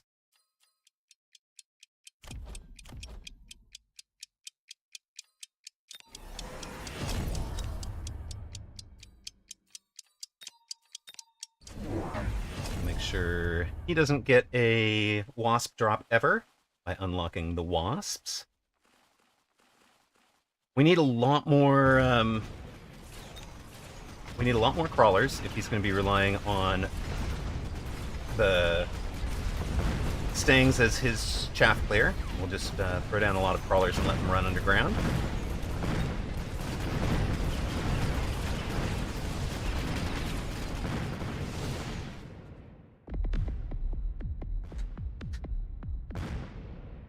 We're at 3,900. He's at 4,800. Yeah. Ooh.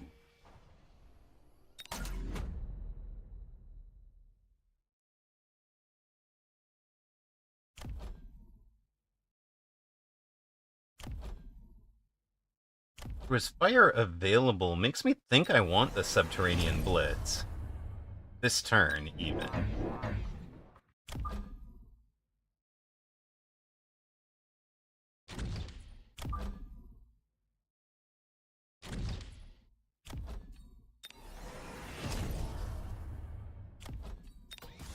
Now, are we selling you? We're probably selling you. That'll let us get another tank. Yeah, another staying item. Definitely good for him.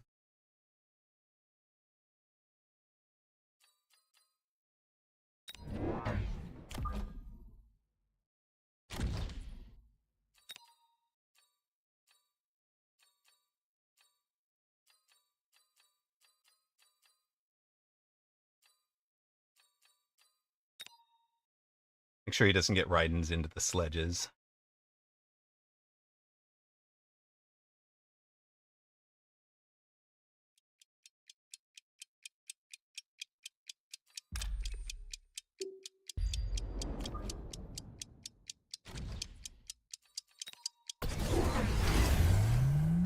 Right, his shield is very far forward, of course.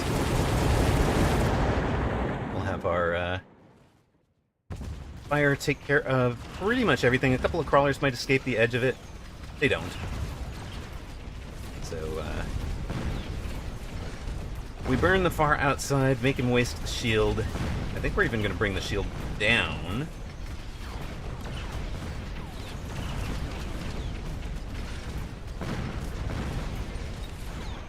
That Phoenix is having a hard time on the left, though.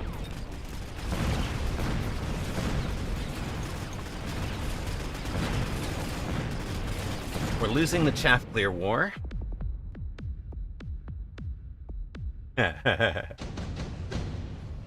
Stomp, sure. Ooh.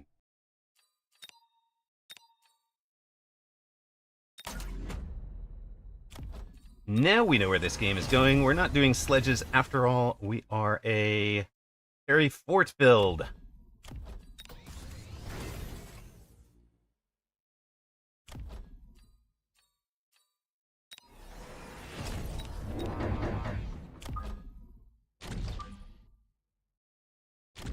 You know we like big forts and we cannot lie. They'll replace our sledge in,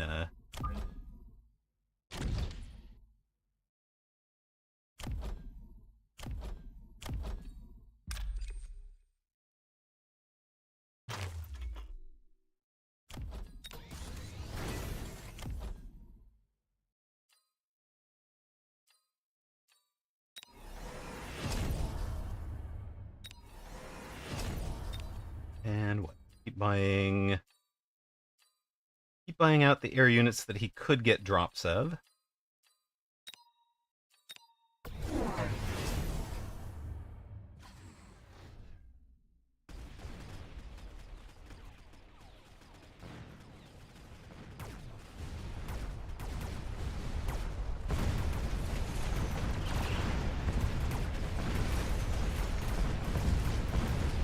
I didn't do anything to protect this guy other than changing up the chaff on that side. So yeah, they're getting locks again with these outside Mustangs. So we're just having a field day with that.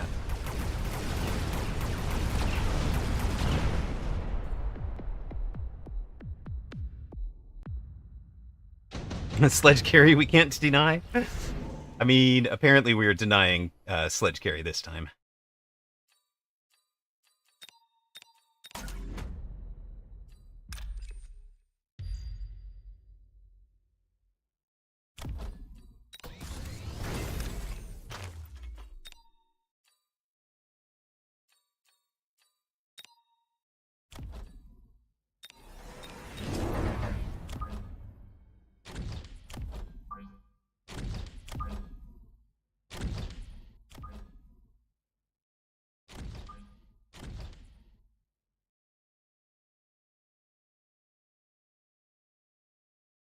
We're at 2,600. He's at 4,700. I'm debating whether we're spending, taking a loan for temp range and this level. I think we will.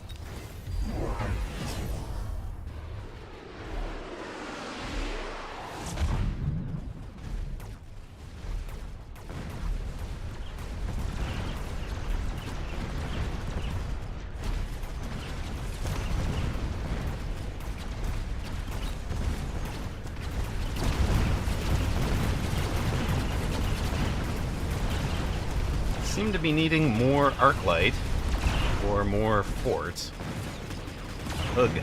Ugh, we in trouble.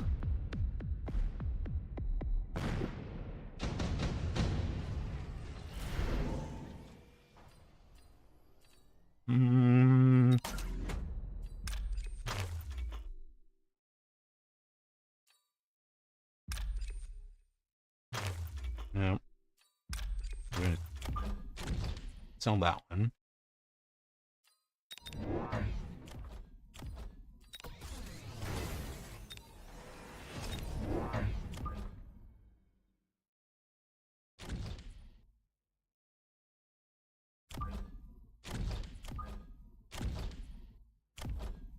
Right. Enter overload. Lone range, speed, extra damage, and what? Probably missile out over here.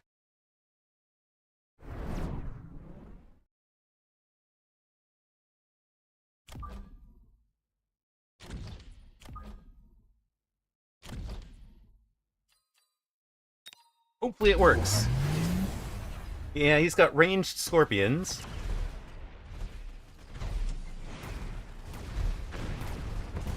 He has gone Shield Fang.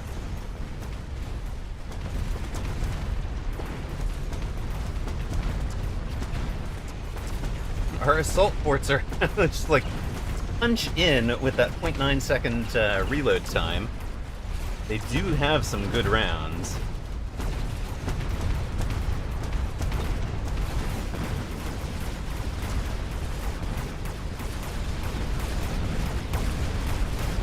And we win around. Let's go. Hello, hello, whooped. Welcome in, brother. Wait, I don't know if he's seeing an ad or not.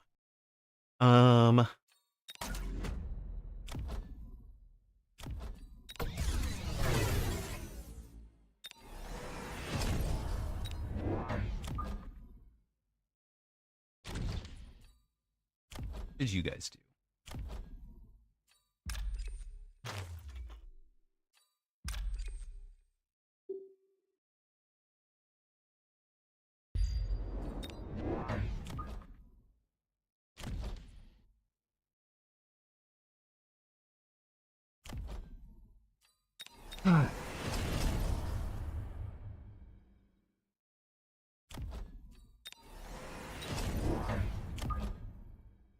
Hello, hello, whooped. Welcome, welcome. How is jail? How did you know I got arrested? Wait a minute. What? Seriously? One of my mods got arrested? What the heck is going on? Is this from,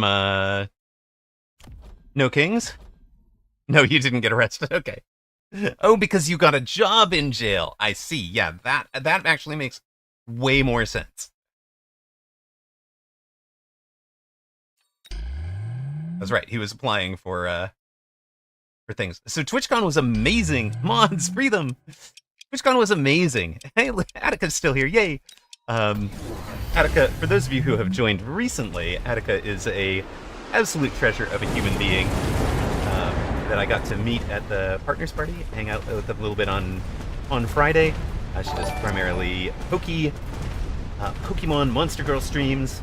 Currently playing some Pokemon Legends Z to A.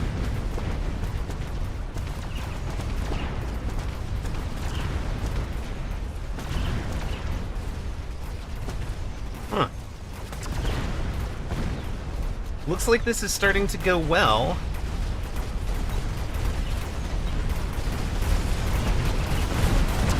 Could be going better, but it goes well enough. Good enough. Good enough. Everything kind he says about me is a lie, Dress. Don't believe her. Don't believe a word she said. Wait a minute. Give her a follow, at least. And trust the lies confirmed. This is not the lies of Pete. That's a different streamer we support. Who, by the way, celebrated her 1-year anniversary. So, congratulations. Congratulations to that girl, Tam. Here we go. So she is, I'd say, about halfway to making partner, honestly. If we give her some support and love, she's another really, really good human being to just give some support to. We're doing kind of discovering Souls-likes at the moment. Obviously, opponent is in the melter, right? Right. Opponent is in the melter. So, obvious answer to opponent's melter is to flood the zone with crawlers. If you're going to have ramp-up damage, I want you to be useless against it. And maybe we even go to all the way to...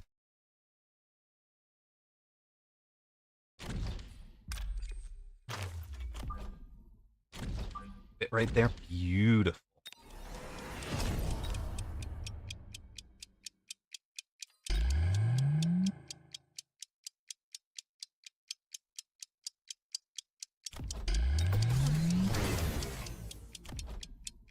Oh, meh. Well, whatevs. Didn't get our spell out, but all the forts are just ridiculous. Where is the melting point? I was expecting a melter here. It is kind of a trap. My fort build is sort of intentionally a trap for the player who goes melter.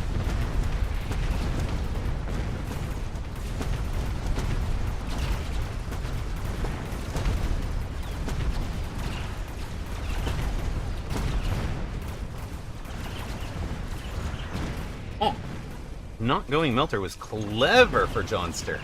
Well done. Oh, and that's game. Oh, so frustrate. So frustrate.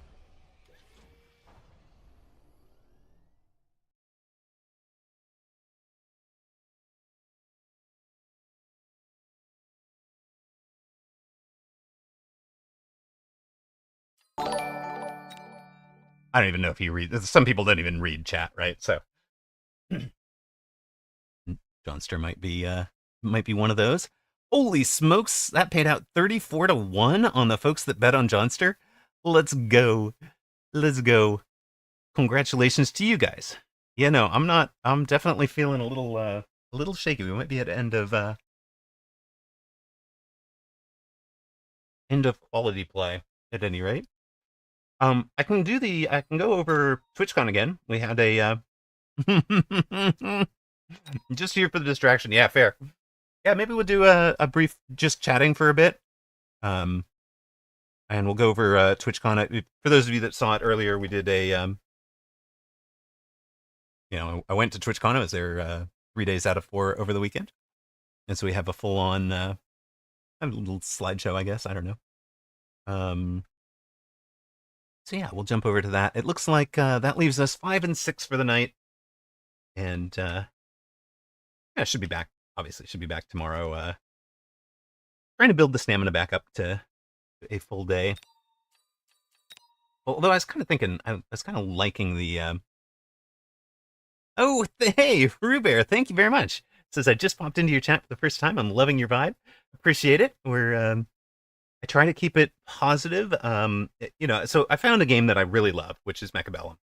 I've played close to 5,000 hours at this point, but one of the things in a competitive PvP game, you can get a really toxic brew of players. I don't know how to describe it, but you know what I mean, right? You've all experienced it.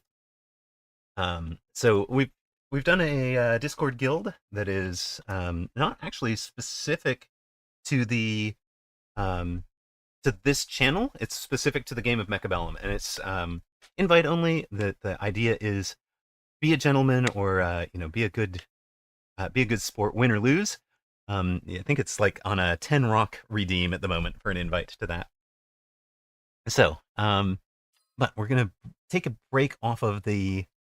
Ah, thank you, Whooped. I appreciate it. Whooped is too. Whooped um, is a YouTube content creator as well as a tremendous moderator. Much appreciated that you're here all day, every day. It seems. Um, but okay, for now, where was I? Did I actually close that window? I think it looks like I closed the window that I was using to.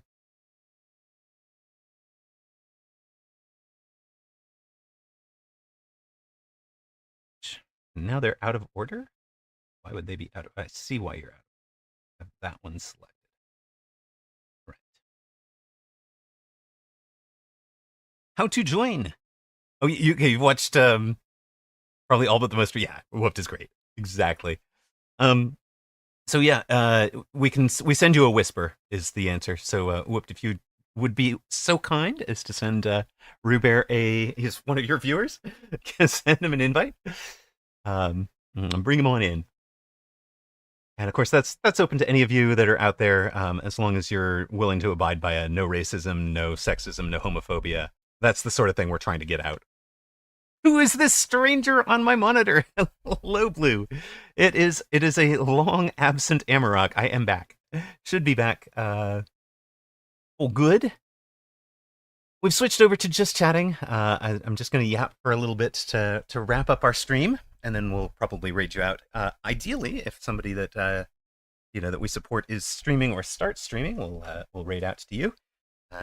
If not, we'll keep you in the Mechabellum community. No, yes, true enough, Jerry Hattrick. No ageism against 50+ casters. Fair, fair. Okay, so I went to TwitchCon. It was amazing. This is kind of the vibe on the entrance.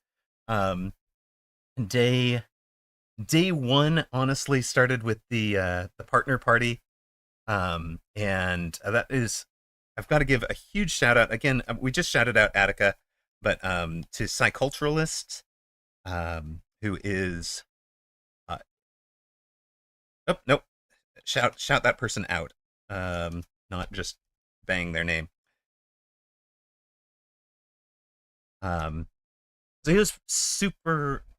Did I not spell this correctly? Wave. Thank you. Psyculturists, not psyculturalists. Much appreciated. There we go. So he's super friendly, and runs a channel that's basically the kind of the intersection of culture and psych. Yeah, there's the face of Mechabellum. Kind of the intersection of psychology and culture and streaming. Gave a great talk on kind of the setting and enforcing boundaries and sort of the mental health side of being a streamer. Is Amarok the face and Rooster's the voice? Well, at this point, Rooster has taken over the Mag 1 casting duties, just because they're at like 6 in the morning for me, and I am not a functional human being, let alone a caster and analyst at 6 o'clock a.m. There's just not enough coffee in the world, right? So yeah, so anyway, Psyculturalists was doing something really neat at the partner party, which is identifying that, hey, yeah, it's streamers are by nature probably a more shy, introverted bunch than you might think. Like, yeah, I sound super extroverted on channel, but like, I've got the same kind of anxiety or whatever nervousness about introducing myself to strangers, and that many people do, right? And he kind of identified that and was I think had built a gang. Attica, you can probably answer this. So he had probably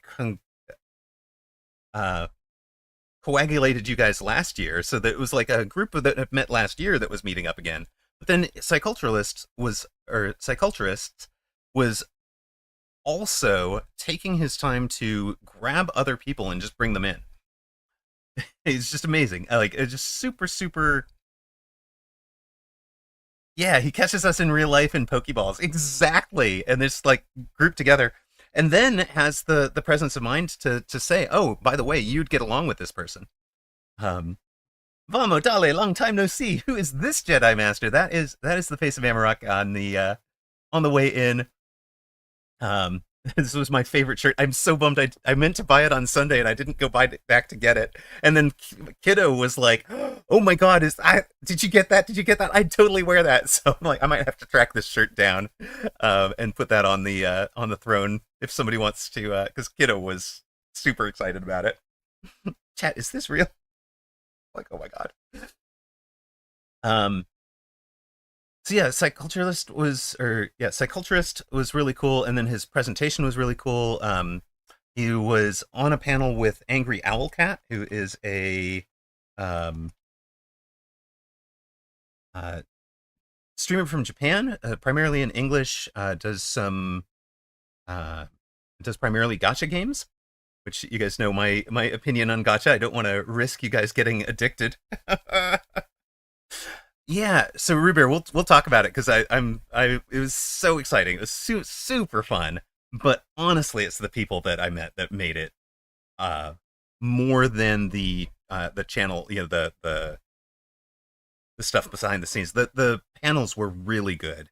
I think anybody who buys the ticket and only runs around the floor and stuff is kind of probably missing out because the panels had a lot of value.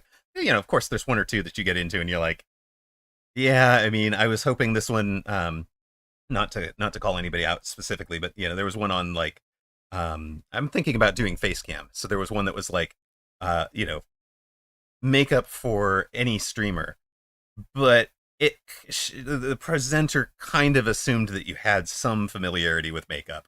So like as a guy who's like, I've no real clue, like I probably needed some basic definitions going in, um, or like a beginner's level. And she was kind of going for an uh, intermediate level. And honestly, the sound presentation was very similar. Where if I hadn't done a whole bunch of work to try and get my sound to as good as it is already, I would have been very at sea in that conversation because so it's like it may just be a like I'm sure a ton of people got a ton of value out of her out of her uh, out of her channel, I guess. But like I didn't so much. I didn't get what I thought I was going to get out of it, maybe from the title. Um, this was just the POV. Like obviously the gala entrance was not what a lot of people saw. A lot of people just walk in this way. Fair enough. Um, Capcom had a great booth. Obviously Attica is the Pokemon streamer, so she could talk more to it, I think. But had a lot of fun with that. Let's see who else was. Oh, Angry Owlcat, I think, did a really good job of talking about the in her presentation. Talked about the setting boundaries, and especially when you're trying to be as genuine on stream as you are as a person, right? Like it can be very different if you're a VTuber and you're streaming a character. Zalex, thank you very much for being here. I really appreciate you. Deeply appreciate the mods. Um, Especially after talking to some people whose moderation teams were weak. It made me deeply appreciative of you guys. The amount of work that you do, so that I have to do very little work. Honestly, guys, I sit down and play a game, and I almost never have to look at chat. They race to ban things. In Karsus, this was interesting, for sure, because there was a lot more IRL streaming on, even compared to last year. It just seemed like everybody was IRL streaming around the con. Um, and Twitch had actually gotten behind that. There was rentals for IRL on the exhibition floor. So literally any streamer walking in could rent, and then they were providing the same pack for free to partners. So like Attica or I could have walked over and gotten a 90-minute rental on an IRL stream and given you a presenter from these. Yeah, there were stream free areas. For example, the Partners Lounge was a stream free area.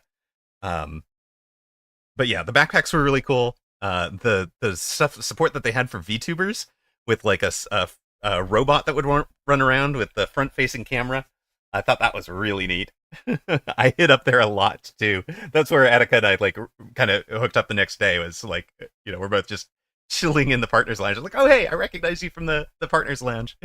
And literally I went in Attica. I went in so often that the guard, because I was using this little like sneak through the back entrance to the ground floor entrance to it. So the guard there recognized me and was like counting my number of times. He was like, fifth time today. Caesar, welcome back. It's cracking me up. Some of the displays were amazing. This one, the Racing Miku, we've done some racing streams. It was great. Absolutely loved. So that's one of my other loves. I used to do sim racing way back in the day, and we'll still do some top downs or whatever. I've got, if I get myself a modern wheel setup, I might might go back to doing some sim racing because it's a ton of fun. I know, right, McNasty? Welcome in, man, and thank you very much for the follow. Appreciate you, brother. McNasty is somebody I met at con as well, and came in with the follow, and much appreciated. Call of Duty Black Ops, probably not the Mechabellum strategy style of things, but let's go. Absolutely, brother. Absolutely. And again, this is the thing that I found amazing was the number of people I met. Oh, you play everything. Okay, cool. Well, I hope you'll check out the VOD from earlier and see Mechabellum, because I think it's a really brilliantly built game for streaming. Here's where we'll give the shout out for Attica. She's the Poke expert, the Pokemon girl. I do have something for you from the claw machine, Attica, if we ever meet up again. So, well, I should have it. Well, you've been playing Mecha Break. Okay, so Mecha Break's very different. Mechabellum is a turn-based auto battler where you get I have claw machine loot, and I'm not a Pokemon fan, huge, so it's either give it to Kiddo or give it to you. I figured. The claw is great. But yeah, McNasty, it's a turn-based auto battler, so you've got like 90 seconds to deploy your units. You don't see what your opponent is doing, and that once it's deployed, just sit back, chat with chat, read chat, whatever. We'll let the chat gets to watch the robots battle each other. You might know a little bit what's going to happen because you've kind of played enough games of it to be like, okay, I see what I'm going to see here. So it's super fun. This was part of the SanDisk display. They had this kind of a clever. They were doing some really cool giveaways as well. But honestly, all of the con was not quite that gorgeous or whatever. A lot of the art installation up top, the artists' booths and stuff.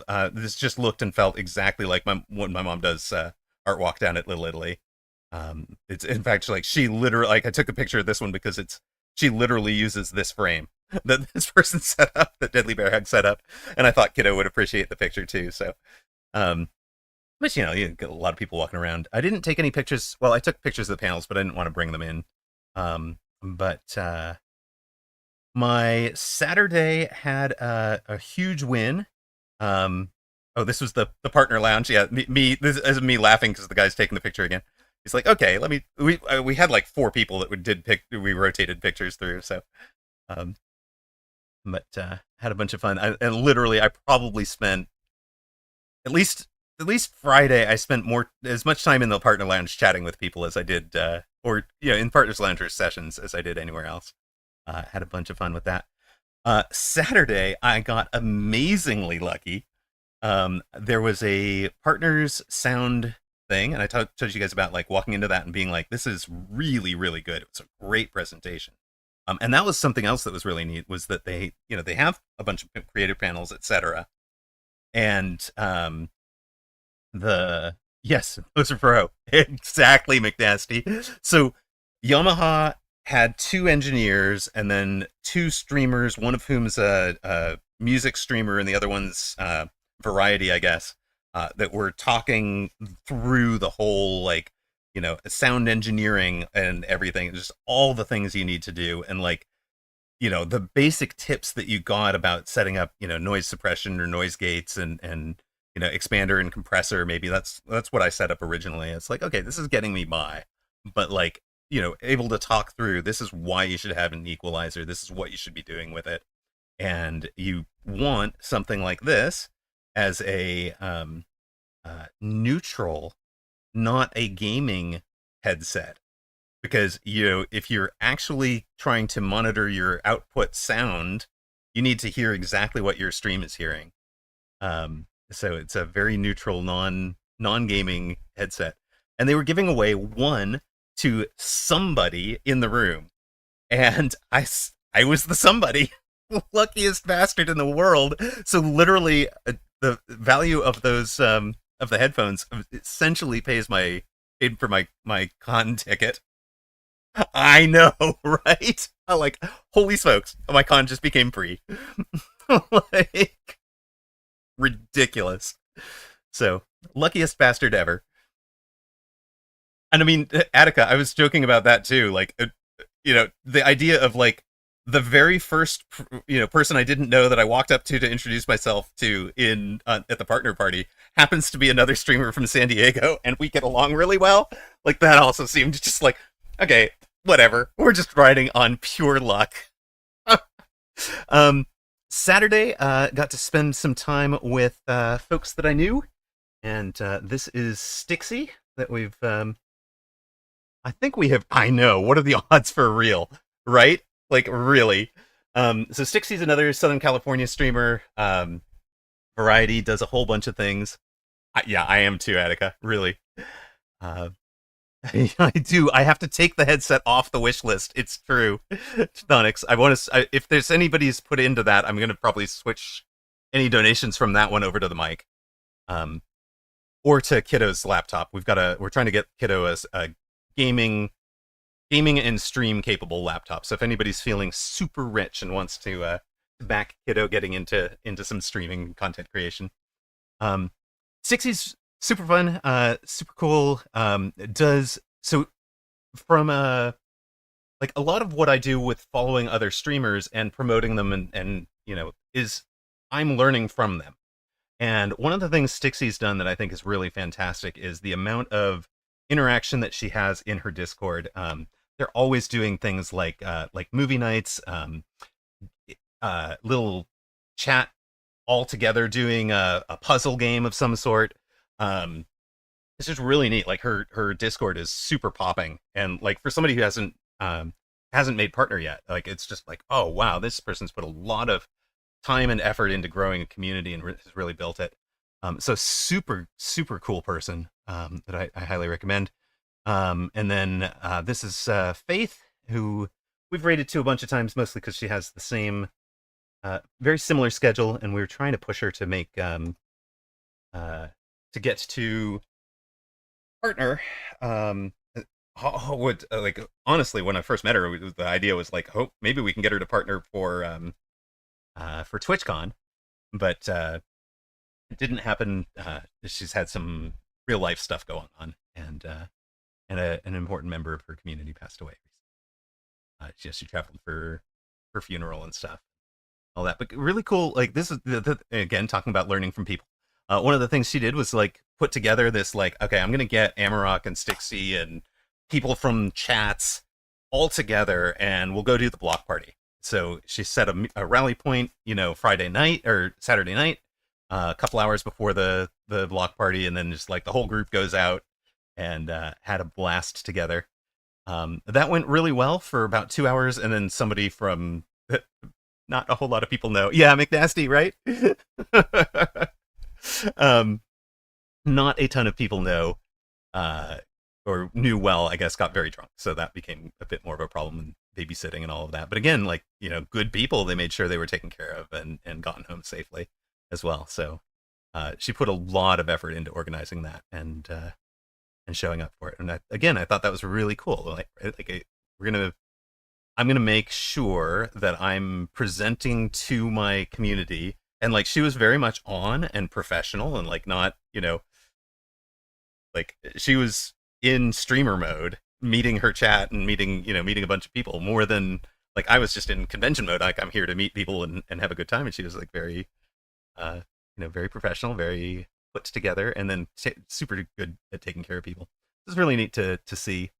And again, I highly recommend her as a follow. She primarily does horror games, so it's not my genre at all.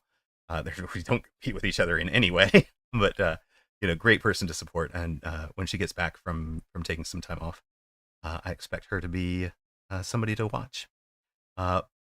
Yours truly at the block party. This was on the way clearing out. They literally, I think you can see it in the background of this picture. Actually, that's the convention center. But literally, this whole block is rented out, with every restaurant along the way providing catering. Like they don't have any walk-in traffic. They don't have any reservations. They're bought out to cater the party. And there were drink tickets. There was handicapped accessibility, as you can see from the gentleman over to the left. He was a real sweetheart. I've forgotten his name though. But they did a really good job of keeping that all together. Speaking of supporting some handicapped streamers, I wanted to give a shout to Noobtastic Gaming. Super cool person. She's so like vibrant and energetic and just wonderful. Attica introduced me, and again, that was one of the cool things about the con is like, I completely missed Attica on Saturday. We just didn't. Schedules were completely different, but I ran into Noobtastic and hung out with her for a while, and then ran into her again. It's like, oh my gosh, so super cool. And then I'm just gonna close. I thought this was the funniest thing because I get on the trolley to go home. The trolley doesn't take me home, obviously. I parked at a park and ride, and then took the trolley the rest of the way downtown. But what are the odds that you would run into the world's most perfect Invisible Man cosplay? Somebody had literally forgotten their flip-flops or whatever. So, yeah. Someone had a good time, exactly. I died laughing. I'm like, and like nobody else. I'm like, no, my chat is going to appreciate this. I've got to bring this home. Yeah, it is 10 out of 10. No notes, best costume. So yeah, so that was TwitchCon. Super. I mean, I just had so much fun. But again, it really goes down to the people. And you'll notice, right? Like I've talked way more about the people I met than about anybody, any of the specific exhibits or specific things. The specific panels. There were two that were really good. Psyculturalist. Speak of. We just hyped you up, sir, and you are actually a big. I was saying you were a big part of why I had such a good time. Was that you came in and really like the way that you identified how many people have a problem being the one to break the ice, and really concentrated on helping other streamers not just break the ice, but like meet each other. Like you called out people who you thought would get along together. Oh, you want to talk to this person? Like it really made a big deal. I was so glad that you took me under your wing, brought me in, and like then I got to hang out with you guys. I'm disappointed I didn't run into you again. And your freaking panel was amazing, dude. So good. And I felt like you and Angry Owlcat both had just such good things to say. I just so good in terms of like, and especially I had no idea. Well, I guess the bit with Emaru and her incident happened later, but it was so on point for what you guys were talking about in your presentation, to be like, you do want to have these a little bit of barrier in terms of not having I know. Next year. All right. Yep. I would love to. I would love to. Or just, just hang out and yeah, hang out and have some chips and chat. Psychculturalists had a lot of cool insights, by the way. If you ever get to sit down with that man and pick his brain, uh, do take advantage of it. Very, very smart guy. Um, so, so yeah, that was my TwitchCon. Oh, yeah, no, so psychculturists. I keep adding the psychculturists panel. They talk a lot about boundaries and or setting boundaries, maintaining boundaries, being able to have healthy, being able to say. So I think a lot of us as streamers will have somebody come in when they're hurting, and a chatter who's hurting really needs to be acknowledged, to be heard. And I'm not a professional psychologist. I can't be their psychiatrist. I can't be their therapist. I don't want to distract from my stream to be somebody's therapist, right? That's not what we're here for. And like with 2,000 plus followers, you know, there are some people in chat that I think of as friends, and you know, but it can't be everybody. The amount of time and energy that it takes to be a true friend to somebody, like it's a one way. Um, you know, Streaming is kind of a one way communication outbound and a one way connection the other direction, if that makes sense. And that that's everybody I think knows about parasocial relationships and such. But it was really neat to hear. Psychulturist is uh, a, a licensed psychologist, right? I want to make sure I have the degree right. But hearing his insights on it, and then hearing from streamers who had bad experiences with it, and then you see it enacted in somebody coming up to Emaru inappropriately like that. And yeah, there are some security failures, but there's also a human failure there in terms of like that person feeling like they have this super connection to somebody that they don't, right? Like she's not going to be glad to see whoever that is, certainly not now, but like even at the time you could see like she's like, what the hell, who the hell's this? Yeah, it was really I don't know, serendipitous or something. And then like watching and thinking about that, yeah, on the panel on boundaries and mental health, and then the Emery, exactly.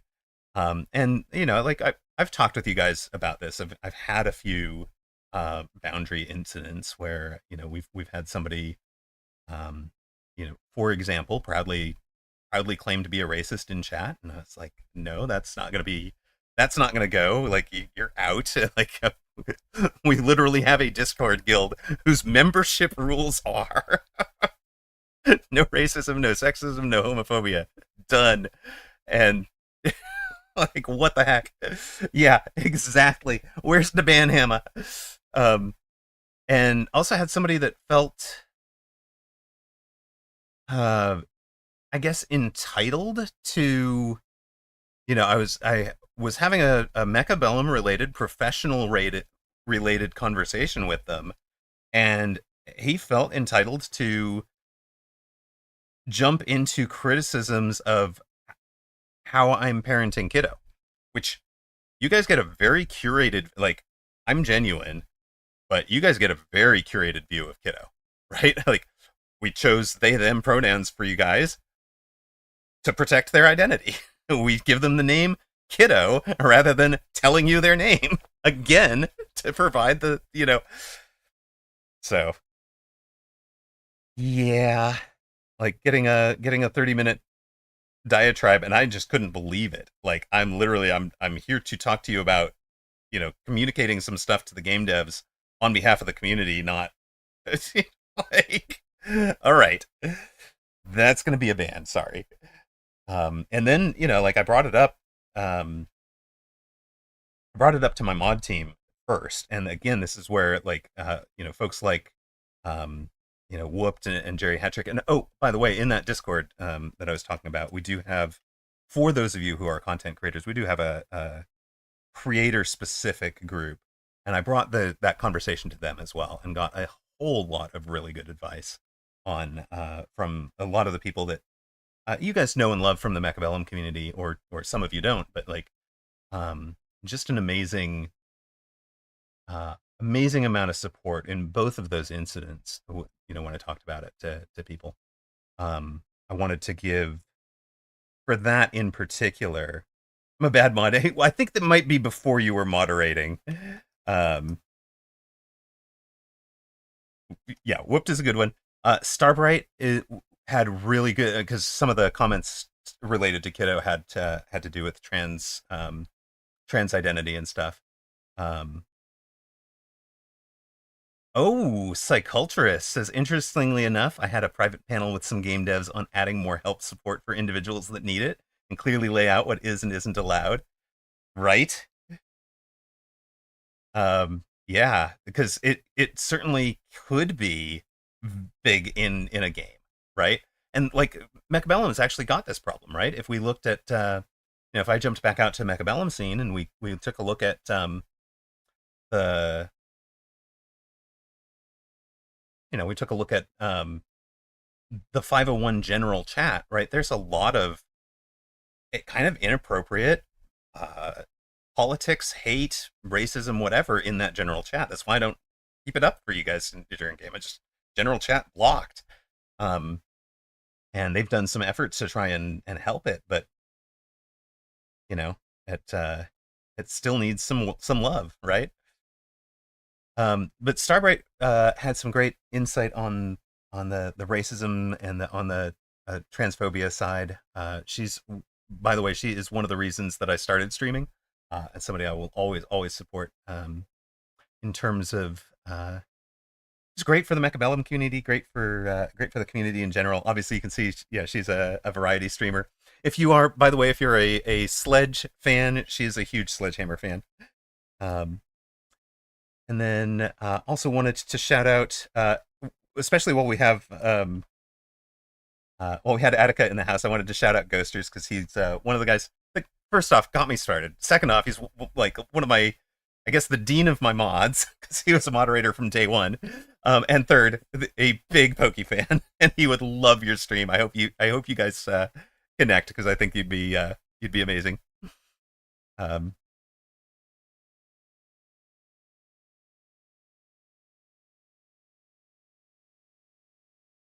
What else? Any questions? Anybody? Pokemon Gang, exactly. Like literally the story of how Amarok started streaming is, we had set, and it's actually the background of our Discord guild as well, which let me just remind you guys, you can redeem a little channel point redemption, and we'll get you an invite to that. It's like if you've been watching for 3 minutes, you've got enough rocks to go that. So we had set up a little, somebody had like a Hearthstone server that we were doing some really very simple 2v2 matching, and like they had a group of 4 that was playing on it, and then one of the guys stopped playing, so they needed somebody, a third or a fourth, and like I was the fourth. And then it's like one of the other guys dropped, and it would be like 3 of us are on. Hey, Amarok, who do you know?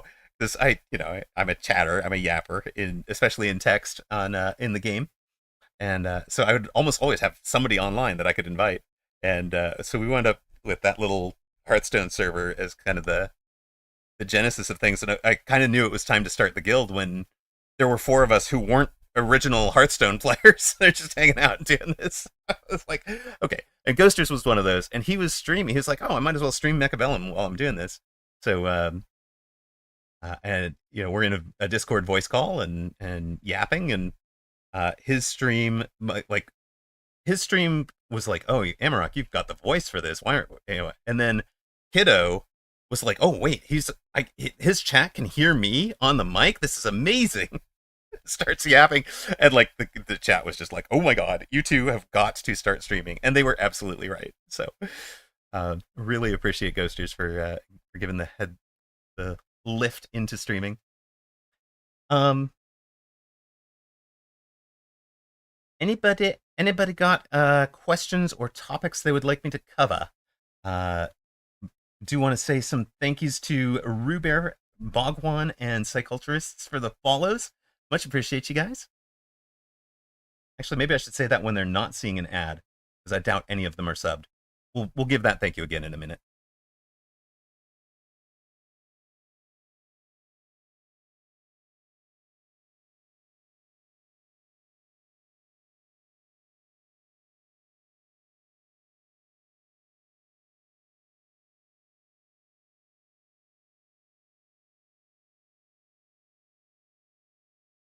I don't know. Oops. Really?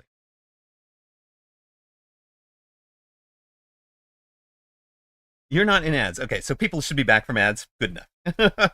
So again, thank you to Bogwan, Ruber, and Psyculturists for the follows. Appreciate you guys.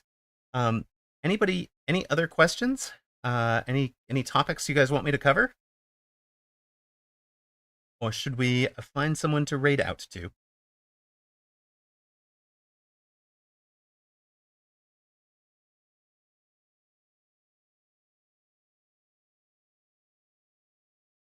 Anybody? Anybody? McNasty with a gift sub for Psyculturists. Thank you so much, man. Much appreciated for the support. Of course, folks with subs and gifts. Oh, and one for Attica as well. You're amazing. Let's go. Thank you so much. I really appreciate it. Oh my god, sniped.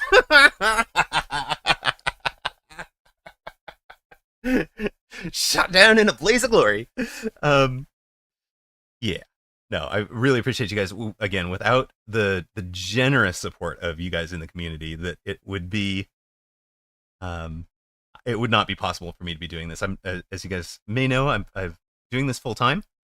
It is one of the best questions I got from somebody at TwitchCon was, wait, so you made partner your streaming full time. Are you actually making enough to pay rent in California, in San Diego? Honestly, not yet. No, but close. We're not. Well, maybe not close. Maybe halfway there. But luckily, it's not an issue at the moment. But definitely, without you guys' support, I would not be able to do this full time. Let alone, be able to provide fun things for kiddo. And that makes the snipe emote. It's brilliant. Lucky W8 attack. Love it. Zoom.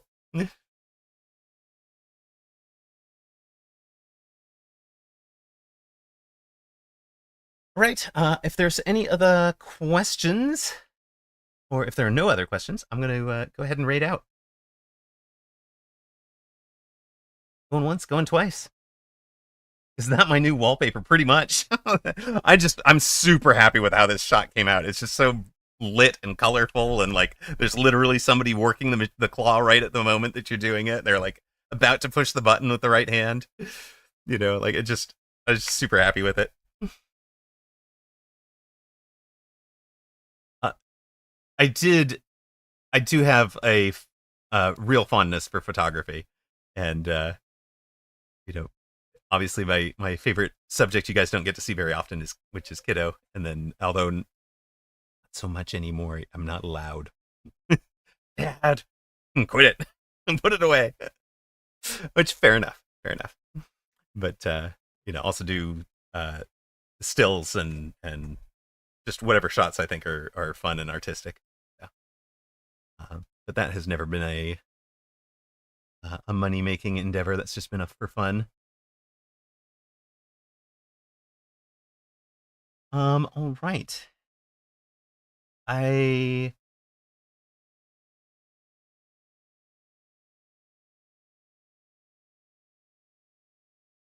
can see it, the eye. Yeah, golden hour. Uh-huh. Yes, exactly. Long exposures. There's like flowers and water are probably my two favorite like things to just really get lost in. Like the ADHD brain will just hyper focus on um, getting the perfect shot, right? It's fun. I love it. Love it.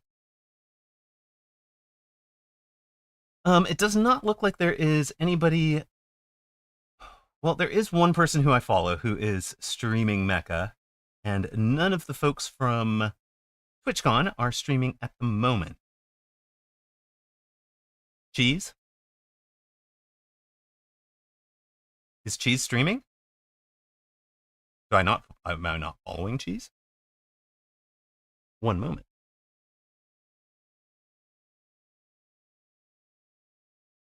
All right. Well, let's do that. Why am I not following Cheese?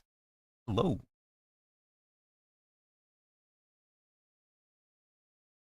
Um.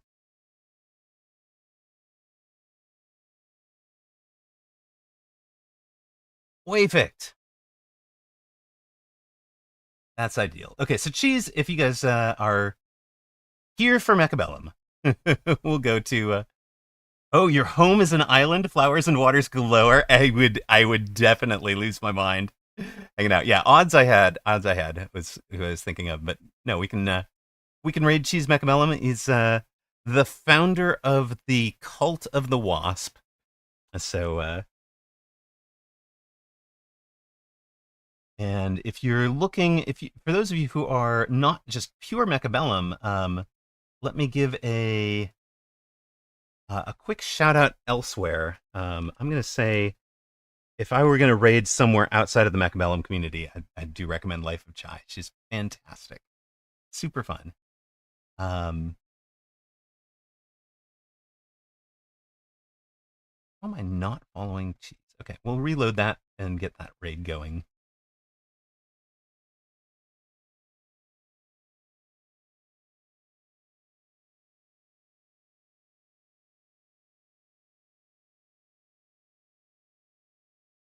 There we are. Meanwhile, I think we have a traditional close. Thank you very much to our mods. Today we've had Zalex, we've had Whooped GG, we've had Jerry Hattrick. Much appreciate you guys. You can see some of the others who have supported us over the times, over the years. Cat, Decaf, Alpha Titan, Clint Leetwood, Ocellatus, Zach, Ghoster Supreme, and Ignatius Pennyfeather. Really appreciate you guys being around. VIP sponsors, couldn't do it without you guys. Toast94, Blue Feral, Just Nash XYZ, Ocellatus Gaming, Xfire X, who you guys would know as Mike Tyson, Fab4, 200, and Anabolica. And we've had extra hardware support from Blue, Ocellatus Gaming, Mr. John Thursday, and Salt Monkey Zach. Really, really appreciate you guys. So thank you so much. And good night. Thank you all for watching.